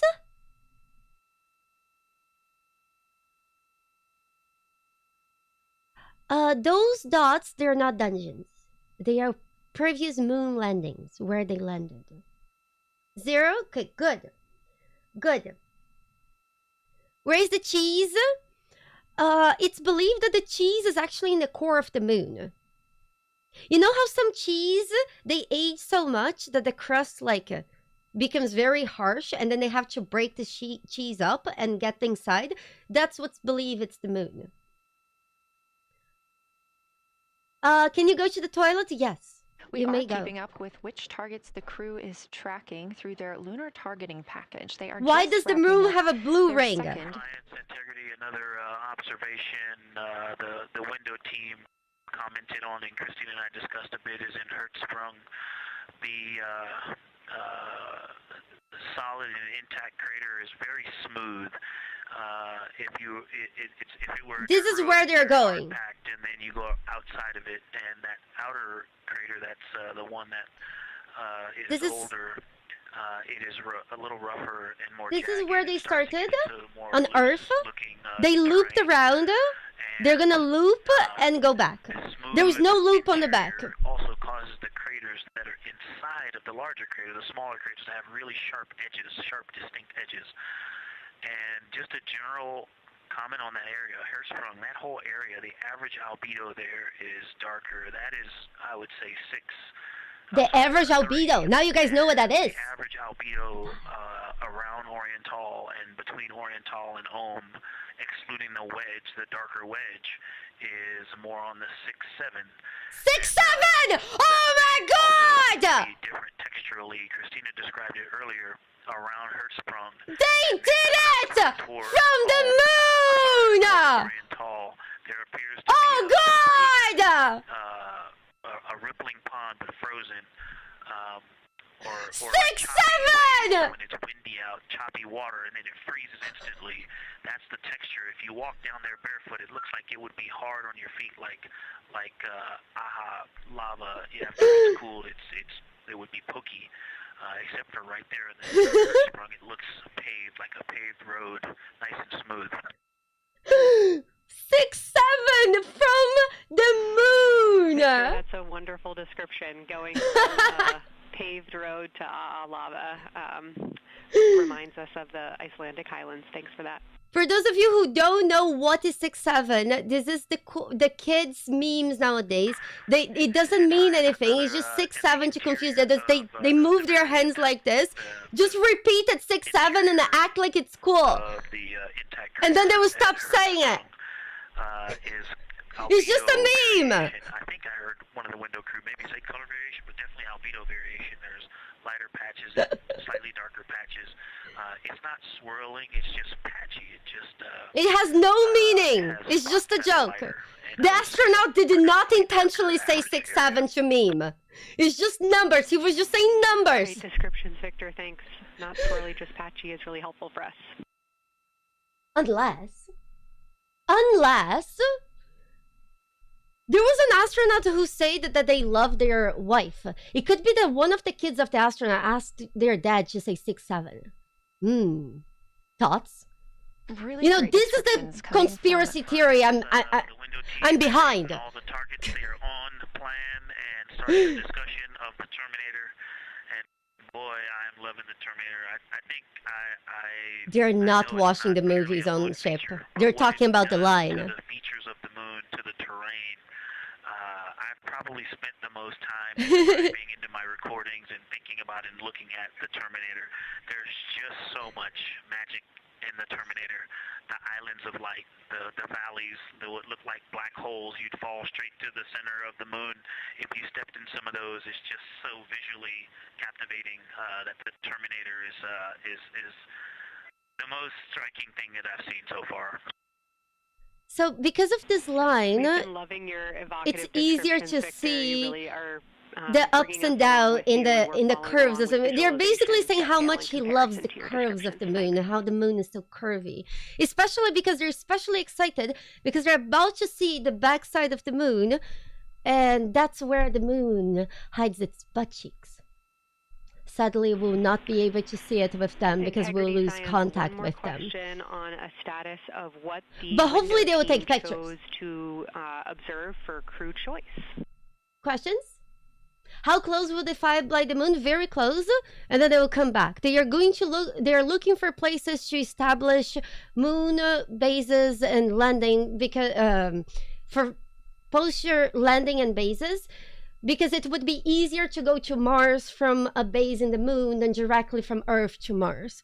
So if they can find a good place to establish a base, there is also a few other missions coming in 2028 that they're going to land there. Hopefully this mission is a success. They find a good place. And then the next landing mission, they do more stuff. And maybe, if we're lucky, in our lifetimes, we'll get to see another moon landing. And, well, or maybe first moon landing in your lifetime. And maybe Mars landing? But that's very far ahead. We will need to eat healthy and exercise and be good. The moon this close. We're not going to Mars right now, but in the long term. I would say is, yeah. I think it's 2028, the next moon trip. The two large, almost look like scratches in the surface. I don't know if they're rays or... This is one of the missions to help them find a place to make a base. That are almost parallel going off southwest from Oriental Basin. They are the first things that made me notice parallax. When did humans step on the moon the last time? Over 55 years ago. The inner walls of the east side of the crater rings, you really get a sense that we're flying over something with elevation and terrain, and they look different from this orientation. Guys, they are confirming that the moon is real. It's right there in front of their eyes. You had it that those chains are actually crater rays, secondary craters formed from the formation of Oriental. Nice.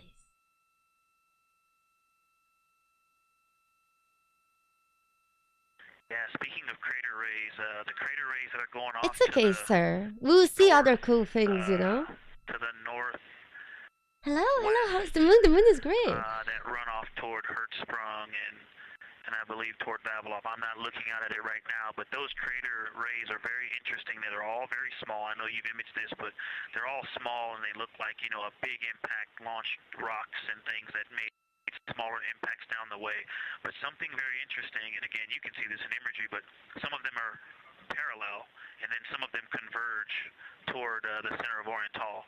And then I think I even saw some that maybe diverge, which not diverge, but that are converge, There you guys. which indicates So multiple large this impacts that created is the actual video of the camera on the solar panel. Fantastic, Victor. So this is the ship. The camera is in one of the solar panels. Down at your freshly named Integrity crater, which is near the end of one of those beautiful crater rays. Their windows are over here, and the moon is over there. Earth is over there. So I'm just explaining. I'm just explaining what we are seeing. We have been watching this, and the moon is getting closer. Somebody on YouTube chat said that they thought that the moon was just inflating, but no, we're just getting closer to the moon. That's why it looks bigger. And in, I think, maybe half an hour, we will lose contact with them because they're gonna go behind the moon, and then we can talk with them for around 40 minutes. So let's hope things go well. There is no problems during those 40 minutes. It's very like anxiety triggering. Because imagine having no communication with anyone on Earth for 40 minutes when you're this far. Not only that, after they go from the moon, if we go back to this website, we've been hearing some great situation reports from Victor Glover, the pilot of the they Artemis will go 2 back mission, to the Earth. down to the science team, letting and them know that's the what most he is dangerous seeing. part. And one of those things Landing is back is basin. very dangerous. So on the way out, to the right of the Terminator, that is the difference between light and darkness on the moon. You can see what he's describing when he says Hertzsprung. The Terminator is this line. Paved in the middle there. It's almost in the very center of the moon in this view, coming from the Orion spacecraft and a camera mounted on its solar array.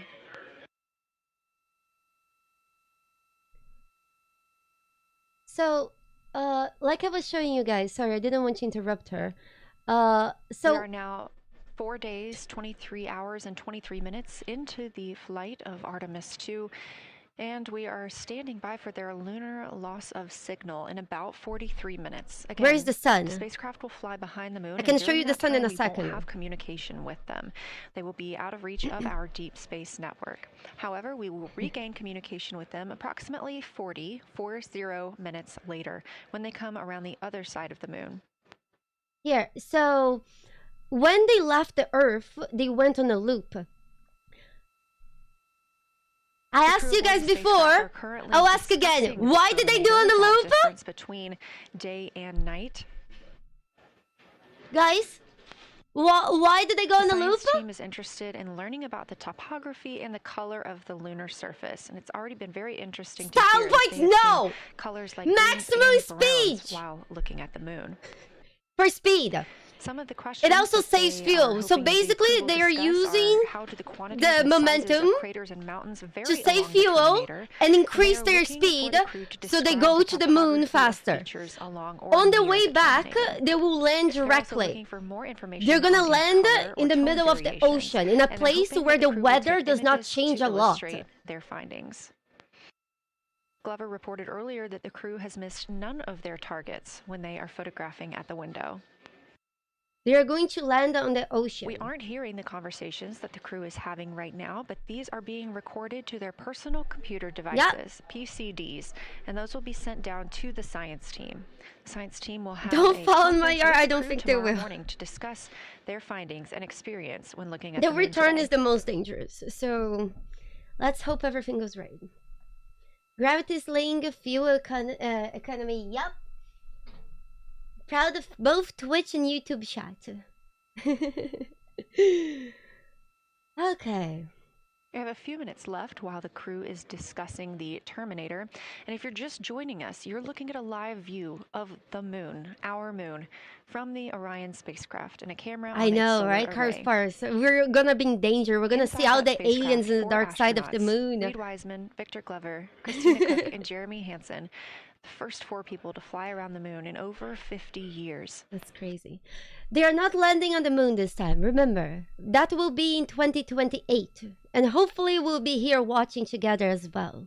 This is our Lunar Flyby day, and the crew has already surpassed Any fun moon fact, chat? Give me some fun facts about the moon. 13 distance record at 12:57 oh, this is a fun fact. p.m. Central, 1:57 p.m. Eastern. Canadian Space Agency astronaut Jeremy Hansen calling down that he hopes it's a record soon broken by other explorers. Okay. Not the cheese one. An actual fact, the sand in the moon is actually very hard because a lot and sharp and rough because a lot of things that refine our sand that makes our sand so friendly, except when the sand goes in between your butt cheeks, is because of the wind and the corrosion that shapes things nicely. The sand and the terrain of the moon is actually very harsh and very dangerous. It's rough. It's a very rough, sharp desert with very pointy sand that will stab you many times. It's abrasive, yeah. It's like microscopic crystals. Houston, Texas, monitoring it's very harsh. Of Artemis 2. All of the flight controllers here, each monitoring a different system. What happens when sand goes up the moon butt cheeks? We will know now. We are ready for our cabin and window teams to swap again.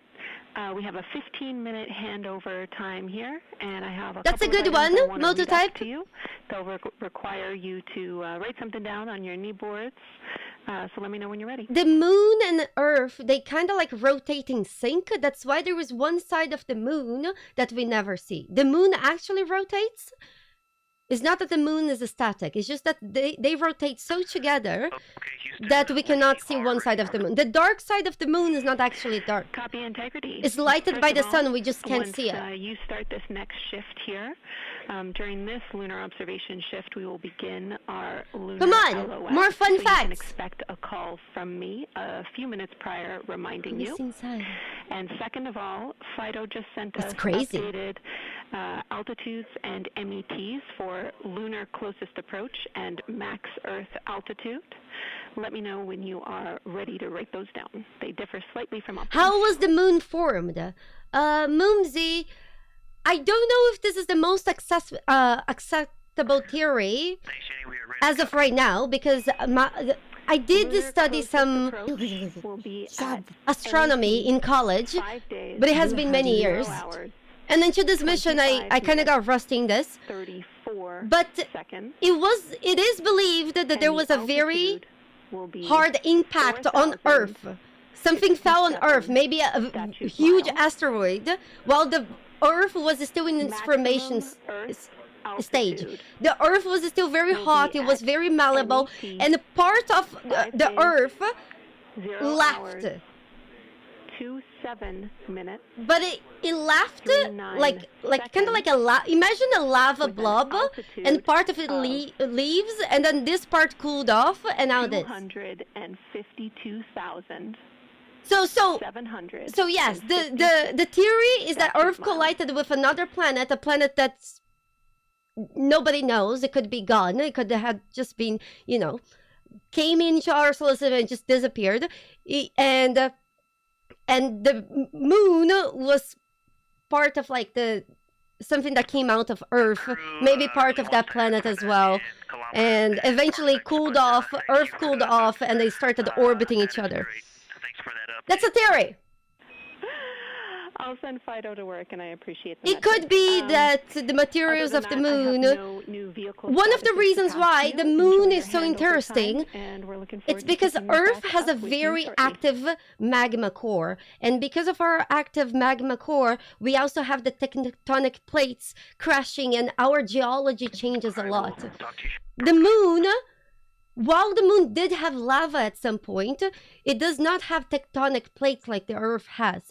So the geology of the moon is the geology of billions of years ago when this collision happened. Those words basically. From Capcom and Jenny So Gibbons, it tells us a lot more history about the time back then to the crew working aboard the and Orion possible spacecraft. Earth's primitive formation than Earth itself does now. As you can see, it is very dark. The crew has turned off the lights, and the light that you were able to see The is theory is coming through the based off window. of rocks and Earth and the Reflection moon of having a lot of Earthshine and nickel, from the moon. I think. Nice. By the way, you guys, when I explain theories and things like this, I'm trying to explain them in a general way, just so people have like a general grasp on things. The crew is moving into I their love when you next guys add in observation more block, meaning details they are and taking specialized time to details in switch chat. cabin and window But I need you scenes. to understand that We I had can't Reed just Wiseman spill and out Jeremy too many Hansen details, at the otherwise windows, it's taking too pictures much and info. making annotations and recording Yeah? some audio files. What's that the will be mission of this crew in downlinked later space? to the Is to look science for a team. good place for a base Meanwhile, and Victor future Glover and landing. Christina They Cook have were in a the mission background coming serving on as support. They 2028. were also timelined to enjoy a Two little missions bit that they of plan their on land on midday the meal. moon in 2028. Yeah, but Now again, that we keep are sending the info swapping in chat. positions, the I love that. I love that you guys are support team searching for becomes more Reed Wiseman and Jeremy Hansen. and They sharing will be more. in the background helping with SD card swaps as well as providing those situational reports to the science team. Victor We Glover go. and Christina Cook will be the astronauts at the window, photographing and speaking into those PCDs, portable computing devices, about what they're seeing on the moon. That's As you actually a heard very good Capcom fact, Jenny Gibbons Gregor. call to the crew, this block is also when we will lose communications with the crew. The reason why I That like what LLS or Gregor is loss of saying, signal it's because scheduled I to think be it's less very than 35 romantic, minutes from and now. one of the reasons why We I anticipate find to be out of signal with them for that about 40 minutes, and we'll it's kind of regain like that communication once they've flown around in the a other way, side of the moon. like that things will work out and allow me to have a positive thing, an outcome in everything in the space and universe, is that yeah, where's this message? Oh, he put it correctly. No, the moon is not flat. Your ass is flatter than the moon. Oh, Gregor, can you say another message? I lost your message. Oh, here. Because the sun is about 400 times wider than the moon, but also about 400 times further away from the moon, the two appear roughly the same size in our sky. That's why we can have total solar eclipses, that the moon fully hides the sun. If the moon was a bit smaller or a bit bigger, or like the sun was a bit in a different spot, things wouldn't be the way that they are now. It's almost like we're in the perfect time and space for certain things to happen, and just make it just gives me cozy feelings that it is like that. For any impact flashes. Not only that we're in the perfect place but also that we're in the perfect time, because the moon is seeing all the shit that's happening on Earth, and it's slowly going away from us out of disappointment. But hopefully the humans of the future can think of a way to stop the moon from leaving us like this. Lunar surface, and we could only see it just before Earthrise along the dark western limb. It's fair, understandable. Potential lofted dust. But once the crew is all the way around the Earth, the brightness of the Earth will wash out any of that dust they might be able to see. Cheers. I find that the beauty of space and things like this from Apollo missions and orbital it's just that so we're very interested when you to start see seeing if the crew might be able to capture some of that lunar all the dust risks today. in the universe, all the other planets out there that do not have what we have, all the things that could have gone wrong and somehow they went right. It's hard to not believe in a greater force communications with the crew shortly after holding Earthrise. things together in the grand scheme of things, you know. I find that some of there is such beauty in space that's just magical. That's because we are also anticipating the crew seeing an eclipse today. The moon Math is beautiful. The team here in Mission Control Houston will need to change the attitude of the spacecraft and ensure that its solar arrays are gathering light from the sun heading into that eclipse period. So we will have communication with the crew. We just won't be able to see the moon. It's not a competition. It's However, not about science or God, but there's some things in science that the chances are so low, the odds are so low, it will only be illuminated that by it's Earth's hard moon not at to that believe point. that So they want there is to something know greater what behind the it. whole moon looks like overall. How this They greater also thing want the is, crew I to look don't know. into deep space I just and think that there potentially are see if they forces can beyond spot my any understanding planets. that might be doing things that are just beyond my control. How I would describe those forces, I don't know. I feel like it's up maybe to science one day, figure out what the hell Once is the eclipse happening. is over, But I the think we're lunar very far flyby from it. period But will it's hard have to not ended. believe in something greater. We are live through the whole thing, and even once flyby is over today, we remain live 24/7 on NASA's YouTube. I know, Tasman. To me, it underscores our responsibility to deal more kindly with one another and to preserve and cherish the pale blue dot, the only home we have ever known. God, I love the pale blue dot. Artax, thank you, thank you. Back in Canada, but if you happen to be watching too, just wanted to say thank hi you. to you guys, and we'll be heading back your way shortly. We go. Thanks, Jeremy. We go. I hear they are watching, and your family is still here. So thanks for passing that along. It's so dark. In the beginning of the stream, we had so many more lights. Do you think it's because they're trying to do you think this is a sneaky mission? They're trying to hide from everybody on the moon? That's why they turn down the lights? But if there was aliens on the moon, they would still see this huge thing flying by, right?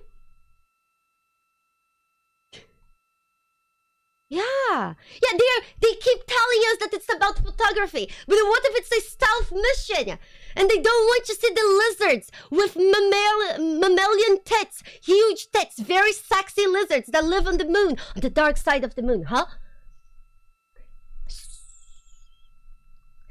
Sorry, I'll remove my tinfoil hat. I'm sorry. This view inside the Orion spacecraft, and it's a little bit out, but on the left there, that is Jeremy Hansen, just calling down some well wishes to his family. I want to see the sexy moon lizards as well. Maybe they will be able to tell us about them after they came back. Currently in the window are Victor Glover and Christina Cook. They are taking pictures outside of the window as they are you guys. in their flyby observation block. There was somebody that came in chat today and said that the Earth is not flat, it's hot dog shaped, okay? So I've heard so many theories. The cheers! I hope you all become scientists to test your theories. Reed Wiseman and Jeremy Hansen. It's okay to be wrong. Chili, salmon croquettes, chicken with peanut sauce, sweet and savory kale, pickled beets, chocolate pudding. God, so many theories. Brisket, chocolate pudding? Spaghetti and meat sauce, Italian vegetables, butternut squash, candy. They had Nutella flying about. They actually had Nutella flying on the camera, and after they did that, they turned out the lights. It could be that Nutella didn't pay them to do sponsorships like that. Some of their food for the midday meal.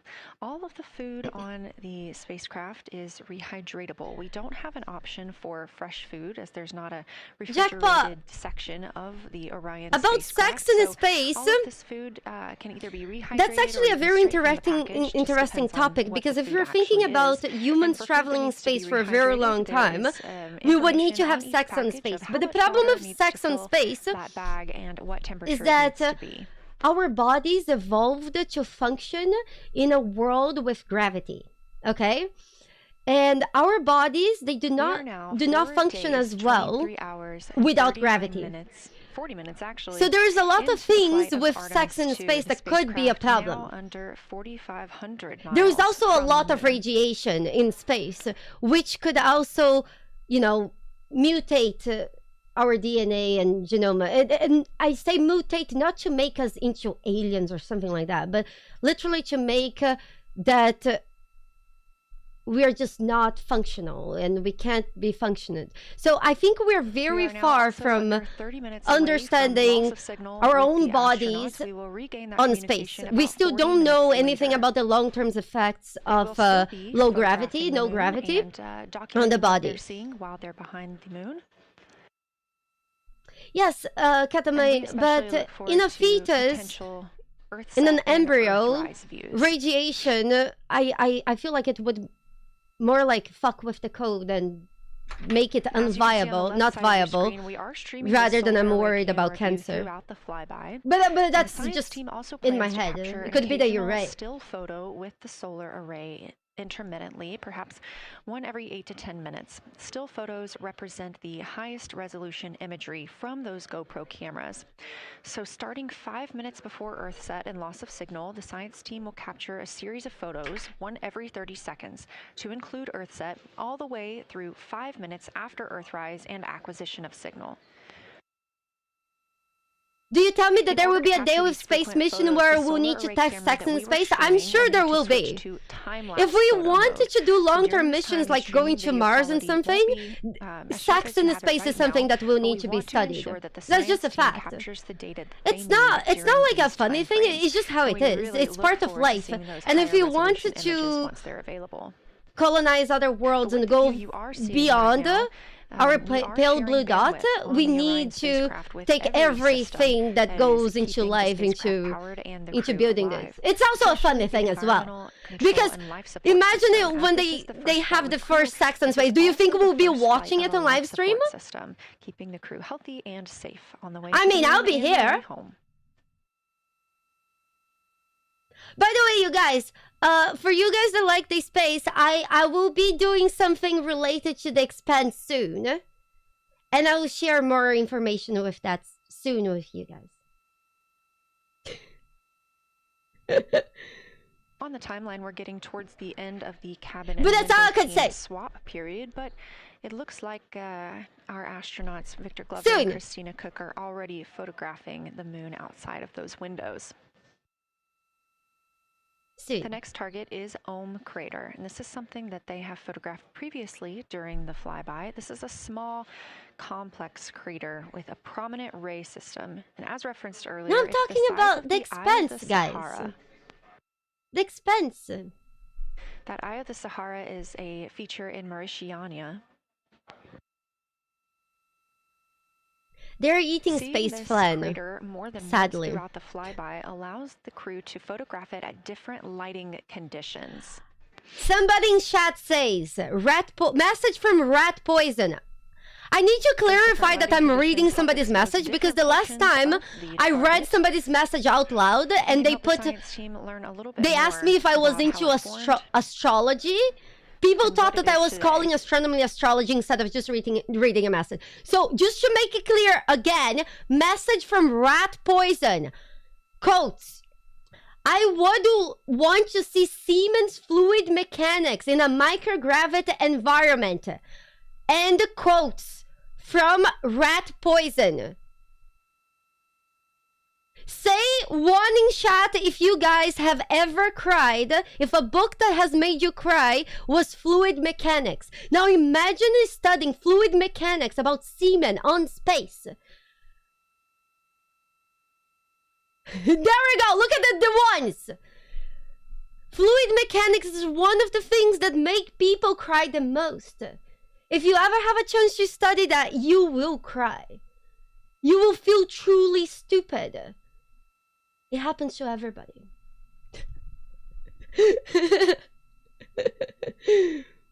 God.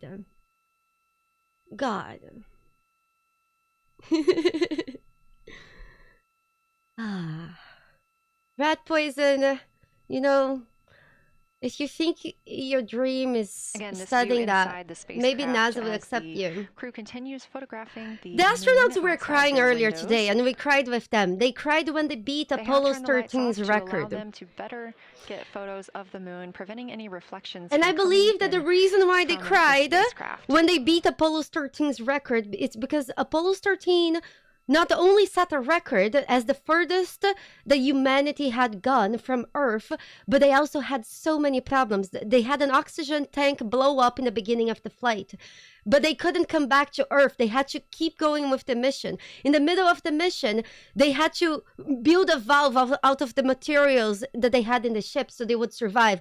They ran out of power because of the blow up the thing. So they had to turn off everything on the ship that they would have maybe enough power to land. They would only turn their computers back on just to make minor adjustments to their route. And everyone survived. They safely made it back home. And all that while using a computer that was the equivalent of today's toaster.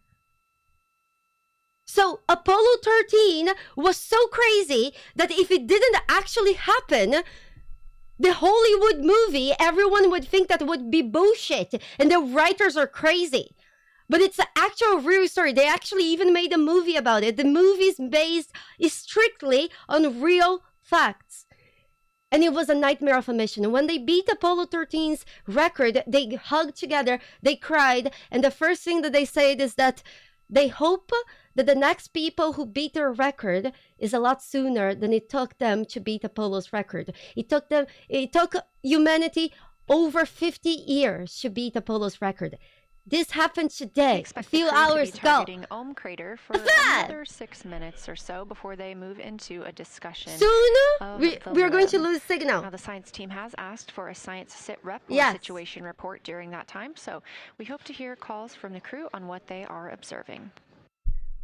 They flew back with windows covered in cardboard and duct tape. Duct tape is peak engineering. I don't know what you're talking about. If you have duct tape, you can have anything. Anything is functional. But why so many years later? Viltrox, the missions from the moon, they were stopped because there were too many accidents. If you've been following along at the start of the day, we did have and we stopped this for over 50 years. And now we are lucky that we are restarting it again. Of the moon. We are now so there were too many accidents, too many things that went wrong. Where the moon is not reflecting light from the sun. And it was probably for the best for us to wait. Why now? Why not now? We have a lot of... Well, again, Apollo 13, we had computers that run as well as today's toasters. So hopefully now we can go even further than before. But we will do that more cautiously. Before we were almost... reckless, but our recklessness was very important for where we got. So hopefully now we can get this and beyond. Side of the moon, and that we can all see from Earth.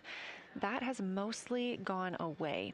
We are now just seeing Apollo 1 was a disaster. Very little of Oriental. That's down to the bottom right of the moon. You can see just a small dark portion near the limb. So basically, guys, when you ask yourselves anything in life, life always goes in cycles. Sometimes people will lose interest in certain things, and then other times they will come where interest will be renewed. Are there bunnies on the moon? I really hope so. We actually talked about bunnies on the moon earlier today. Certain places, since the moon is static... Webbles, thank you so much for your support to Blackjack and the Hookahs for my bunny. We are now about 18 minutes away from loss Thank of you, he's signal sleeping with right the now. Orion crew. Wait, 18 minutes? So, since the moon and the Earth, they have Again, the very close rotations, to communicate with the we always see the same side of the moon. Earth. So, depending on where you are on Earth, you Apollo, see when we the have craters of humans the on moon Deep have a Space different Network. composition. So, some sides of the planet believe that there is a rabbit on the moon because the shape of the craters of the moon, they kind of look like a bunny. Other places believe that there is St. George laying a dragon on the moon. So, it's not that one side is right and the other side is wrong. It's just different perspectives. That's why it's good for you to be able to keep an open mind. As you heard Capcom Jenny Gibbons call to the crew, we expect their closest approach to the moon to be at MET, or mission elapsed time, of 5 days, 25 minutes, and 34 So seconds. right now, you're about to At that watch time, their altitude would be what they went to the moon 4,067 for. statute miles above the Earth's surface. Just we have over no black 2 minutes bar, later, right? they will reach their Is this screen maximum perfect? It distance is. from Earth at mission elapsed time 5 minutes. Ah, okay. 5 Thank you for days, being here. I'm 27 happy. minutes and 39 seconds. Soon, The altitude at soon. that time would be 252,756 statute miles. These are our latest numbers, and we'll make sure to verify and confirm those once those milestones have been achieved. Am I going Obviously, to the we will be moon? without communication to the spacecraft at that time. Levels, thank you so So much. once we regain communication, we will make sure to find out those numbers and report those to you. We go. We go. We go.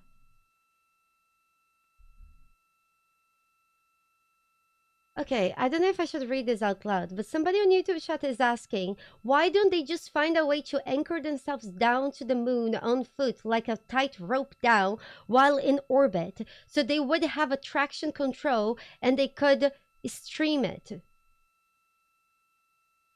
So, Reaver, that's a very intricate and complicated question and very valid. But a lot of times, there is a lot of engineering that goes into those missions, about engineering from engineers that are a lot better at this topic than we are. And also remember that everything depends on money. It could be that the cost of doing something like this would be way too expensive and not worth it. But don't worry, there is 2 missions to land on the moon on 2028. By the way, you guys, I wanted this to be a space that anyone can ask any question and not feel dumb. There is no dumb questions. I even said when the guy said that Earth was a hot dog, I smiled at him and I nodded. As long as people have a genuine interest in learning and seeing cool shit, we'll welcome them. That's all that matters.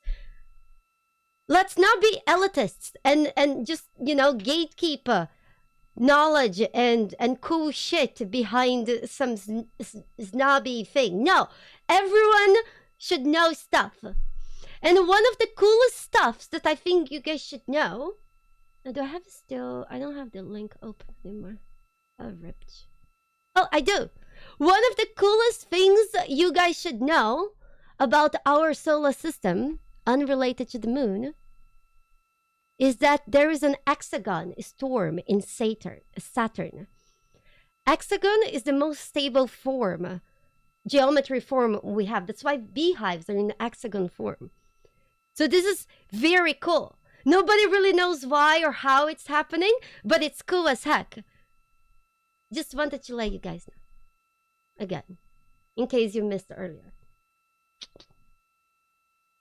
Crazy cool stuff. There's a lot we don't know, but we are trying our best to understand. And sometimes the road to understanding is rough, but it's worth it. Yeah, it's cool. Maybe it's a huge bee colony? Chris, it could be. Who knows? It's unlikely, though, because we do know the composition of Saturn. Checking in on and it's mostly gas. Package. The crew is it could be gassy bees. The limb, seeing the limb of the moon, that what is the signal delay between them and the stream? Currently I don't think it's long. And making annotations are Victor Glover and Christina. Can you guys confirm for me? We are expecting loss of signal in about 13 minutes. How long is the signal delay between them and this live stream? Later. We are going to lose their signal very soon. Would I like to own a moon rock? I don't know. I don't care. We were talking about this earlier today. A milestone worth mentioning that this day marks the first 3 to 5 seconds, 2 to 5 minutes, 40 minutes. Directly, a critical opportunity to practice. No, we are losing the signal from. We're talking about the delay. Missions. Okay, so the delay between this video. So this video, for those of you who don't know, this video is coming from a camera in one of these targeting package solar panels, which is the primary tool guiding the crew observations, and that consists of 2 key components. And the delay between this camera footage and us is 3 to 5 seconds. So this image is right now. That also helped them learn to orient themselves during the flyby. The Lunar Targeting Plan provides a detailed timeline of observation targets, background science context, and specific 2 to 5 minutes the length picture of the a crew should transmission take, that takes from and Earth verbal to the moon descriptions of what for will a be signal to helpful be the received science 10 team to 15 reviewing those seconds. pictures There we go. later. It's That's not what we've too been long. tracking real time and what the crew is using right now to keep up with their next milestones. Oh, sorry. Sorry. No, hold on. Let me just refresh. Sorry about that. It's playing. Guys, did I break it? No, it's normal now. Okay, good. Sorry. Yeah. We were talking about breaking the signal and I broke it, okay? Better than earlier today. Gosh. Did I break it? Oh god. No, I didn't break it. Oh! It's because of the Saturn website! It's fucking Google Chrome deprioritizing my tabs! Like a little bitch!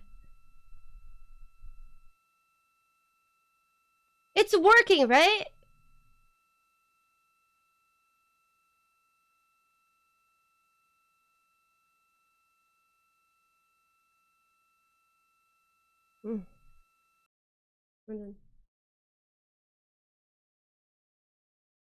Hold on.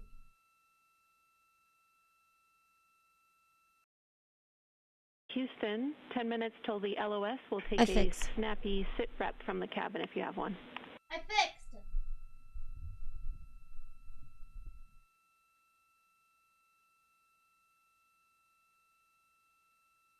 Did it stop? Okay, Jenny, No, it's working. We missed most of that, but just a 10-minute warning, is that what you're saying? 10-minute warning for the LOS, and I'll take a quick fixed. rep from the cabin, please. I did not want to talk about Uranus.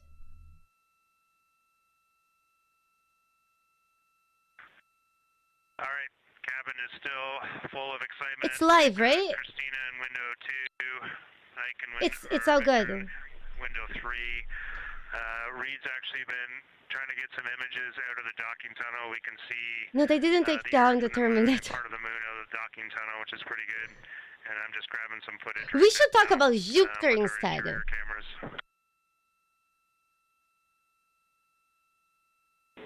Copy, Jeremy. We'd like to know. Guys, everything is good now, right? And also the status of window 1. Looks like there might be a shroud removed. Yes, Europa is a very cool moon. Isn't that the one with water? Jupiter has some very sick moons, like Europa. Reed was using the Z9, and the T-shirt shroud is still on window 1, but we took the camera out of it, so maybe that's sweet. Yeah, they're going to slow down now. I saw a lot of sunlight reflecting around. Copy. That makes a lot of sense to us, Jeremy.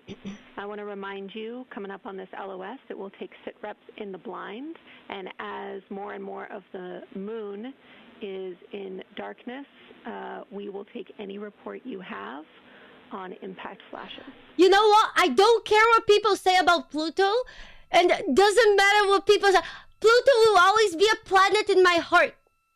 Fuck everyone else's opinions and whatever.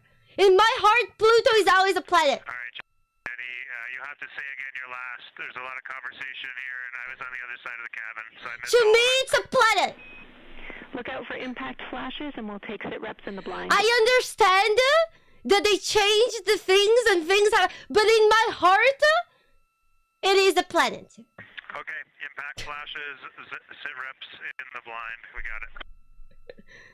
Oh, God. Yeah, just so you understand what's going on with window 1, there is light coming through the outer hall from window 2 into the inside of window 1, if that makes sense. Like, I can see the inside of the vehicle when I look between the 2 panes of glass.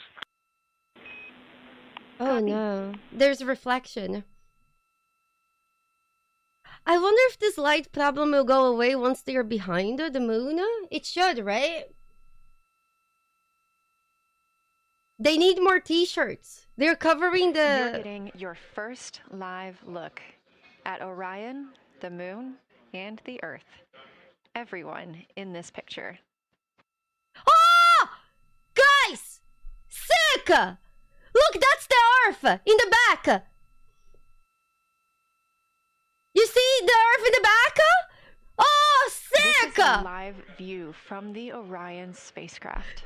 Guys, wave, maybe they can see us. Oh my god, I see some of you guys waving. Oh, hi, hello. There's Currently us. aboard Orion, 4 crew members: Reed Here, Wiseman, Earth, Victor Glover, Christina Moon, Cook, and Jeremy and the Hansen. ship. Sick. And on Nice. the Earth, all of I us, see you. all of I see you humanity. waving. You can see the moon is starting to get a little bit dimmer as Nice. the astronauts are going to pass behind it.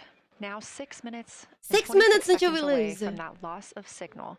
Again, we will be out of communication with them for about 40 minutes until they come around the other side of the moon and we can re-establish contact. Since it's like 6 minutes, it could be that for the astronauts, the loss of signal already happened. It's just that for the signal to travel to Earth, for the future travel to Earth, takes a few minutes. You are 6 minutes from your 40-minute lunar flyby LOS.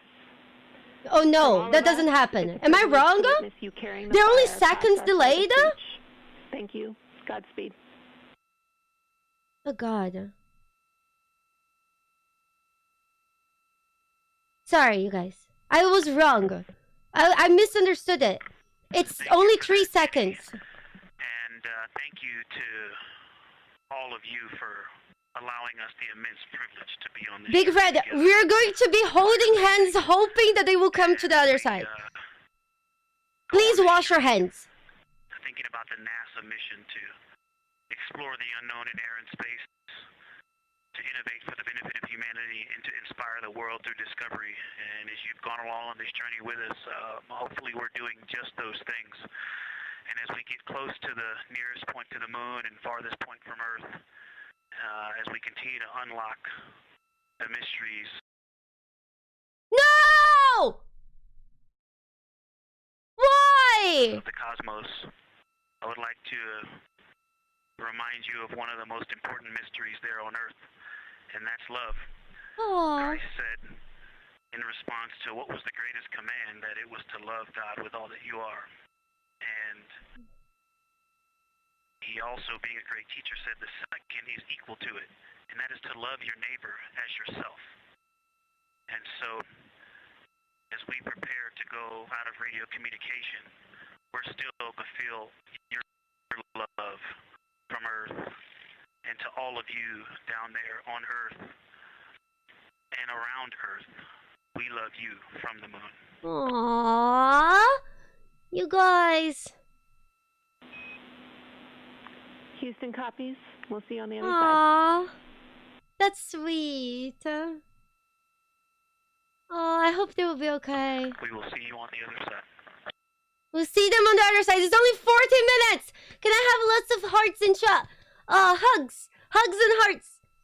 Oh, man. I'm so worried for them. I am so freaking worried.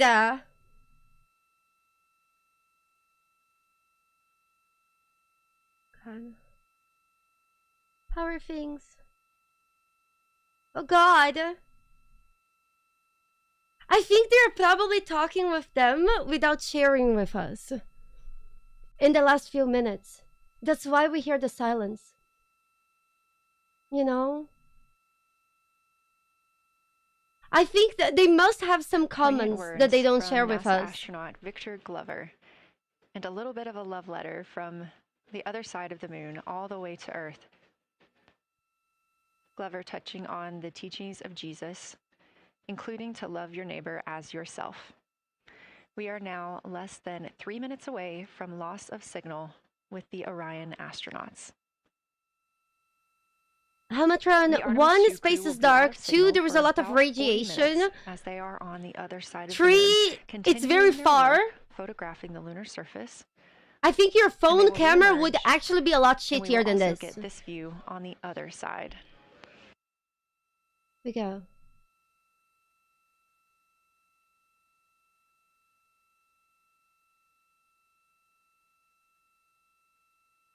I know.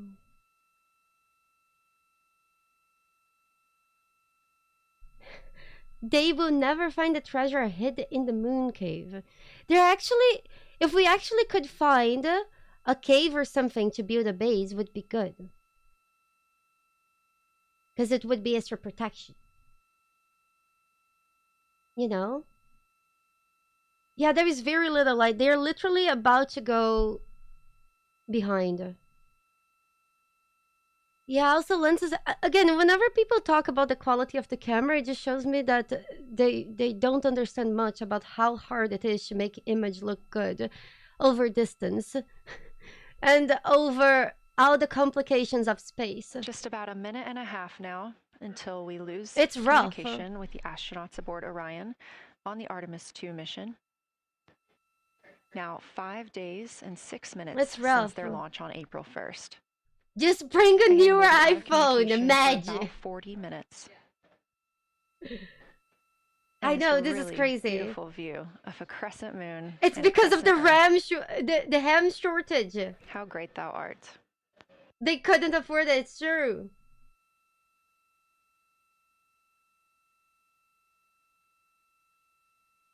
Oh!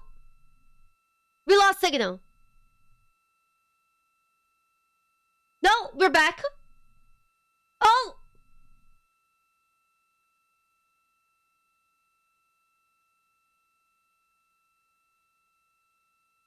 Yeah, I think we lost him. Oh, this is horrifying. God, no. Oh, this is horrifying. His blue screen of 30 doom. Seconds now until no, it didn't. Loss of signal. No, not yet. The signal is definitely getting worse. I feel like for the last few minutes, the signal has been suffering. Uh-oh.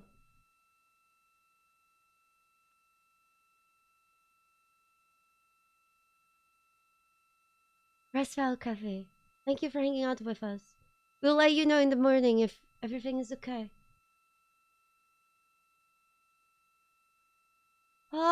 You guys, you see the Earth? You see the Earth disappearing? They're leaving us! Bye, Earth!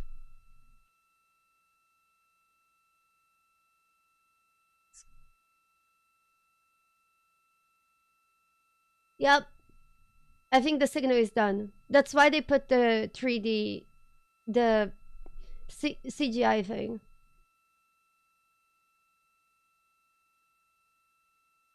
Yeah. The signal is gone. Ah! Okay, they will come back in 40 minutes. And we have confirmation of loss of signal of the Orion spacecraft as it flies behind the moon. We expect to regain communications with them in another approximately 40 minutes. This was expected as their spacecraft is now out of direct line of sight with Earth and behind the moon. And this is a poignant moment as it's the first time in over 50 years that we have humans completely unreachable by anyone else on Earth. No matter how distant or secluded, we could reach anyone living on Earth, but while the crew flies behind the moon, it's simply impossible to make contact with them. This is a live view inside the Science Evaluation Room here at Johnson Space Center and just down the hall from Mission Control. This team has been monitoring the flyby all day as the team has continued capturing targets on the lunar surface.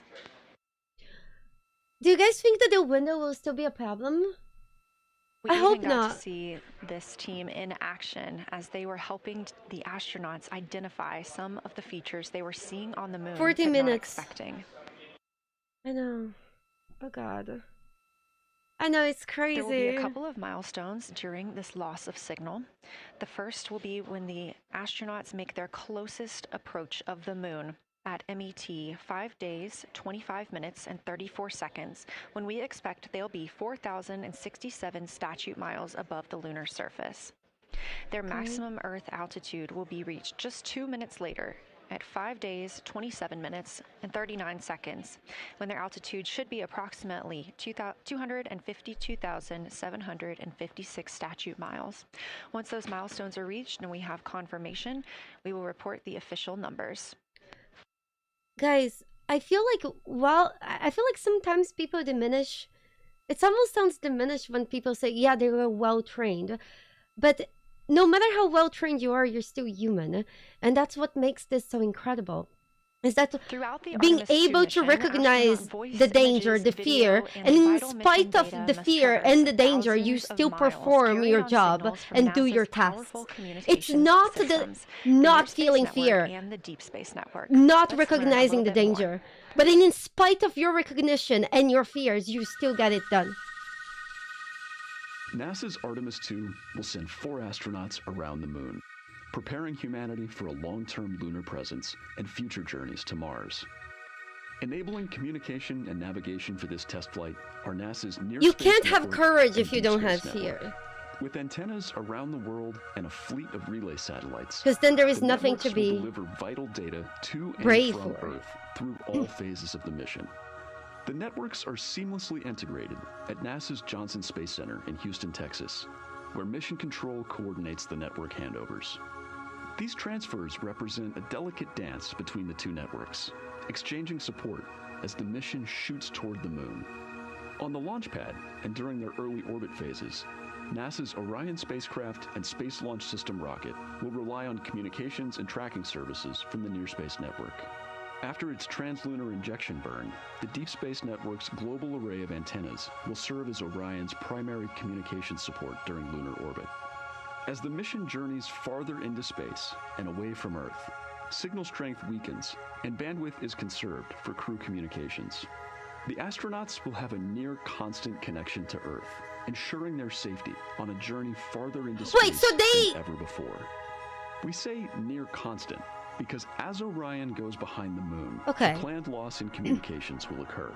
The Deep Space Network will be standing by to reacquire the signal as Orion reappears. The Artemis 2 mission also provides an opportunity to test new capabilities. Those antennas look so good. NASA will periodically transmit Orion data. Isn't it weird that I find it attractive? Big antennas? For future human spaceflight missions. The data from Orion, sent by radio signals or laser links, is massive. You get it! it! Gathering images, data, and video, while also generating details about they're mission just health so and voice nice! channels. All of that data gets processed here on Earth, where systems compress it for efficiency. In the future, we'll upgrade these systems on Earth so that image and video clarity. Imagine the internet stability!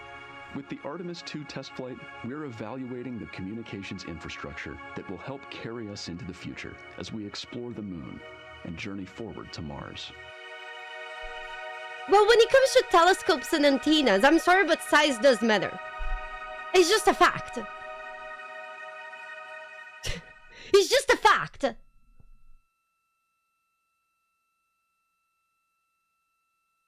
Oh gosh. You see? It's not about dating, it's... You guys, again, there's some things that are attractive to people, like, that people just don't understand. Like, guys don't understand. Like, did you guys know that one of the most attractive thing a guy can do is being gentle and tender with an animal or something weaker than them? Like, that's so freaking attractive. Just like antennas are attractive and telescopes are attractive. Yes. You get it. We are now about 33 minutes until we expect to regain communications with the astronauts aboard Orion. And in the meantime, I've got Dr. Kelsey Young, Artemis Science Flight Operations Lead, here with us. Rosen, high five! Thanks for having me. This is such an exciting day. Oh, no kidding. It has been so cool to hear you communicating directly with the crew. Nice, Scotty. Awesome. For this for years, so I am so excited for you and for your team. So just to get into that background a little bit, tell me about your background and what you've been doing on console. My background is as a field geologist. Actually, I love geology for my PhD, so all these descriptions of impact craters have me just absolutely swooning. How I got into this, though, is, during my PhD, I got an internship at NASA and ultimately never left to integrate science into flight operations. It rocks! So we developed the Science Officer Console, for which this is the first mission we're supporting. We developed the Science Evaluation Room that's right upstairs, and so it's so gratifying to see this operation structure come to fruition, especially on a day like today. I would have A to dwarf in imagine so. disguise. And we've got a great view of the science evaluation room right now. Is there anything that Dude, has I stood out would love to to your team so visit this far? room. I've seen this room so much. So as you might have heard in some of the press briefings, and I love content that, this. you know, we've been putting out color You and high albedo five. were Yes. really exciting targets for us. We've heard Stella, thank several you for amazing the color 20 months. descriptions so far. Just to highlight maybe one of them, we heard about greenish and brownish hues near Rosen, that makes Aristarchus, me which is actually a happy. feature that we can see here from the near side. And those greenish hues could actually tell us something about the volcanic evolution of that area. So you can bet that the You guys, science team is gonna be imagine a prioritizing land party in downlinking this those room. images and the Can you crew imagine audio that it? we didn't hear that went into those recordings to learn a little bit more. Wow, that is fascinating. I was hearing those colors and very interested just from a personal standpoint because looking at the moon from, 250,000 miles away, we don't see green or brown. So just hearing that them being so close and getting to see that. Geologists fascinating, are and I know so it's very down to exciting earth. for you. So what are you expecting to see in the upcoming portion of the flyby? The upcoming portion is actually going to be really exciting. So right now, as we speak, while folks in the room are kind of taking their stretch breaks and everything, the crew are still hard at work. They still have I didn't targets to stretch. image and describe during this LOS. But when we come out, the first thing, of course, we're going to hear about is Earthrise. We're really looking forward to hearing about the crew's experience with something that we can connect with, and that Apollo 8 brought us such amazing images from. Oh, I But then can't we wait start to see get that. into, describing the Terminator, Oh, the as well as pictures. looking for things like lofted dust, which tell us about the modern lunar environment. Then the vehicle's going to orient away from the moon for an hour and then pivot back for the eclipse observations, which is a whole different set of science observations that we're really looking forward to. It's kind of nice that the crew will get a little break in there because they have been hitting it hard today with photos Terminator and is the videos and line annotations. between the dark What are side and you the bright side hoping of the that moon. the crew sees coming up? Is it that lunar dust? Oh my goodness, that's a hard question to answer. I mean, we've already gotten such great descriptions. I mean, the Terminator seems to just be like one of their favorite things to look at and Striking. describe. So I feel like, that was something we were looking forward to. The I feel like Terminator we really will got be some back. great descriptions. So absolutely, I'm looking to the human moment of Earthrise. Lofted dust is an exciting one, and lofted dust will be a target for them in the right around the time of Earthrise, but again in the eclipse period. So I'm really looking forward to seeing. I mean, they've already highlighted just in the course of their flyby so far how the moon has changed, and this is going to be even more dramatic change to go from their end of this kind of lunar illuminated piece of the flyby into the eclipse time frame. And I can tell you they're going to be experiencing a very different moon during that time, and I can't wait to hear what their observations are. Yeah, that's absolutely fascinating, and what a privilege that we get to do that on this mission because that's not always the case. If we had launched on a different day other than April 1st or 2nd, we wouldn't have gotten to see that eclipse. Is that right? That's correct. April 1st and 2nd. I will say, I was asked a lot in the weeks leading up to the launch, well, what's your favorite day? And my answer truly was there is no bad day to launch to the moon. We were going to get great science out of it no matter what, but it's a really neat opportunity to, bring the sun into the picture, bring different planetary bodies into the picture while still literally keeping the moon in center stage. Fascinating. So what differences are we looking for at each site? We're hearing a lot of different terms. We're looking at craters. We're looking at mare. What are the differences that you're hoping to see? We do have, as you highlight, kind of different prompts for each target. That's what they're looking at in their lunar targeting plan, which I know you've been showing. And we have even different prompts for the person with the really long lens on the camera versus the people with the unaided eye. And you've heard the crew talk about, oh my goodness, when I go from one to the other, I can really detect different nuances. And that's something that we experienced in simulations, but hearing them actually, see it for real has been really gratifying. But we're looking for different things based on the target. Sometimes we're looking for color. Sometimes we're looking for texture. For the Terminator, we're looking at kind of what texture and morphologies pop out to you and what kind of diversity you see along the Terminator. You've heard, Victor especially make some comments about future impacts for exploration. So already I think that their descriptions in this first part of the flyby have told us something scientifically, but also about future surface missions.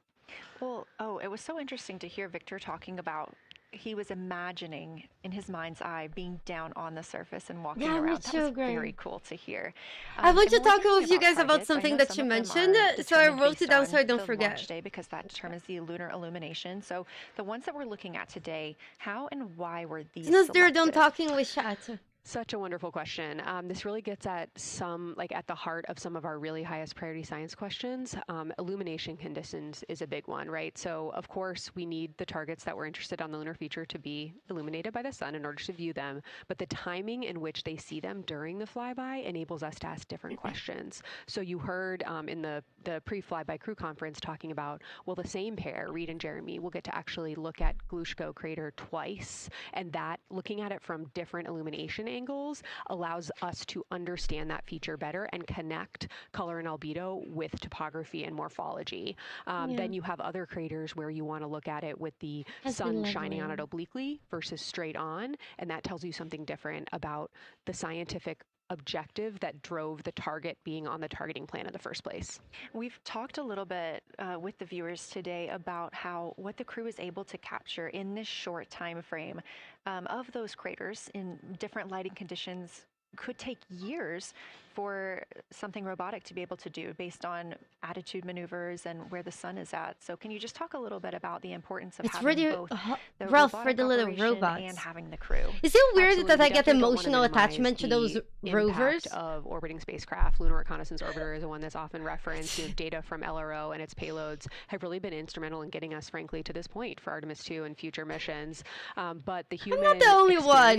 The They're crew cute. That we've already been hearing about, it is such a perfect complement to the orbiting spacecraft data because they are able to have this unique little perspective. They are far enough away where they can make these contextual observations. You've already heard it. How many times have we heard the crew and their science sit reps say, if I track this feature from all the way up here in the northern hemisphere down to the southern hemisphere, here are comparisons I can make. That right there is not something we had the ability to do with the Apollo missions, and it allows just literally in the blink of an eye to synthesize observations that it would take, a really significant effort to coordinate with different orbiting platforms, and they're making it like that. Wow. It has been very, very exciting to hear all of their calls so far. And so I've heard they were able to capture Mortis, I say that was attracted to antennas. Why saying that I think it's important a rover is cute while they're the size of a car is weird. Anxiously awaiting this. We've been hearing from the crew members who are not at the forward windows, right?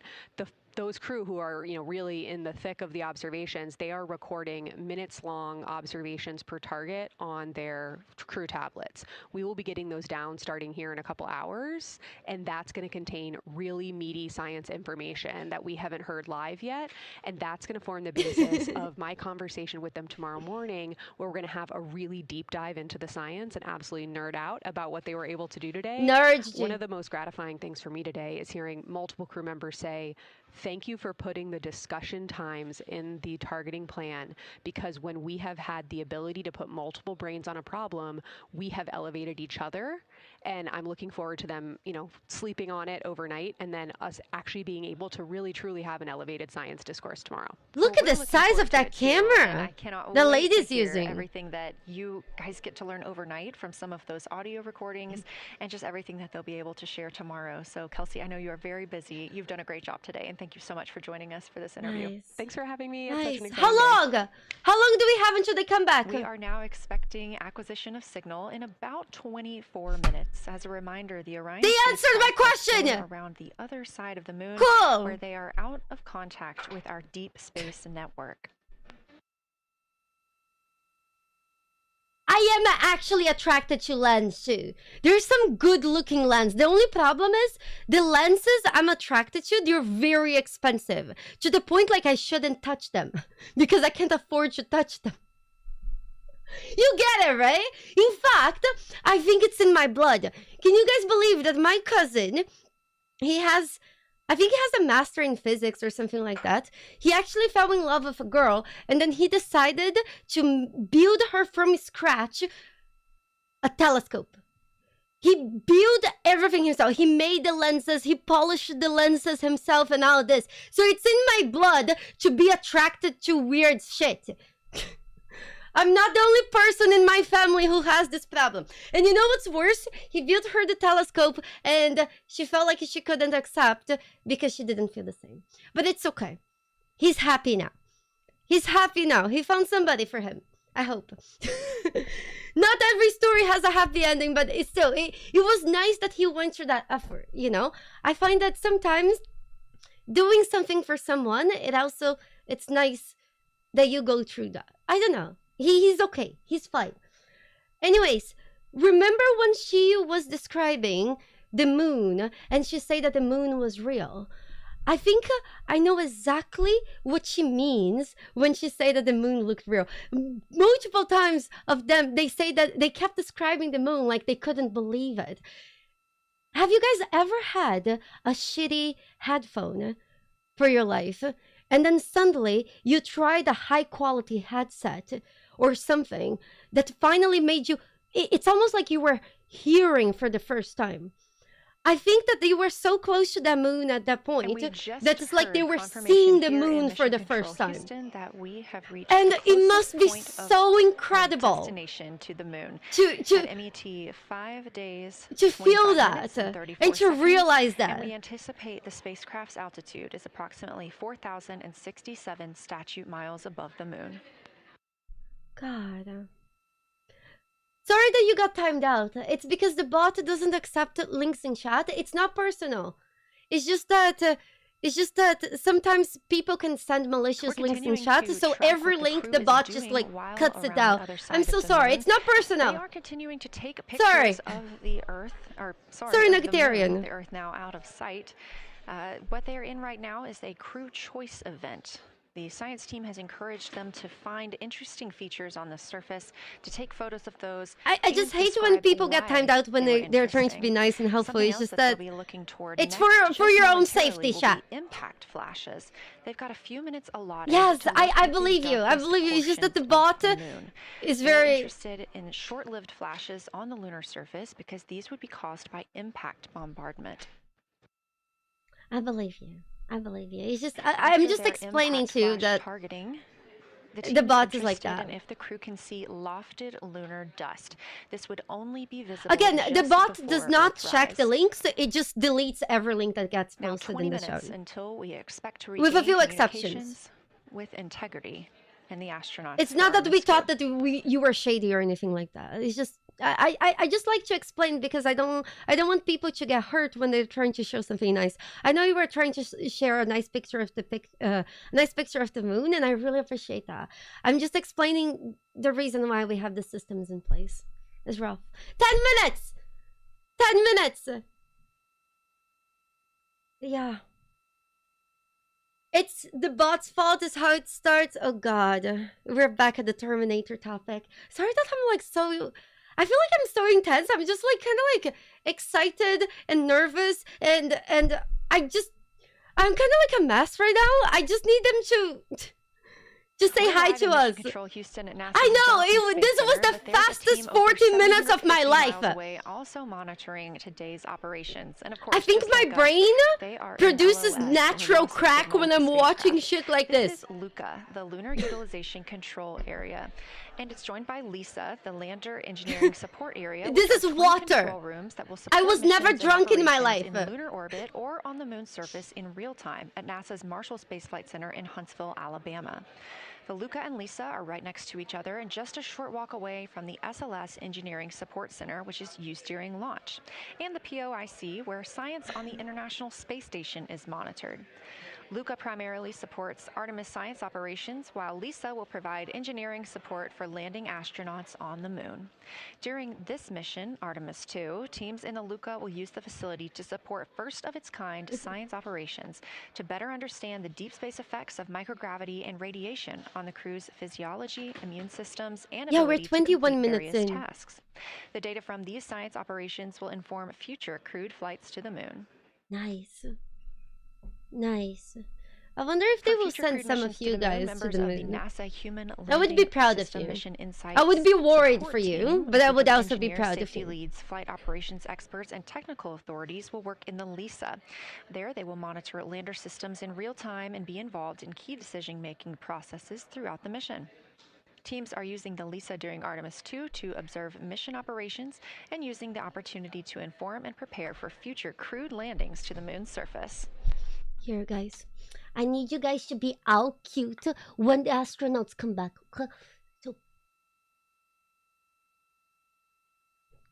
So we're all cute when the astronauts come back. gosh. How cute.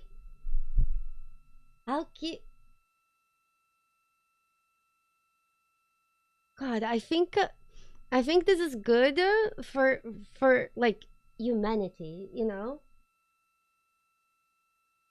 Somebody say that it was not possible for me to have never been drunk. It's very possible when you have to babysit your drunken cousin. So my cousin got ditched by a guy that she loved very much, and then she got drunk in tequila.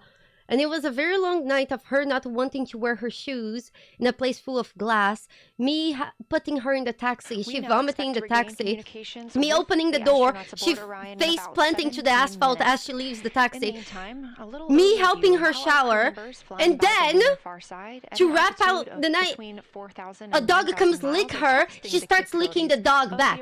I literally watched my cousin make out with a dog.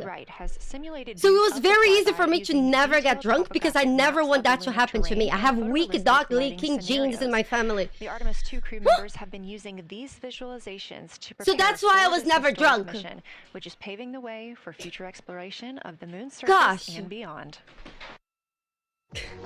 So the most exciting thing to me about Artemis 2 is just the return to the moon. We haven't been there in 50 years. Human eyes are going to see parts of the moon that haven't been seen by anyone before. It also recommits us to exploring the solar system in a way that we haven't in a long time. Thank God for lenses. Stop it! For younger generations to understand the excitement of doing that kind of exploration.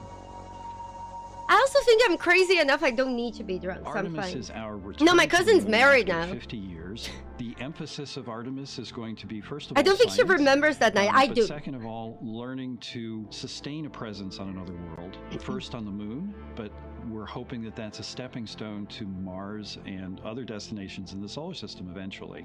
Artemis 2 will be a flyby mission. It's not going to land. We're testing all of the technology. No, she's done buried with the dog! To the moon since Apollo. A lot of systems have been modernized, and we need to make sure is that even allowed? The astronauts will be looking out the window at parts of the moon that have never been seen by human eyes before. She's not a gamer. They will be There's no risk of her watching the stream. Much higher than Apollo's orbits, and so they will see the entire disk of the moon, including areas that are closer to both. Look at that! That astronauts from Apollo never saw. This hole is sick. All that depends on the lighting, which we really won't know until launch day, but we can practice with different lighting scenarios. It's hard for people to sort of they're practicing with different lights. You can make a visualization of it, show them a movie, that helps everybody choose the targets and also practice aiming at those targets. The astronauts have actually been looking at look at the texture of that crater camera and practicing aiming at the various targets. This is a map of the surface of the moon, obviously, but it shows what the Apollo astronauts could see in sunlight while they were in orbit. The brighter parts are the parts that they could see. The darker parts, like this entire area here and places that are farther north and south, are places that they couldn't see in sunlight, either because it was nighttime there or because it was beyond the horizon of the astronauts. All of the Apollo flights orbited the moon at a distance of about 110 kilometers. Because the astronauts were flying at such a low altitude, their horizon was actually quite close, and they couldn't see the north and south poles. And this whole area over here was not in sunlight at the time. And it includes this amazing impact feature here called Oriental. Oriental is a very large impact feature. It's about 650 kilometers wide. It's got multiple rings. These are rings that form like ripples in a pond from the impact, but of course it's on a huge scale. The middle of Oriental has that sort of dark basalt lava covering it, like the dark spots that we see on the near side. It's one of the biggest ones that's more on the far side than near. So seeing it with human eyes and sort of picking out features that maybe you don't even see in robotic cameras is an important goal. I know, it's crazy. Yeah, those craters should be a lot deeper. Why are they so shallow? Is the moon that hard? Also, Can they light This the live view moon? in the silent science evaluation room. How powerful of a Johnson light they would Space Center need? in Houston, Texas, just down the hall from where we're at in the Artemis mission control room. Teams continuing to monitor the flyby.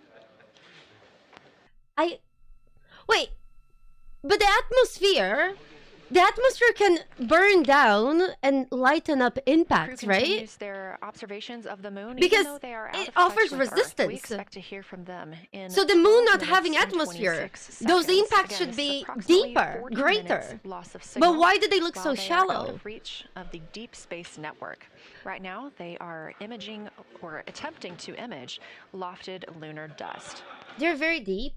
Throughout our coverage, we've talked It's a just lot very about far. the science and engineering behind today's lunar flyby, but we also spoke to the crew about what the moon means to them and how they see its place in human history.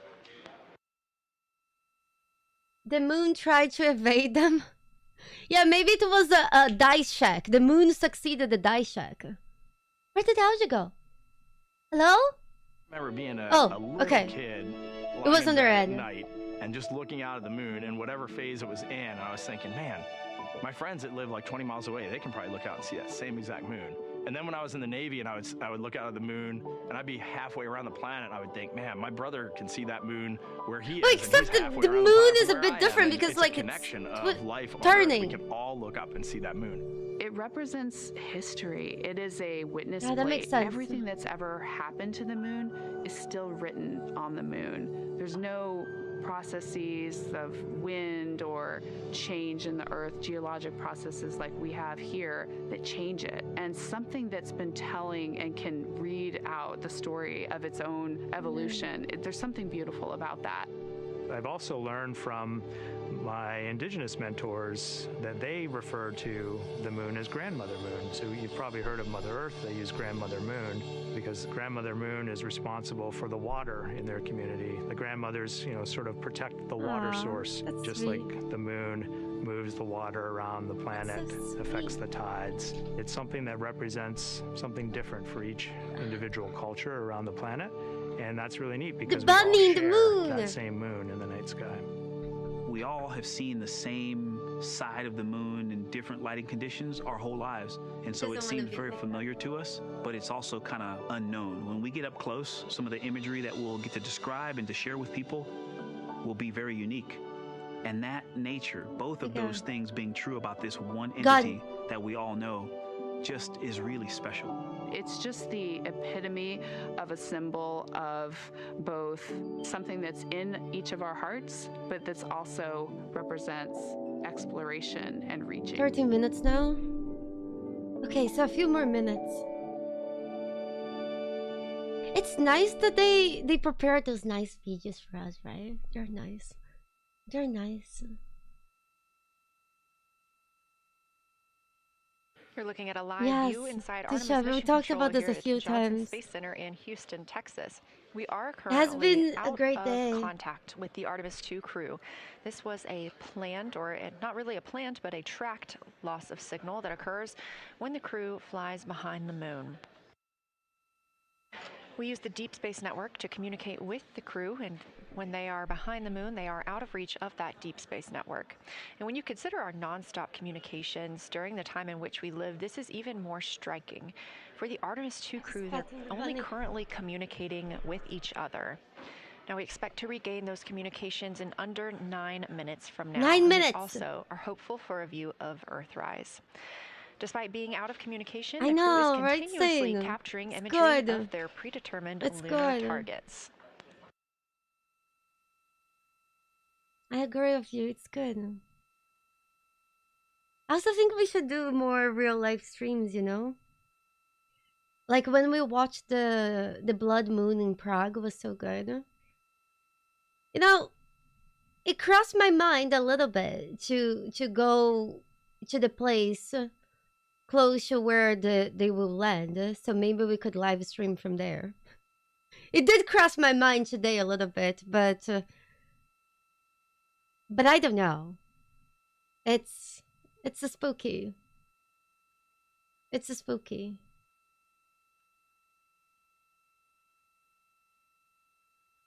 No, not cooking stream. I want you to go see like eclipses and stuff.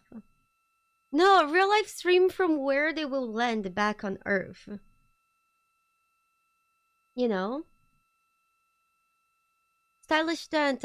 Last year, not too long ago, I was in Prague in the same day that there was having a blood moon in Prague. And we waited for the blood moon and all that. It was super fun. We go. I'm just a bit... Yeah, it's kind of in the ocean, but there could be boats. But the problem is it could be a bit dangerous. Until we anticipate regaining communications with the Artemis 2 crew aboard Orion. In the meantime, Artemis 2 lunar science deputy lead Marie Henderson is trained these astronauts to capture and document their views of the lunar surface for all of us to enjoy back here on Earth. 7 minutes. I cannot wait to hear their voices when they get to the far side of the moon and I can hear them talk about seeing the moon out their window. I try to imagine it now and just like tear up thinking about it. Oh, now I gotta hold on a second.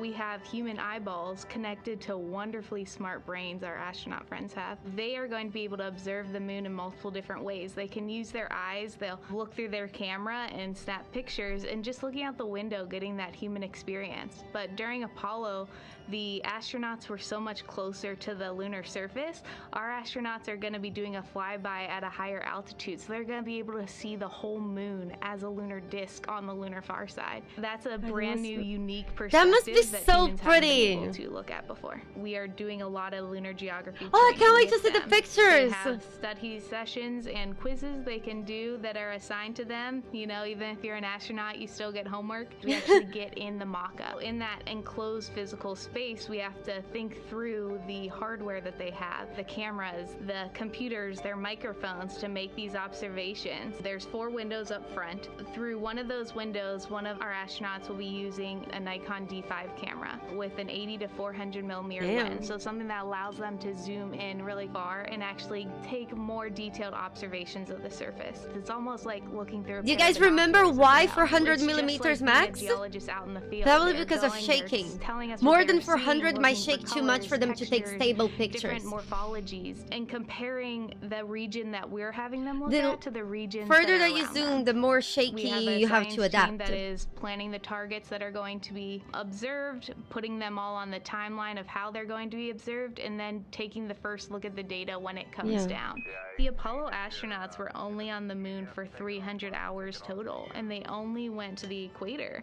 That's like going to places that were safer landing sites, and they only saw so little, 300 hours total. And so we have so much more to explore and so much more to learn, and we are the beginning of the next generation that gets to start being a part of these discoveries. Let's go!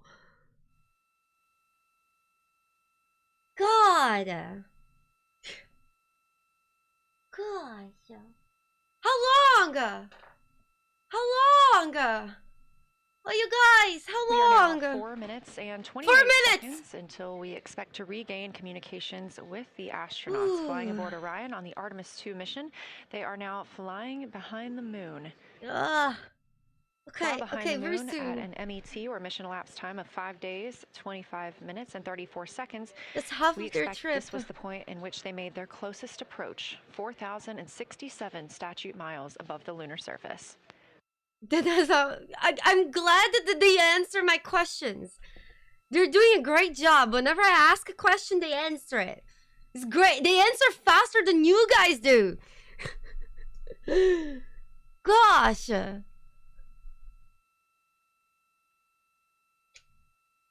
I can't stand the silence! God, you guys are driving me crazy! Oh my god, I almost cut my face. By the way, you guys, one of the things that I really like, I got this metric that's very high quality. Oh, it's so satisfying. Tools, high quality tools are just amazing. Boom Monkey, thank you so much for the prime. I appreciate you support your blackjack and hookers from above me. Thank you. Yeah, blackjack and hookers for the button. Okay, so I need to get my button. It's sponsored by Tape Measures or no? We're live in the Artemis mission control room in Houston, but we are not the only room monitoring today's flyby. As you can see, this is the SIR, the Science Evaluation Room. It's in the same building and just down the hall. It's a multidisciplinary science team supporting the Artemis 2 crew in real time, including experts in lunar geology, impact cratering, volcanism, polar science, imaging, and visualization. You can see the SIR here. That's the Science Evaluation Room. It's embedded within Mission Control to provide science input during live operations like what we see today. But additionally, the Science Mission Operations Room is a back room that processes data, evaluates imagery, and supports rapid analysis. We also have our science officer, Kelsey Young, here on console today. She's serving as the primary interface between the science team and the flight controllers, ensuring science priorities are represented during mission execution. He's so cute. Once he's done eating his snack, I wouldn't let Boo go to space. How long? Oh god. Oh god. I minimized all my windows. This is a nightmare. All my windows. Coming up on 1 minute and 36 seconds until we contact Orion. Fixed. 1 minute. Okay. Meanwhile, aboard the spacecraft, the crew has continued executing their lunar flyby tasks. As we discussed earlier today, these activities have been precisely timelined, and this is the 4th of 5 blocks of time during which the crew will be observing the moon from Orion's windows. At this time, 1 minute Victor since Glover we get the and communication mission back specialist Christina Cook are with the observing moon. the moon at windows 2 and 3. They even got their windows assigned. Guys, I think they put 4 windows because there's 4 astronauts. A blue shroud over the window, taking photos and using an 80 to 400 millimeter zoom lens, while the other astronauts they all have their little window computing device, also known as a PCD, to make annotations. And both of those crew members are making audio recordings of what they are seeing. They are wearing headsets connected to their PCDs, and those audio recordings are being sent to the science team tonight. We are not hearing those live. However, we have been hearing quite a lot of great descriptions from the crew who have been serving as the support. Right now, the support team members are Reed Wiseman and Jeremy Hansen. Those team members are providing science sit reps, situation reports, calling down a few times each hour to discuss what they're observing. And even though we're out of contact with them right now, they are still conducting those science sit reps as they'll be available once they come back around the moon. We science. The situation reports include how the crew is positioned, any missed targets, or anything unexpected they saw. They're also including I think they're already late. Any hardware issues, and their emotions and reactions. Is the signal back?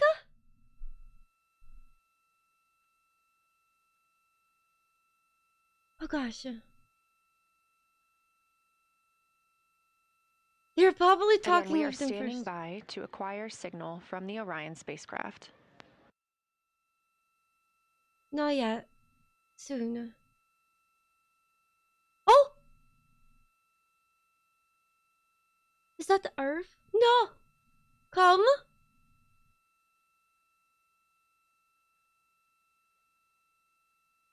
Calm? We have signal? Wait, it's coming back?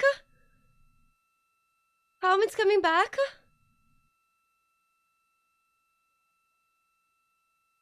Calm? Their OBS is acting up. I don't think it's their OBS. Ah. God. Ah. Please. Please come back. Guys, the silence is killing me. Oh, don't We're in the Artemis mission control room at Johnson Space Center, getting our preliminary contact with Orion, that acquisition of signal coming after a 40-minute loss of signal, during which the crew was flying behind the moon. They're late, right? Contact with anyone on Earth. It could be that the signal is coming back, but it's not stable. It's kind of like my mental health. It's working on it, but the stability is yet to come. It's a joke.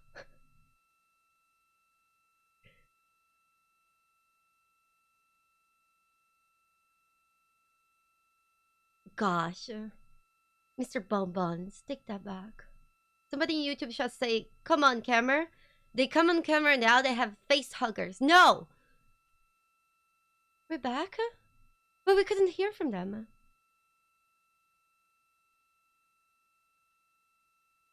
Come on. We are getting our first views from Orion after the loss of signal. Orion has come back around the other side of the moon, and that little crescent that you see is Earth, over 252,000 miles away. Hi! You guys wave! But we didn't hear from them. Is it weird that just seeing Earth is not enough? I want to hear them. Lunar Flyby continues, but Orion has also technically begun its journey home. Oh, God, please say something!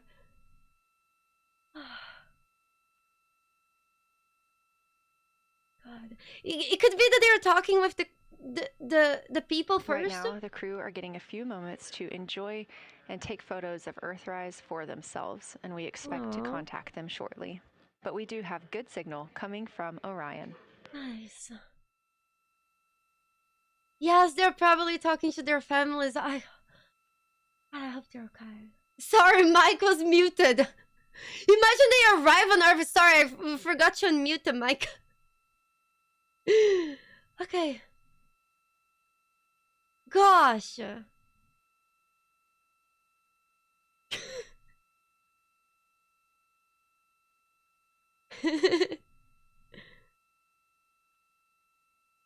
Come on.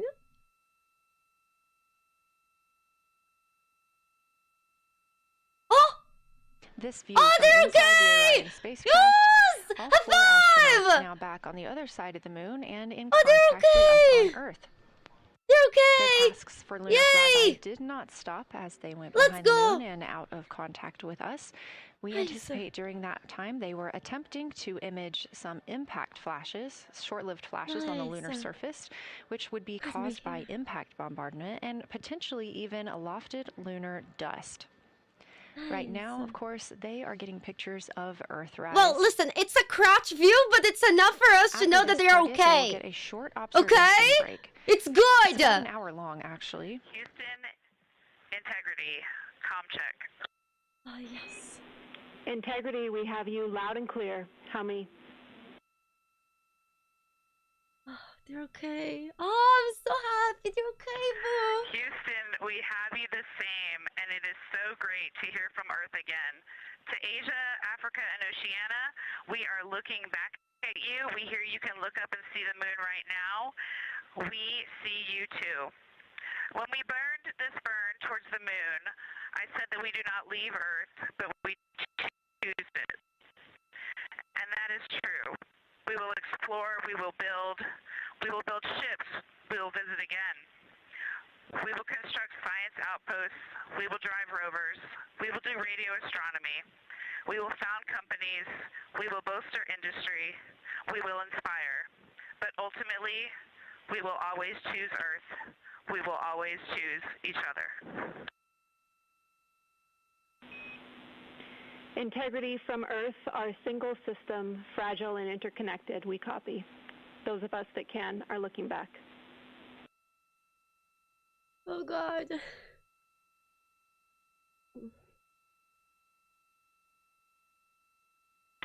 We are happy to say we copy. Yes.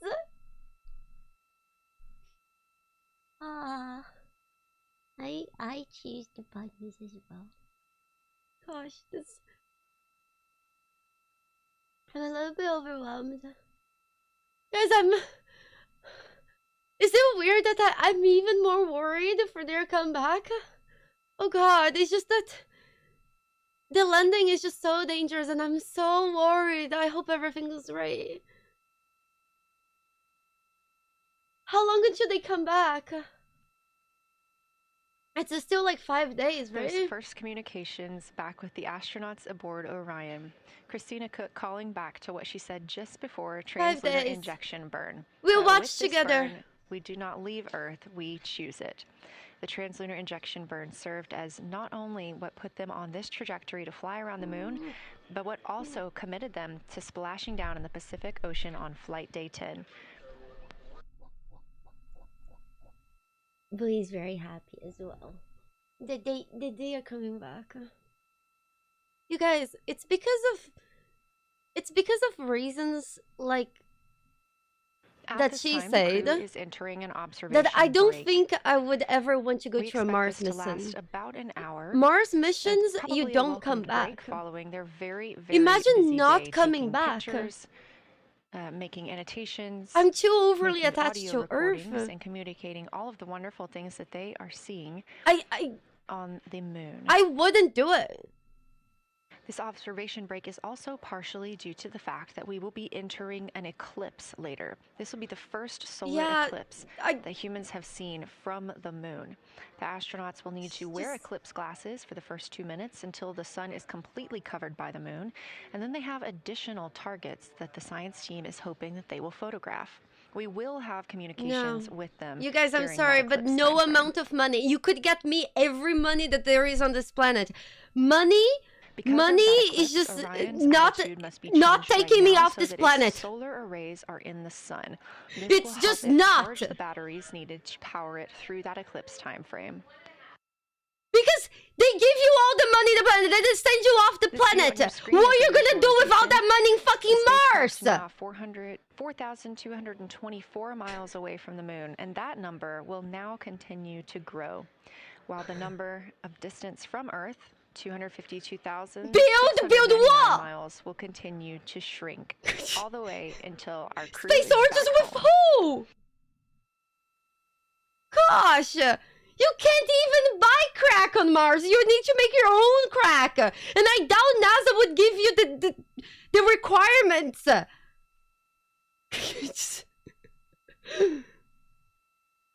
With the aliens, sure. Oh yeah, you guys think that the three-breasted lady from Total Recall is on Mars waiting for you with open arms? Yeah, sure she is. Sure she is.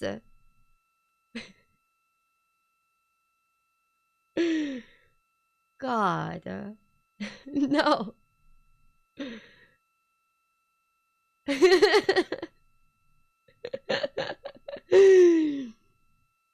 Oh man. Oh man. I am so proud of us. I can't wait to see. When will they share the pictures?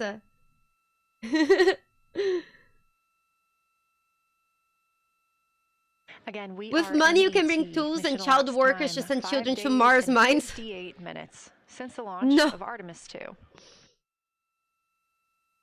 Gosh. We have reestablished communications with the crew and the Orion spacecraft, now that entering a little bit of a break. I can't wait to see the while pictures. They are out of visibility, or the moon is out of their visibility.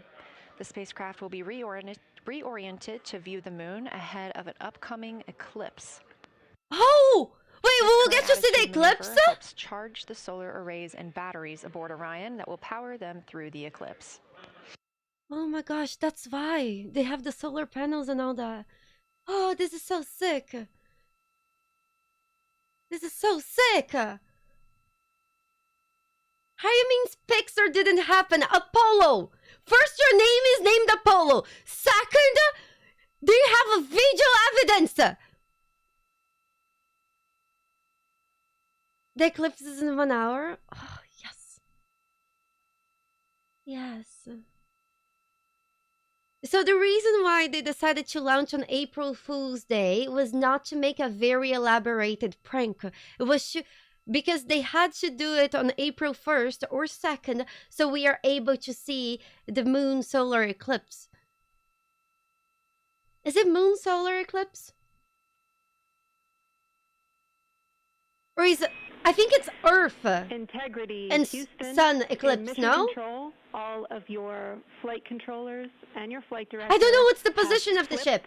There are Artemis Help! 2 patches around. I think it's the We Earth are eclipse. Earthbound and ready to bring you home. It's a lunar eclipse? Yeah, the moon will obscure the sun. Okay, cool.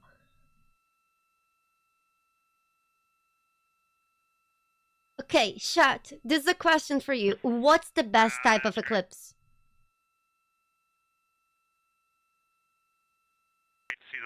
There is one right answer.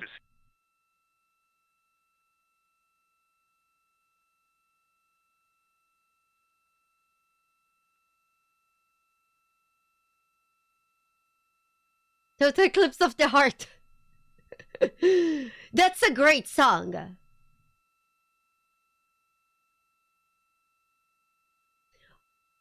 Nobody mentioned it in chat. What's the name of the eclipse where you can still see the rings of the sun around the moon?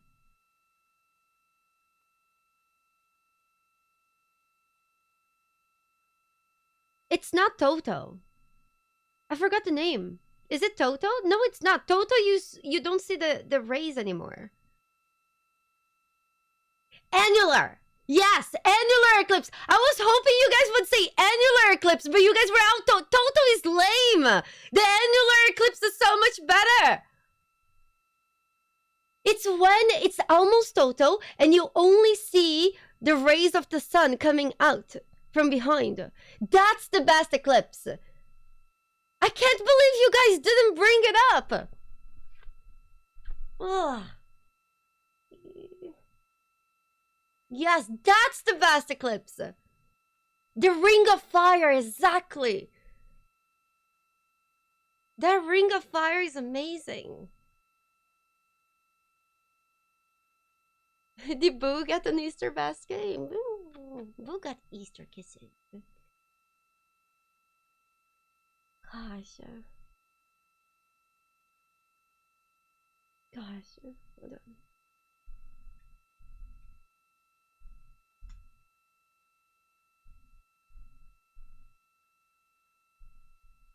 Yeah.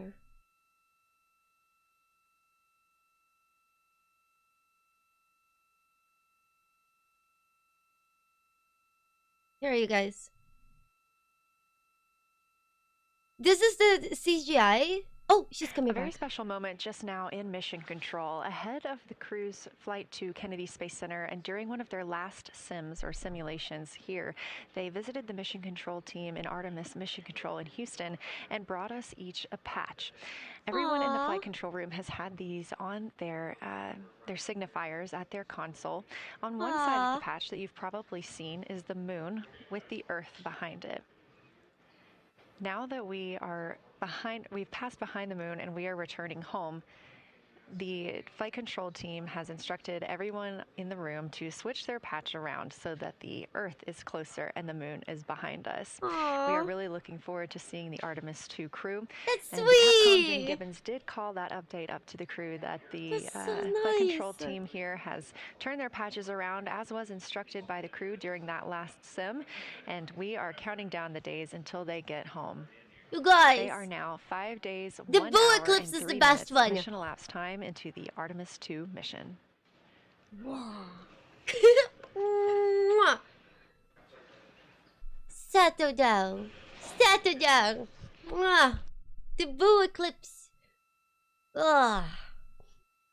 Here, since we're in the CGI thing, I just wanted to show you guys the annular eclipse. You see? I think that's super sick. But you know, the total eclipse is also very valid. They're both valid. But I just love the golden ring around the moon. Very pretty. Very, very pretty. Oh. Yes, it looks really cool.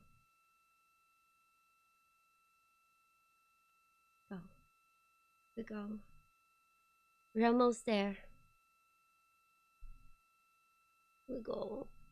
Oh, Boo eclipse. Who knows what it takes to open a gift shop on the moon? There is isn't there like a subway in the meteor crater in the United States?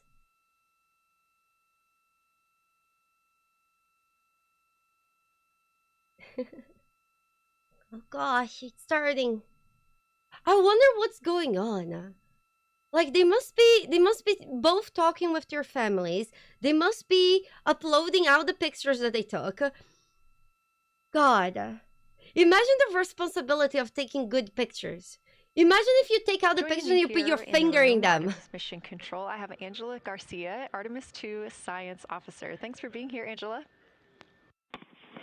It is an honor to be here. What a day. Everyone's been buzzing. I can't contain myself. So it's been a really awesome day. So you're sitting on console. Leaving the lens cap on. I know. Today?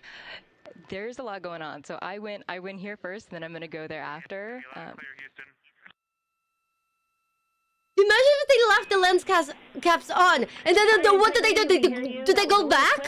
But I think we have they can't. Now we experienced some blockage from a solar array. We moved it, and we are in bias tail to sun.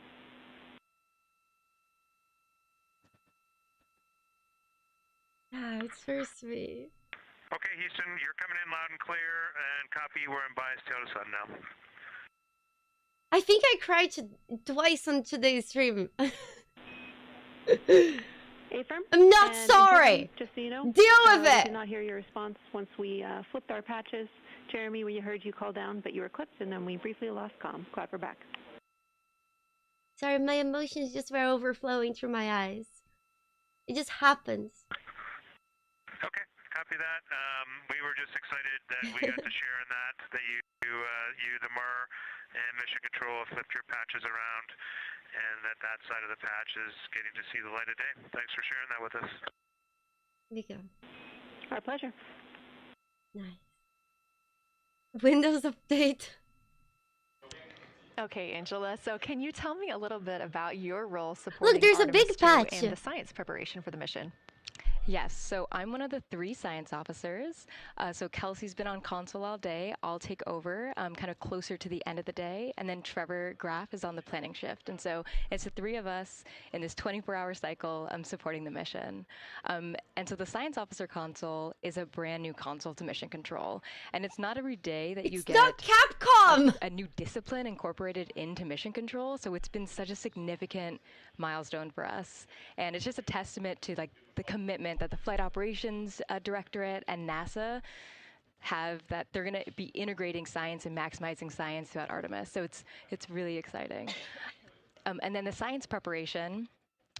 So I'm on the operations team, but I'm also on the training team. So all the incredible training and shout outs that you've gotten today, it warms my heart. It warms everybody's heart in the science evaluation room. I promise you that. But so all the classroom training, the field training, the mission simulations, right? We were part of all of it, and that is what we did to get the crew to be. They are a part of the science team, and they are the forefront, that nice edge, and they're just been doing such a great job today. I know. I imagine that you have to be pretty proud of them. Their reports have been fantastic. Where's Leon? Leon was in the dark side of the moon. Developed procedures for this crew. What kind of science activities are they carrying out inside the spacecraft? Yeah, so the procedure development has been a unique challenge. I would say the exploration science that we're doing is inherently pretty flexible, and operations is, I'd say, inherently has more structure and rigidity. And so to marry the two and to operationalize the science that we want to get done has been a challenge. But I think we've been able to go through these processes and create good products at the end and have a good plan. And yeah, it's been really great. What was the second part of your question? You guys see the flying for these science activities that they're performing? Which of those have you really had a hand in?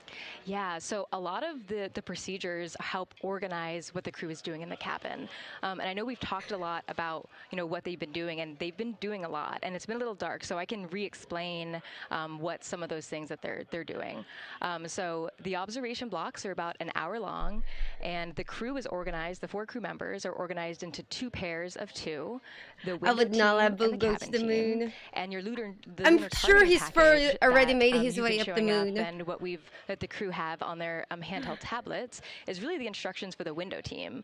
So the window team, the 2 crew members are looking out the window. One has the camera with the long lens. One has, they're just looking out the window with their unaided eye, and they're taking This must be the best one, the best job, and then right? halfway in that observation block, they do the window team. The window team position swap. So that's what you've been, what Capcom's been calling out. Capcom. So each crew member has a chance to have that long lens. So we can't see the moon right now because they passed through the moon. They're readjusting the ship.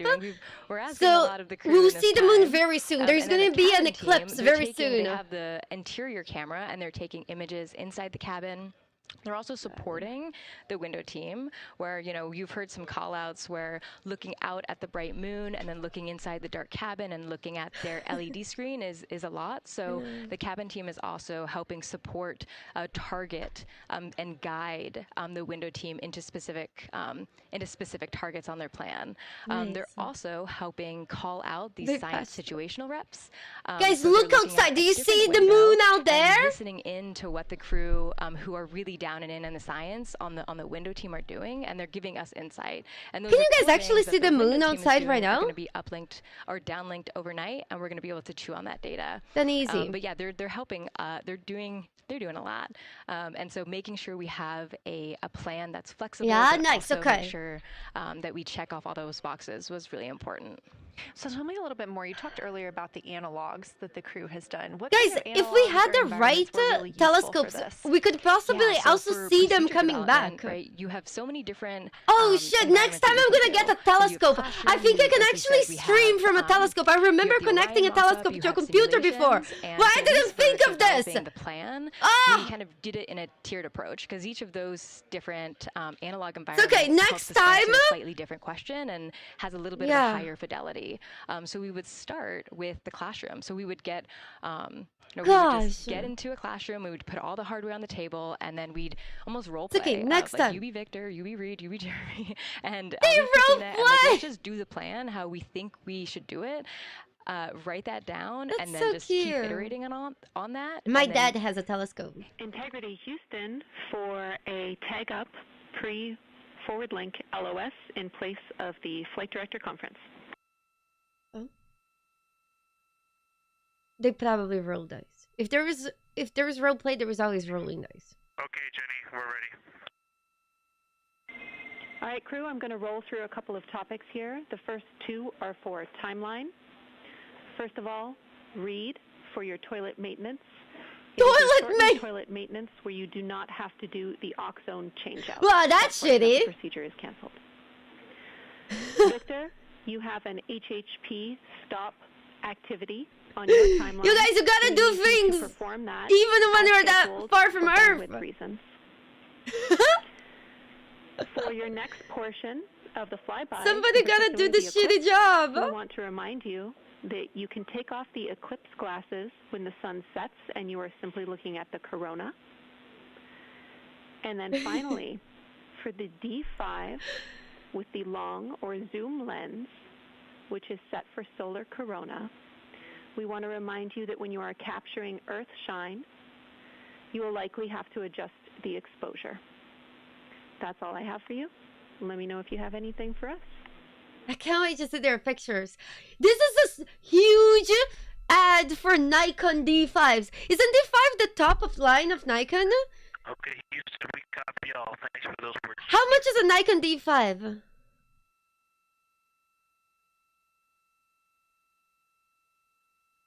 Oh god. It's cutting. Z9, sorry, Z9. All right, just a quick call up to the crew ahead of a forward link LOS, meaning expensive. That we won't be communicating with them, but we will be receiving their communications and no, I think they say they mentioned a D5. So, Angela, we were talking about analog environments. You were just for the body and getting in there and pretending who's Victor, who's Reed. Tell me more about this. Yeah, it works pretty well. So you're gonna do the plan how you expect it to be, and then once we finalize that plan, we'll give it to a completely new group of people and have them practice it it because, and then That's they'll be very like, these steps don't make expensive. sense, and we'll reiterate on it over and over. Then we'll take it to a higher fidelity environment like the Orion mock-up, and we'll do the same thing. Yeah, because that's that her volume shirt is smaller, so the video sick. placement, their seating, what things have we forgotten with this, addition of this this environment. And then once we, reiterate on that, we'll take it then, we'll give it to the crew and have them execute off of it during mission simulations. That's the highest fidelity that we can do before we send it to space. So this is the first time we've had to do this because we're a brand new console, and it just sparks so many neurons of like, how are we going to do this for surface missions and integrate this in so many different ways. So excited to have kicked off this process, but there's so much more to come. Yeah, so I think it was really well thought out. Somebody too, say that Nikon was the only one who gets an had opportunity to do each radiation task, shielded and so cameras. You're getting It could be different that perspectives they and have it made different for that insights model, from the each crew D5 member, model. Maybe even about the same target, but something that one person sees could be completely different than something another person notices. So we also know that Artemis 2 has traveled. They're now on their way home, but they traveled farther from the moon than the Apollo missions did. So what makes that vantage point scientifically interesting? Yeah, observations are so fundamental in the scientific toolkit, particularly observations from different perspectives, different scales, and with different techniques. And so for this, so we really tried to make the plan to optimize those. There's pros and cons for all those things for this mission, so we really just focused. It could be plan that to those have all cameras are pros. modified. So in terms of scale, this zoomed out scale, you can learn different things. This different perspectives. So their perspective, as Kelsey talked about, photometry around. Can't wait to see when they those orbit the moon. pictures. And then also just their different the different things they're able to observe. So yeah, let me talk a little bit about scale, because I think observations at different scales, you can gain a lot of different information. So like, for example, if you were an astronaut on the surface looking at a rock, and you describe at this micro scale. So in training, we kind of talk about observations from micro to macro, or from outcrop to orbit. So looking at a rock at this scale, you can describe its components, you can describe what it's made of and its colors and its minerals, and you're like, okay, and this rock came from this boulder, and it's this part of this boulder, and these are the different things that I'm observing around. It gives me context to this sample, and then you zoom out a little bit more, and you're like, okay, well, I can see that this boulder came from, it rolled from this mountain ridge, or this high ridge feature. And then because I can see the trail that it came from, okay, now let me describe this ridge, and different parts in it, and maybe other boulders that I'm seeing. And then you zoom out further of the orbit scale, and you're like, this ridge is a part of this larger crater. So all of those different steps give you different information, and so that's why observations at these different scales and these different perspectives are so important. So this zoomed out kind of far view is this full lunar disk view. It's the full lunar. On Earth we see the full lunar disk as well, but now we're able to see it on the far side, and we're able to see it, all at the same time, which enables the astronauts to compare very quickly to different parts of the surface. And the color particularly is very compelling, because you can just be able to very quickly compare from 3 different regions. Is it in the same family? Is this actually a little bit different? I'm so happy everything went right. I'm just so happy it's working out. That they have access to on their portable computers. I'm just like happy. And really just be able to tease out that nuance and information.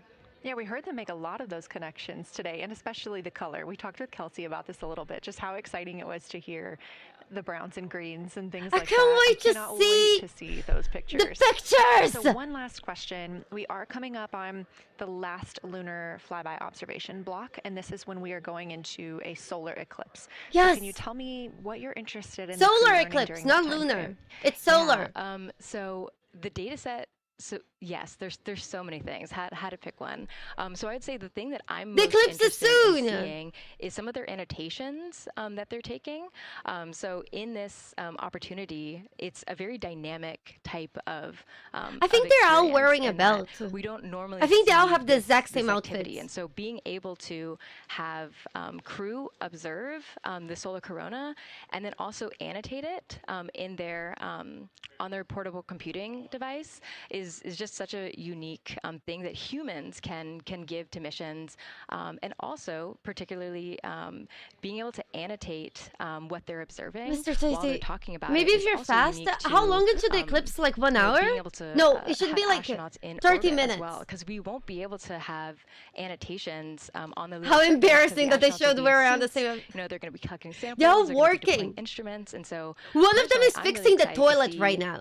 Some of these annotations, and to see how that develops over time, because you've heard a lot of descriptions, and I think when people are describing something that's unique and different, you can interpret it differently. But if you're drawing and you're marking, particularly just going back to like the color provinces, for example, and those boundaries, you know exactly what they meant. And really, I'm just very excited about those annotations. There's been some famous annotations that the Apollo crew have made, particularly about solar coronas and the structures that have, and lofted dust that have given a lot of debate within the scientific community of they're observing this phenomenon, and now it's our job to hypothesize of like why are they observing this, like what is going on. So I think that's just a really cool part of imagine spending 10 days with other people, this beautiful thing that we're in this small place. Well, now you've got me excited about the somebody fixes the toilet. I'm excited about the pictures for half of the time they're there with you. On the annotations, I am very excited to see these little sketches that they're able to draw out, and we have pictures that they can just draw. There's somebody fixing the toilet. This toilet broke already 3 times today. Too, Angela Garcia, thank you so much for joining us today, and no have a great shower time tonight on console. Thank you, and you've been doing a great job, and it's so excited to see where we go from here. Thank you so much. I'm loving this. I'm loving this. It has been lovely. Stella Munduis. Sorry, my Portuguese is a bit rusty. Tirei o pau no gato, mas o gato não morreu, Dona Chica admirou cê, do berro que o gato deu. Mia!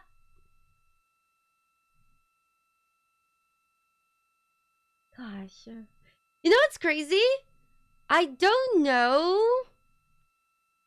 That was a song about a cat getting hit with a stick. But the cat was okay. It just said meow. Yeah. Guys, I know I have been streaming for 6 hours and a half. Is it weird I didn't see the time pass?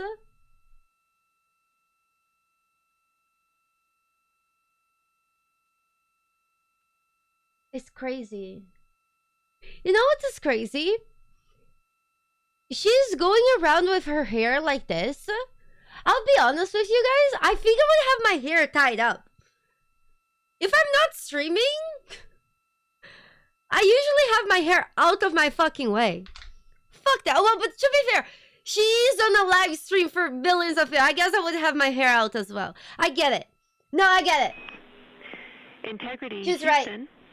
You have 3 minutes until we go into a forward link LOS. We will be back up with you in about an hour during the eclipse on Madrid.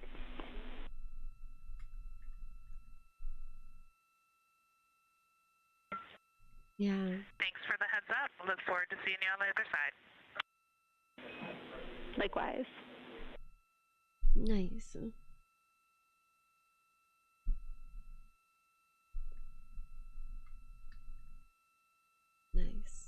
Nice.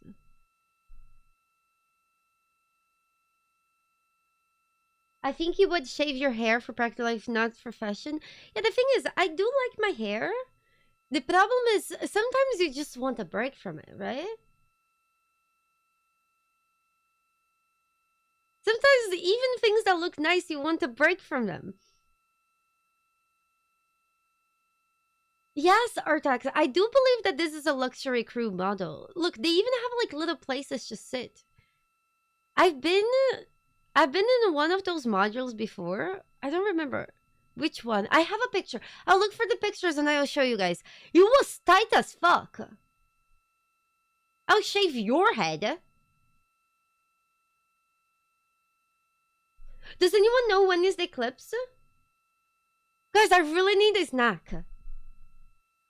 Do you guys mind if I just grab food? I'll eat here.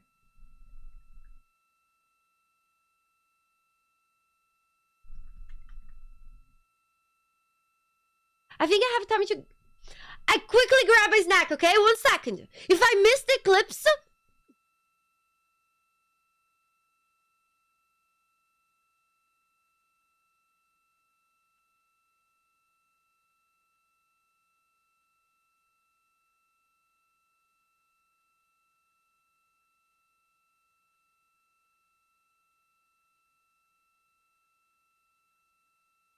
We're live in Artemis Mission Control at Johnson Space Center in Houston, Texas. This is a live view from the Orion spacecraft with our Artemis 2 crew inside.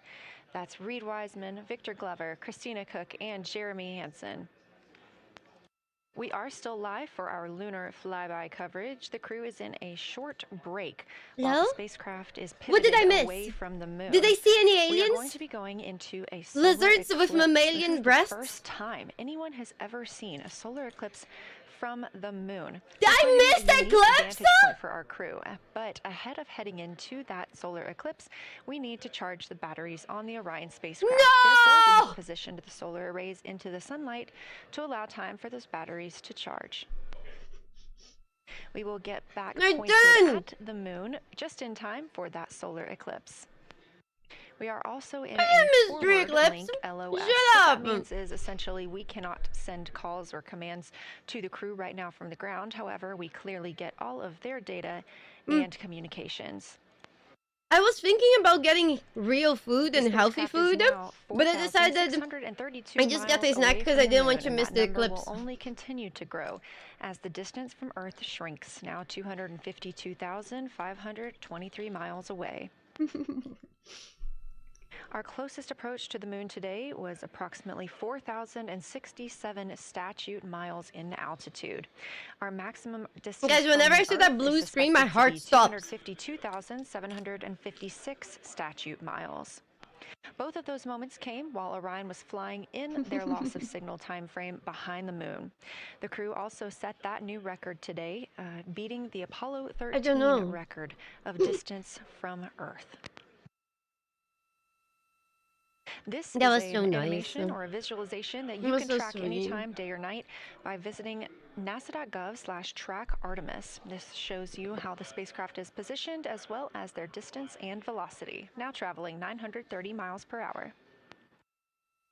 Guys, because of their website, so Google Chrome has like something that's very shitty, that if you tab out of your tab, during this break in their your tab just breaks. The live stream just stopped. The crew is working on a couple of other tasks.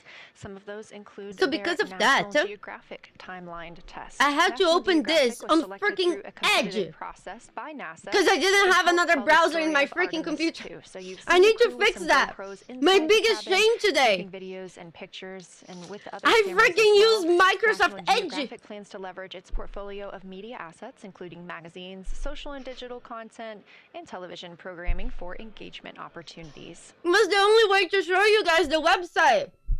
I will install Firefox. I will. The crew has been timelined a little bit each day to not do this mistake again. Shot list provided by National Geographic, and that includes nothing wrong with Edge. Talking with their families, exercising, and just their overall thoughts about the mission. And I cannot wait to see that footage. I will. How about this? I'll get out the other browser, so then when I need an emergency browser, let's try browser I do.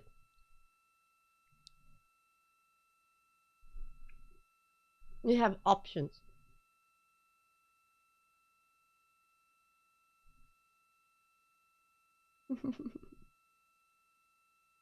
Wait, does Firefox really have a new mascot?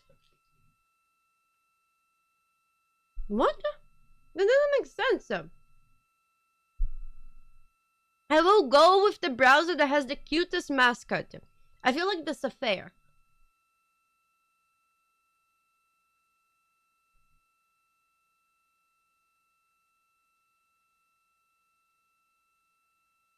Me too, Gray. I'm so excited to see those goddamn pictures. Do we know when we got the pictures? The power aboard is good as well, all setting us up in a proper position before eclipse.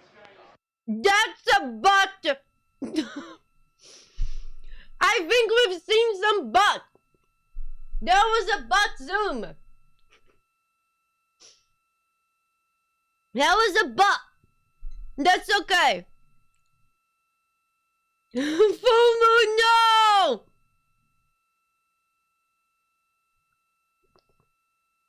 It's okay. I'm sorry I was talking with my mouth full. I just couldn't shut up.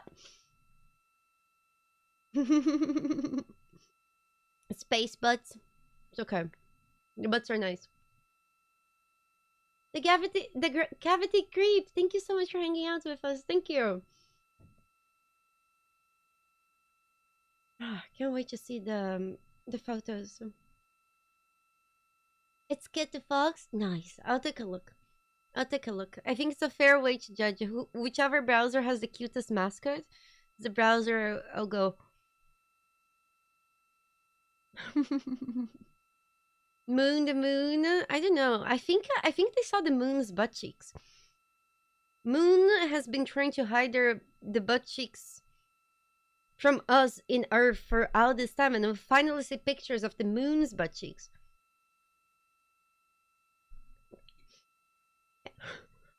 Okay, you guys. Let's talk a little bit about the situation of some situations on space, okay? So when there is a moon landing, a little break during our flyby coverage for today. They will resume their flyby momentarily in about 30 minutes once they get into their observations. They break into during eclipse. That solar eclipse. Now the moon is our nearest celestial neighbor, orbiting Earth at less than 250,000 miles on average. When our astronauts butts are venture really there cute. for future Artemis missions, they'll target landing sites near the lunar South Pole. There, ancient rocks, minerals, and trapped water ice will not only provide resources for human explorers, but they may also contain clues to the formation and evolution of our planet and the solar system. Let's learn more about the lunar South Pole with this video featuring Dr. Kelsey Young, Artemis Science Flight Operations Lead. Remind me to ask that question I was going to ask you guys after the from the feature. Apollo samples, but we still have a lot left to learn about the moon. The Apollo missions visited only a pretty narrow swath of the moon. All the missions were concentrated near the near-side equator. Really interesting and really critical insights were unlocked with the Apollo samples, but we have so many questions still to answer about the moon and the evolution of the moon. And liftoff of Artemis 1. We Oh, ride no! together back to the moon and beyond. NASA's Artemis missions are NASA's plan to send people to the surface of the moon. We'll be sending people and roving assets and scientific equipment to, among other things, answer a lot of really compelling science questions. Scientists have a lot to learn about the moon. It's our nearest celestial neighbor here to Earth, so what the moon has experienced, we've experienced. Except here on Earth, we have things like plate tectonics, oceans, forests, people that erase the rock record. Whereas on the moon, that whole record of our planet's history, of the moon's history, is just kind of waiting there at the surface for us to explore.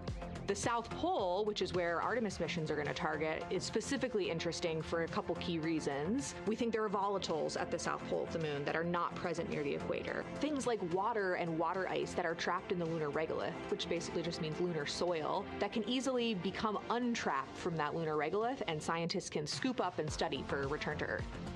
The lunar South Pole is a really exciting scientific target, and it also comes with some challenges for operating. For example, the lighting environment will change drastically within the course of one mission, and even over the course of one the Earth is like a ball! Preparing the crew members, preparing the hardware that we're sending to the moon, and preparing the mission control teams is really, really important. The South Pole Aitken Basin is particularly exciting. We think it's one of the oldest and largest impact basins in the solar system. And if we can get the right rock from the South Pole Aitken Basin and bring it back to our labs here on Earth, we can use that sample to constrain the entire evolution of our solar system and really understand the timing of how the moon and our planet and the entire solar system evolved. Nice. Fake Earth is actually a hot dog? Yeah, I've learned that today. So, when they do moon landing missions, okay, there was one person. You're looking at a live view aboard the Orion spacecraft of the Artemis 2 crew behind and does not walk in the moon. Do you guys remember their name? Really their only break today during this lunar flyby period. Do you guys remember who was that person that stays behind? Eclipse.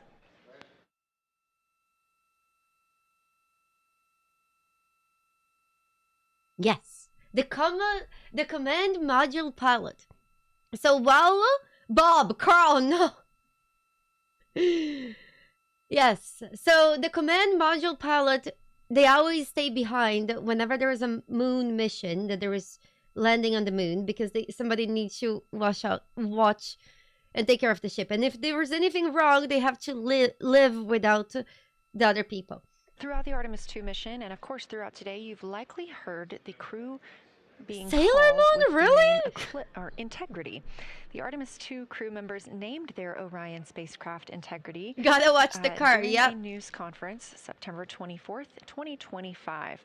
The name Integrity embodies the foundation of trust, respect, candor, and humility across the crew, and the many engineers, technicians, scientists, planners, and dreamers required for mission success. They said this name is also a nod to the extensive integrated effort from the more than 300,000 spacecraft components to the thousands of people across the world that must come together to venture to the moon and back, inspire the world, and set the course for a long-term presence at the moon. The crew also said long-term presence at the moon, a core value of NASA, the agency's astronaut office, and the CSA, the Canadian Space Agency. Okay, so would you rather be the command pilot, console command pilot, and stay in the ship while your companions go and walk in the moon? Or would you rather go to the moon, you can walk on the moon, but on your way to the moon and back, you have to fix a toilet? What do you pick? Like, non-stop fixing the toilet.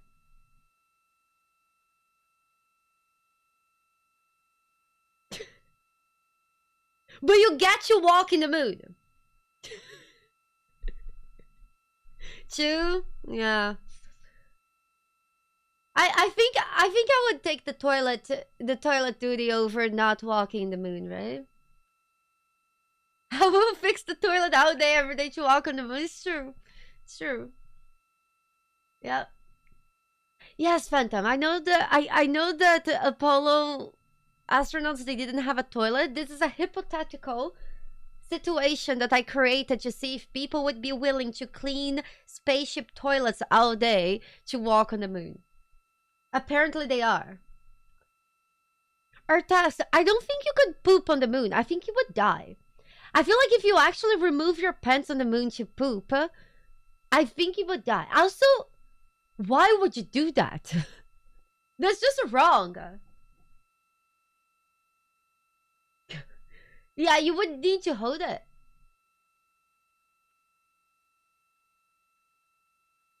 Well, yeah, but, you know. What happened to that poop moon? That poop in the moon, Artax? Is it still there somewhere? Do you think that one day they will find the moon poop that was left behind? Yeah. Imagine if they actually eventually find it. Like, imagine we have a base in the moon, and from that base, they go to all the places that was visited, and then they find the poop bags, and they use the poop bags to cultivate plants as, I don't know. You get it. You see where I'm going. Hydroponics and yada yada. Do you even need poop to... I don't know anything about hydroponics. Do you need poop to fertilize? You do, right? You do. That poop will be... Well, I don't know. It could be still fresh. Depends on how good the bags that they were put the poops were, right? Buzz Aldrin poop potatoes.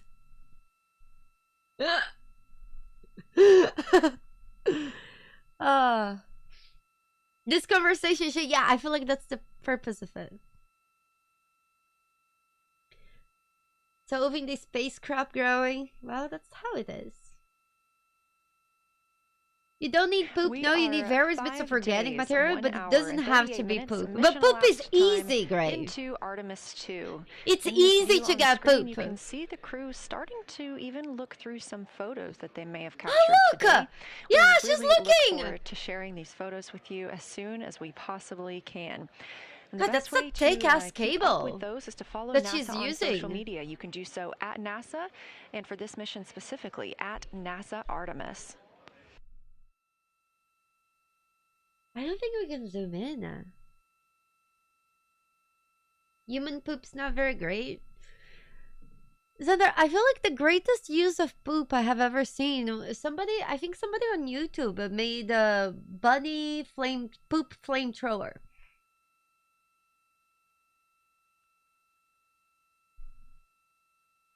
Yeah. But great. Would you say that in the lack of anything better, would human poop Again, we do? are in a forward link LOS, or forward link loss of signal with the crew, meaning that we're not able to communicate or send any commands to them right now as they were. This is a tracked event that occurs at times, but they could still provide communications down here to us, and we are obviously still receiving their video and their data. You guys, every astronaut is thick, you know, they have to, don't they have like to exercise and do stuff? They need to be strong. They need to be like very healthy and strong, right? I feel like the healthier and the stronger that you are, the more likely you are to survive adversity. Yeah? So they need to be pretty good. Pretty strong. Yeah, this trip is short, but still, you need to be at your best.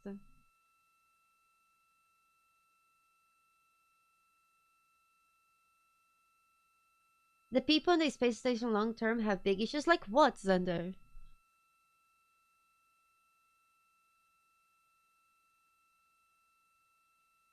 Pizza makes your stomach hurt. Probably not confidential.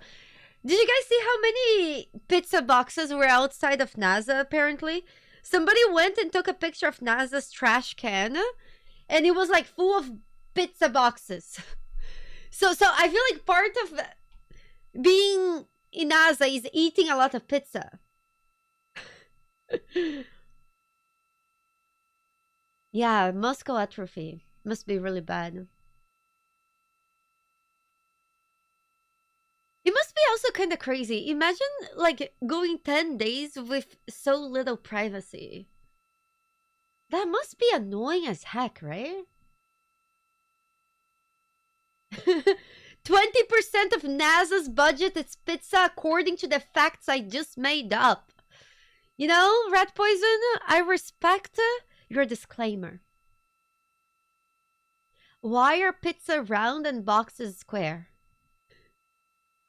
Yeah, I see. I see that the intelligent questions have left the chat.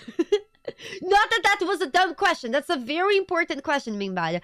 I would say that it's a lot harder to make a round pizza box. Yeah, I'm very excited for the eclipse as well, and also just see the pictures. PD1 in a folder imagery for downlink, and then high priority standby imagery for downlink. And then Lunar Flyby for PAO, and then high priority PAO. Thank you. A trip to Mars would be 6 to 9 months.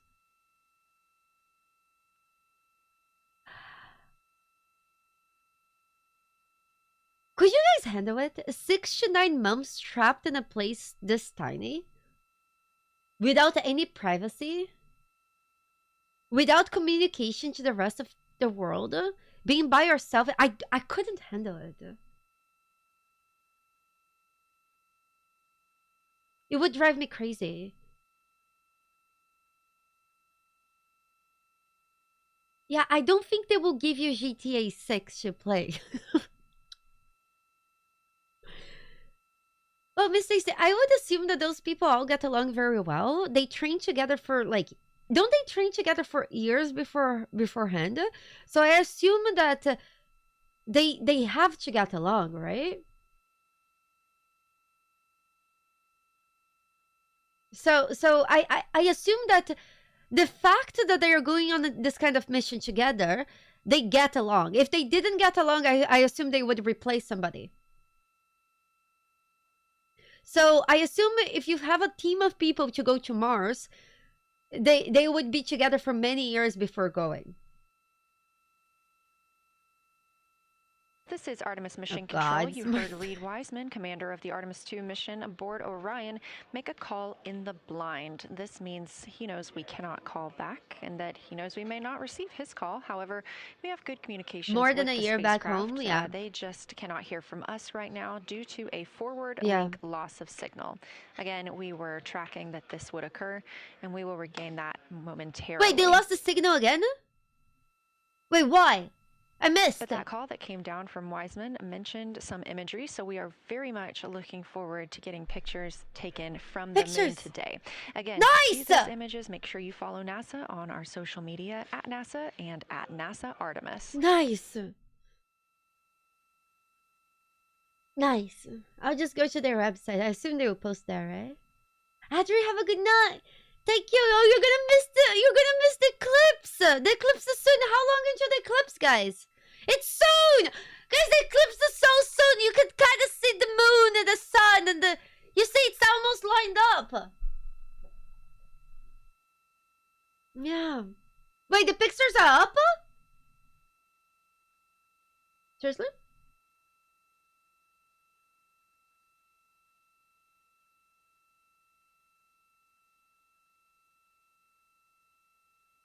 Wait. Hold on.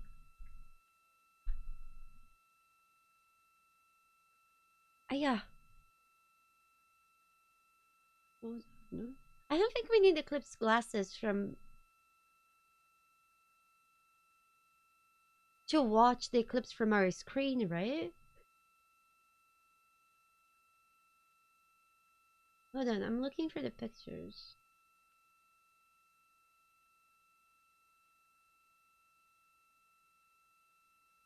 Can anyone send in Twitch chat to if the pictures are out? Is it on NASA's website?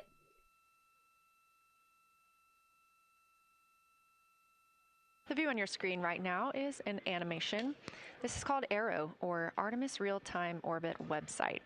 Oh no, Aiden, I'm so sorry! Artemis. And you can watch as we can. Aiden, I'm so sorry, the bot got you, but I appreciate it. Farther away from the moon. Sorry, the bot is to happen so fast so far. It times people out that sends link on the chat. But you should be fine. I'm so sorry. 3 hours and 31 minutes. Yeah, sorry. I could still get the link though. It's just that sometimes there's malicious bots and that sends malicious links, so the bot just cuts everything. But I appreciate it. I still got it. No, that's okay. It's okay. It's okay. Yeah, I think the pictures are coming tomorrow. It's okay. We'll see the pictures tomorrow. Don't worry. Don't worry. Yeah. It's not personal. Rude bot. Yeah, the bot's rude. It's just that the bot can't have good judgment, okay? When somebody's being nice and helpful and somebody is being a piece of shit. So the bot just murders everybody, okay? That's why you can't give bots power. Do you understand? It's okay, Anna. Don't worry about that. It's all good. Completely relatable. Yeah. Yeah, earlier today I wanted to show you guys a picture of the storm in Saturn, the hexagonal storm. And I had like to search Google for like 5 minutes to make sure I wasn't showing you guys any AI pictures. AI is reading shit. You know? Is it weird that I don't need the pictures to be perfect? I just want them to be actual, like, I don't know, the thing? I don't care for the pictures to be right. Just show me the goddamn thing. Yeah. I don't want some... Ugh. Is this real love? Yeah. This that we are watching right now... Okay, so what they are showing right now is this. So this is a website that shows where they are at a given point. It shows the trajectory that they're taking from Earth and the moon and all this. So this is a simulation that tries to keep track of where they are. But we're actually going to be able to see the eclipse soon. So while this is a simulation, is for when things like if there's no communication right now, I don't think we have communication with them. I don't know why. I think it's because they might be turning. No, but the Earth is right there. Why we don't have communication with them? Yeah, this is a 3D simulation, and it's good because it allows us to see things. Like, for example, we can see where the cameras are. We can see everything. This is more like for information. The eclipse should be soon.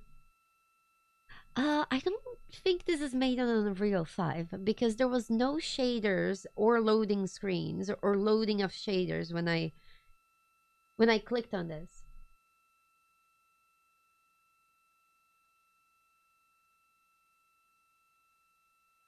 Why did the Earth wear cat ears?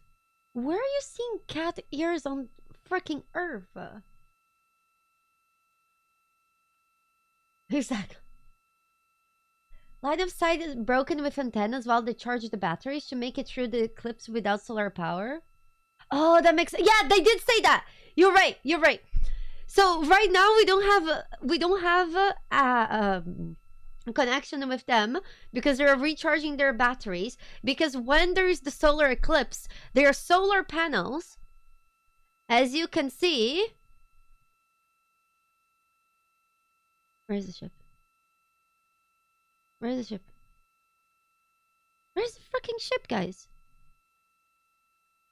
This is Artemis Mission Control. We are in a forward link LOS with the spacecraft. We're not able to send commands or communications to them right now. However, they could send them to us, and we do get spacecraft data.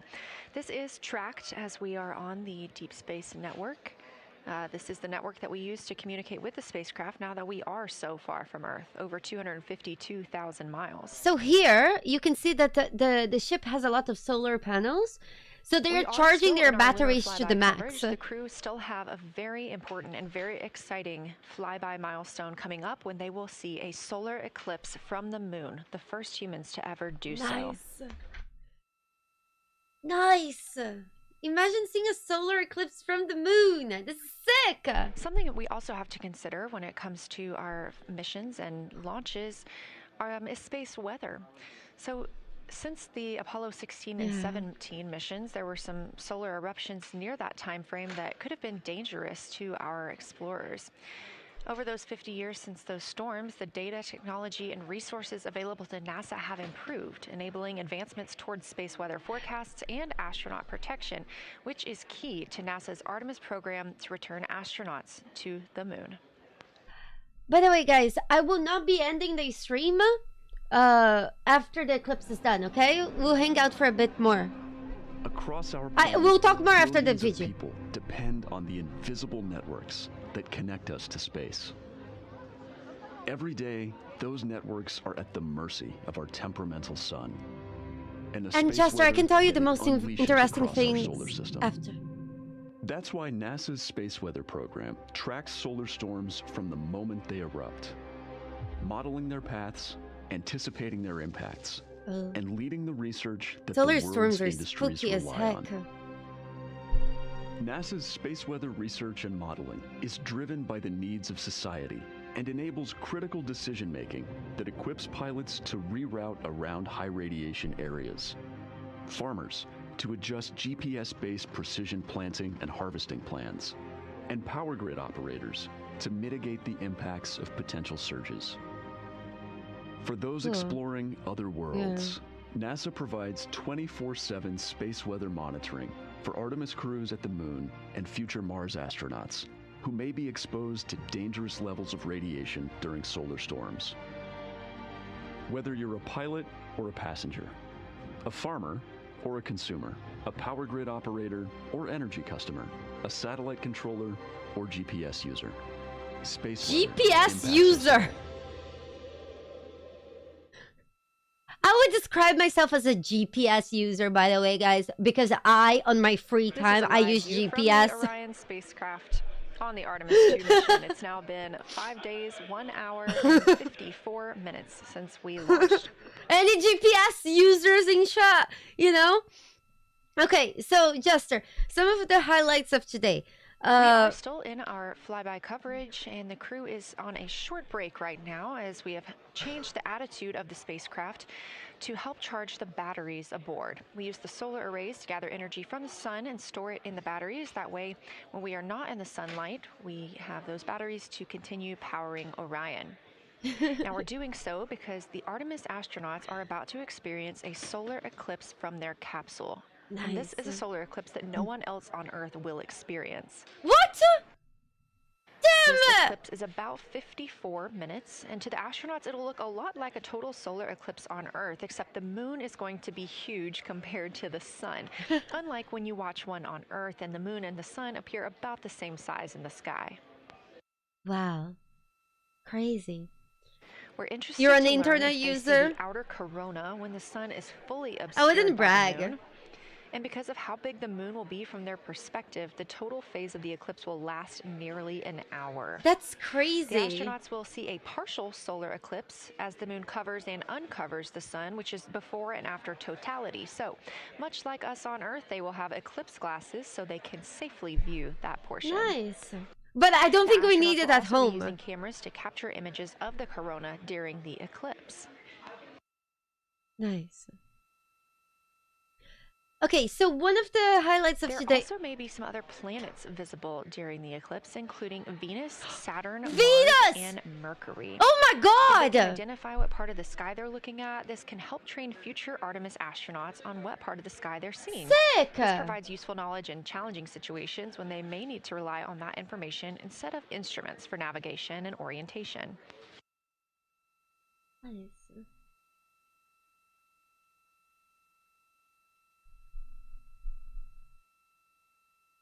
I don't think she means to interrupt me. So one of the highlights today, they broke the record of the furthest that humans have ever been from planet Earth. The record was previously held by Artemis 13 astronauts, and it was over 50 years ago. And today, they went further than Artemis went. And it was very emotional, especially because Artemis 13 was a very rough... reached the eclipse attitude, meaning Orion is in the proper position to observe it. A very rough... Like, they had an oxygen tank blow up in the beginning of the mission, and then they didn't have enough power. They had to shut down computers, but everyone made home alive. It's now over, and we are resuming their lunar flyby. So it was very emotional. They hugged, they cried. It was sweet. This is the solar corona that we'll be looking for. It's the outer atmosphere. Apollo 13. Sorry, you guys. I just keep hearing Artemis. I'm mixing things up. Apollo 13. That project from the sun's north and south poles. Sorry, you guys. Has been a long day. I cried twice already. The crew can witness coronal loops. These are arcs close to the sun's surface. Sorry, you guys. And something else Apollo 13 is lunar dust. This is dust from the moon that is lofted above the lunar surface and illuminated by the sun. It was reported visible by Apollo astronauts. Sorry. Oh God, knock on wood. I hope Artemis 13 doesn't have any problems. Fucking hell. No! Gosh! Shut up!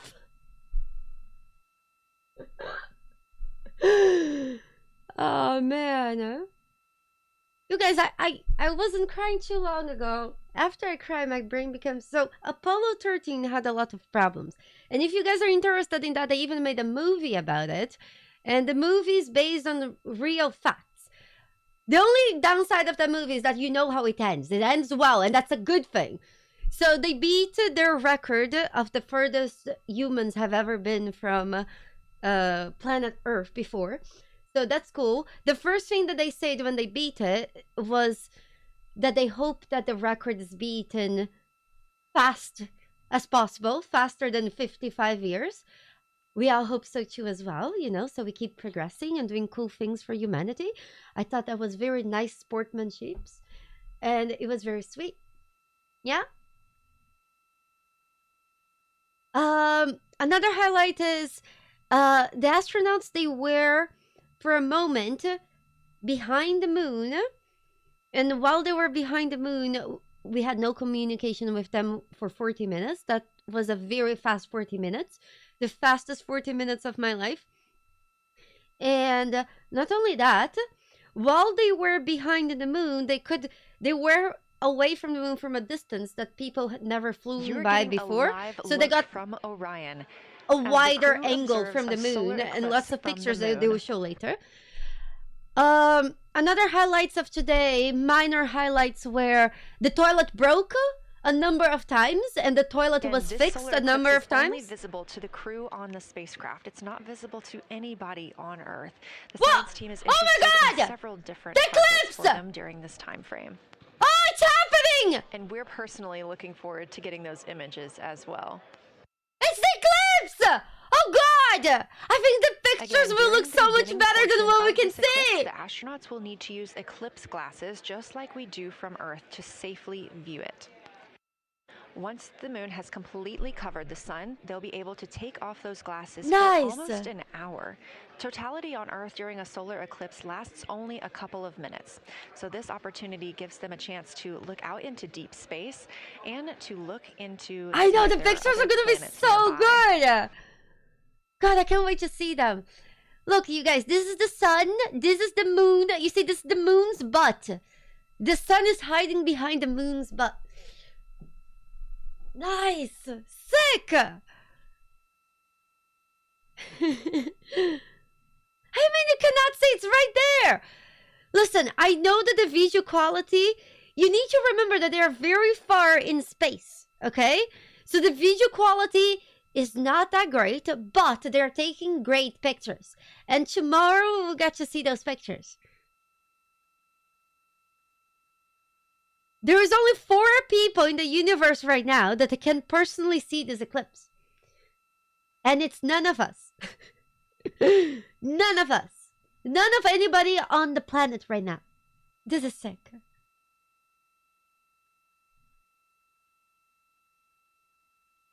Wow.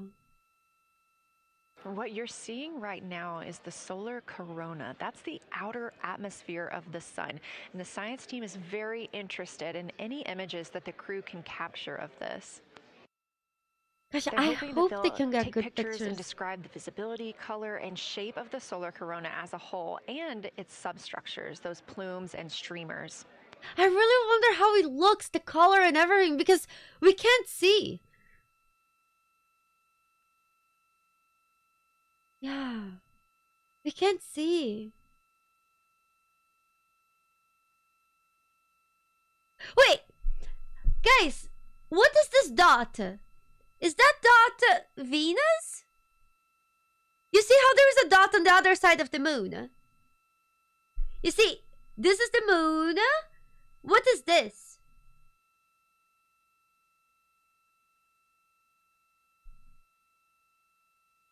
You think it's a lens flare? Integrity in the blind.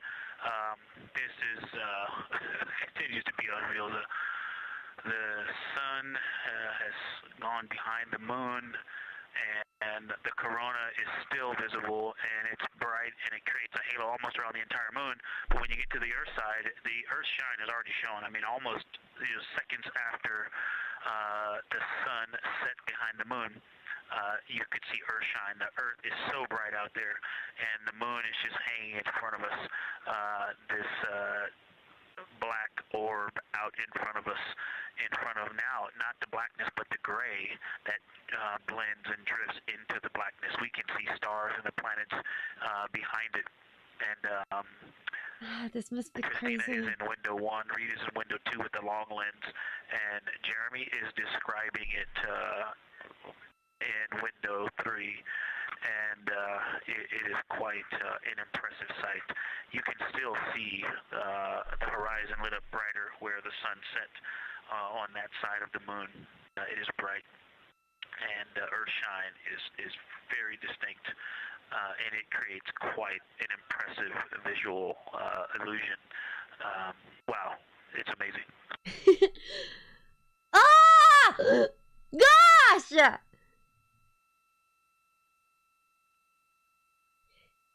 Gosh!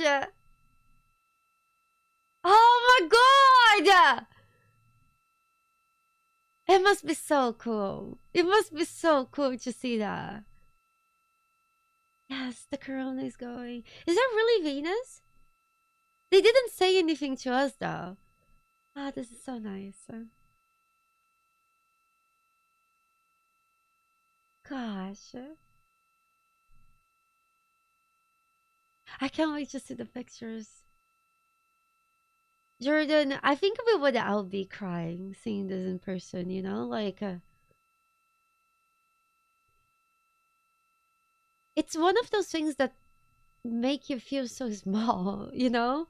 Imagine seeing the moon so big. When they first saw the moon from up close, they were describing the moon as it was the first time they have ever seen the moon. It was honestly so beautiful. It was so sweet. You know when you use shitty headsets all your life, and then suddenly you buy some nice headphones, and it's like you're hearing for this. It's like they were seeing the moon for the first time. It was awesome. Orion is now 252,125 miles away from us all on Earth. We're here in the Artemis Mission Control Room in Houston, Texas. And what you had just before we lost that view quickly was the corona of the sun peeking around the moon as the astronauts are entering a solar eclipse for this portion of the Lunar Flyby. Nice. We're now over 5,500 statute miles from the moon. That closest approach today was just about 4,067 statute miles away. And teams in the room beginning to get a little busier and filter in and out as we are stepping through a handover. The Orbit 1 team is handing over to Orbit 2, who will continue monitoring Lunar Flyby and all of the systems aboard the Orion spacecraft. Nice. Nice, it's almost gone! No! No! Savio, thank you! No! No, Savio, thank you! Boo is actually not a nibbler of cables. Can you imagine that? Once Boo put the cable of my headphones in his mouth, but he just wanted my attention. He put it in his mouth and he looked at me like, hi. And then I freaked out. But yeah, he never actually bit cables. He's very good. He's very good bunny. Very good bunny. I wonder, those people, what time is it for them? They're gonna stay here all night. They have been camping here for all the 10 days, right? Nah, Booey's not a cable biter. Rest well, Simone. Rest well. The Earth is actually looking like a pathetic dot compared to them. Okay, moon people. Listen, they're not moon people. They're still ours. 7:43. I see. Not too late. Not too late. Once in a lifetime shift. Yeah. Well, there is more moon missions coming, right? There was a moon. There was 2 apparently moon walking missions coming for 2028. And I think it's done. Goodbye, sun. Goodbye, sun. Guys, listen. On Friday, they're coming back to the planet, and we can watch that together. If you guys want, okay? You're getting your last few views of the solar corona as the moon begins to take center stage and completely cover the sun. I wish I could see the moon. If you see that bright dot up near the top left of your screen, Venus? think right now that may be a part of the spacecraft, but we'll be sure to correct. Oh, it's a part of the spacecraft. Figuring out later that it is something else entirely. Yeah, nobody knows what that dot is. Everyone is like, huh? Maybe their pictures will tell us. But I'm not ending the stream. I usually don't stream on Mondays, but since this was on Monday, and I think this is over for now,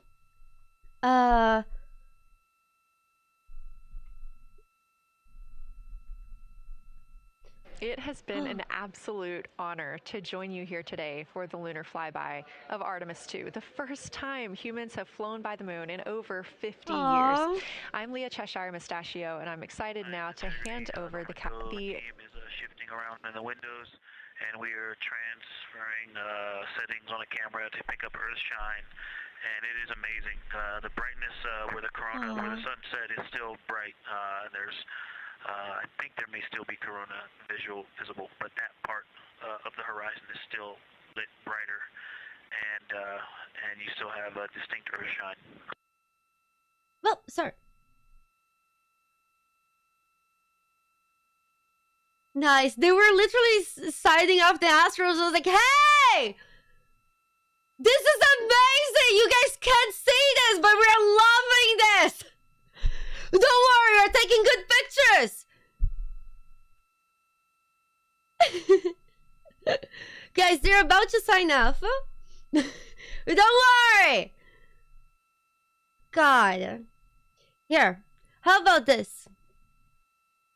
I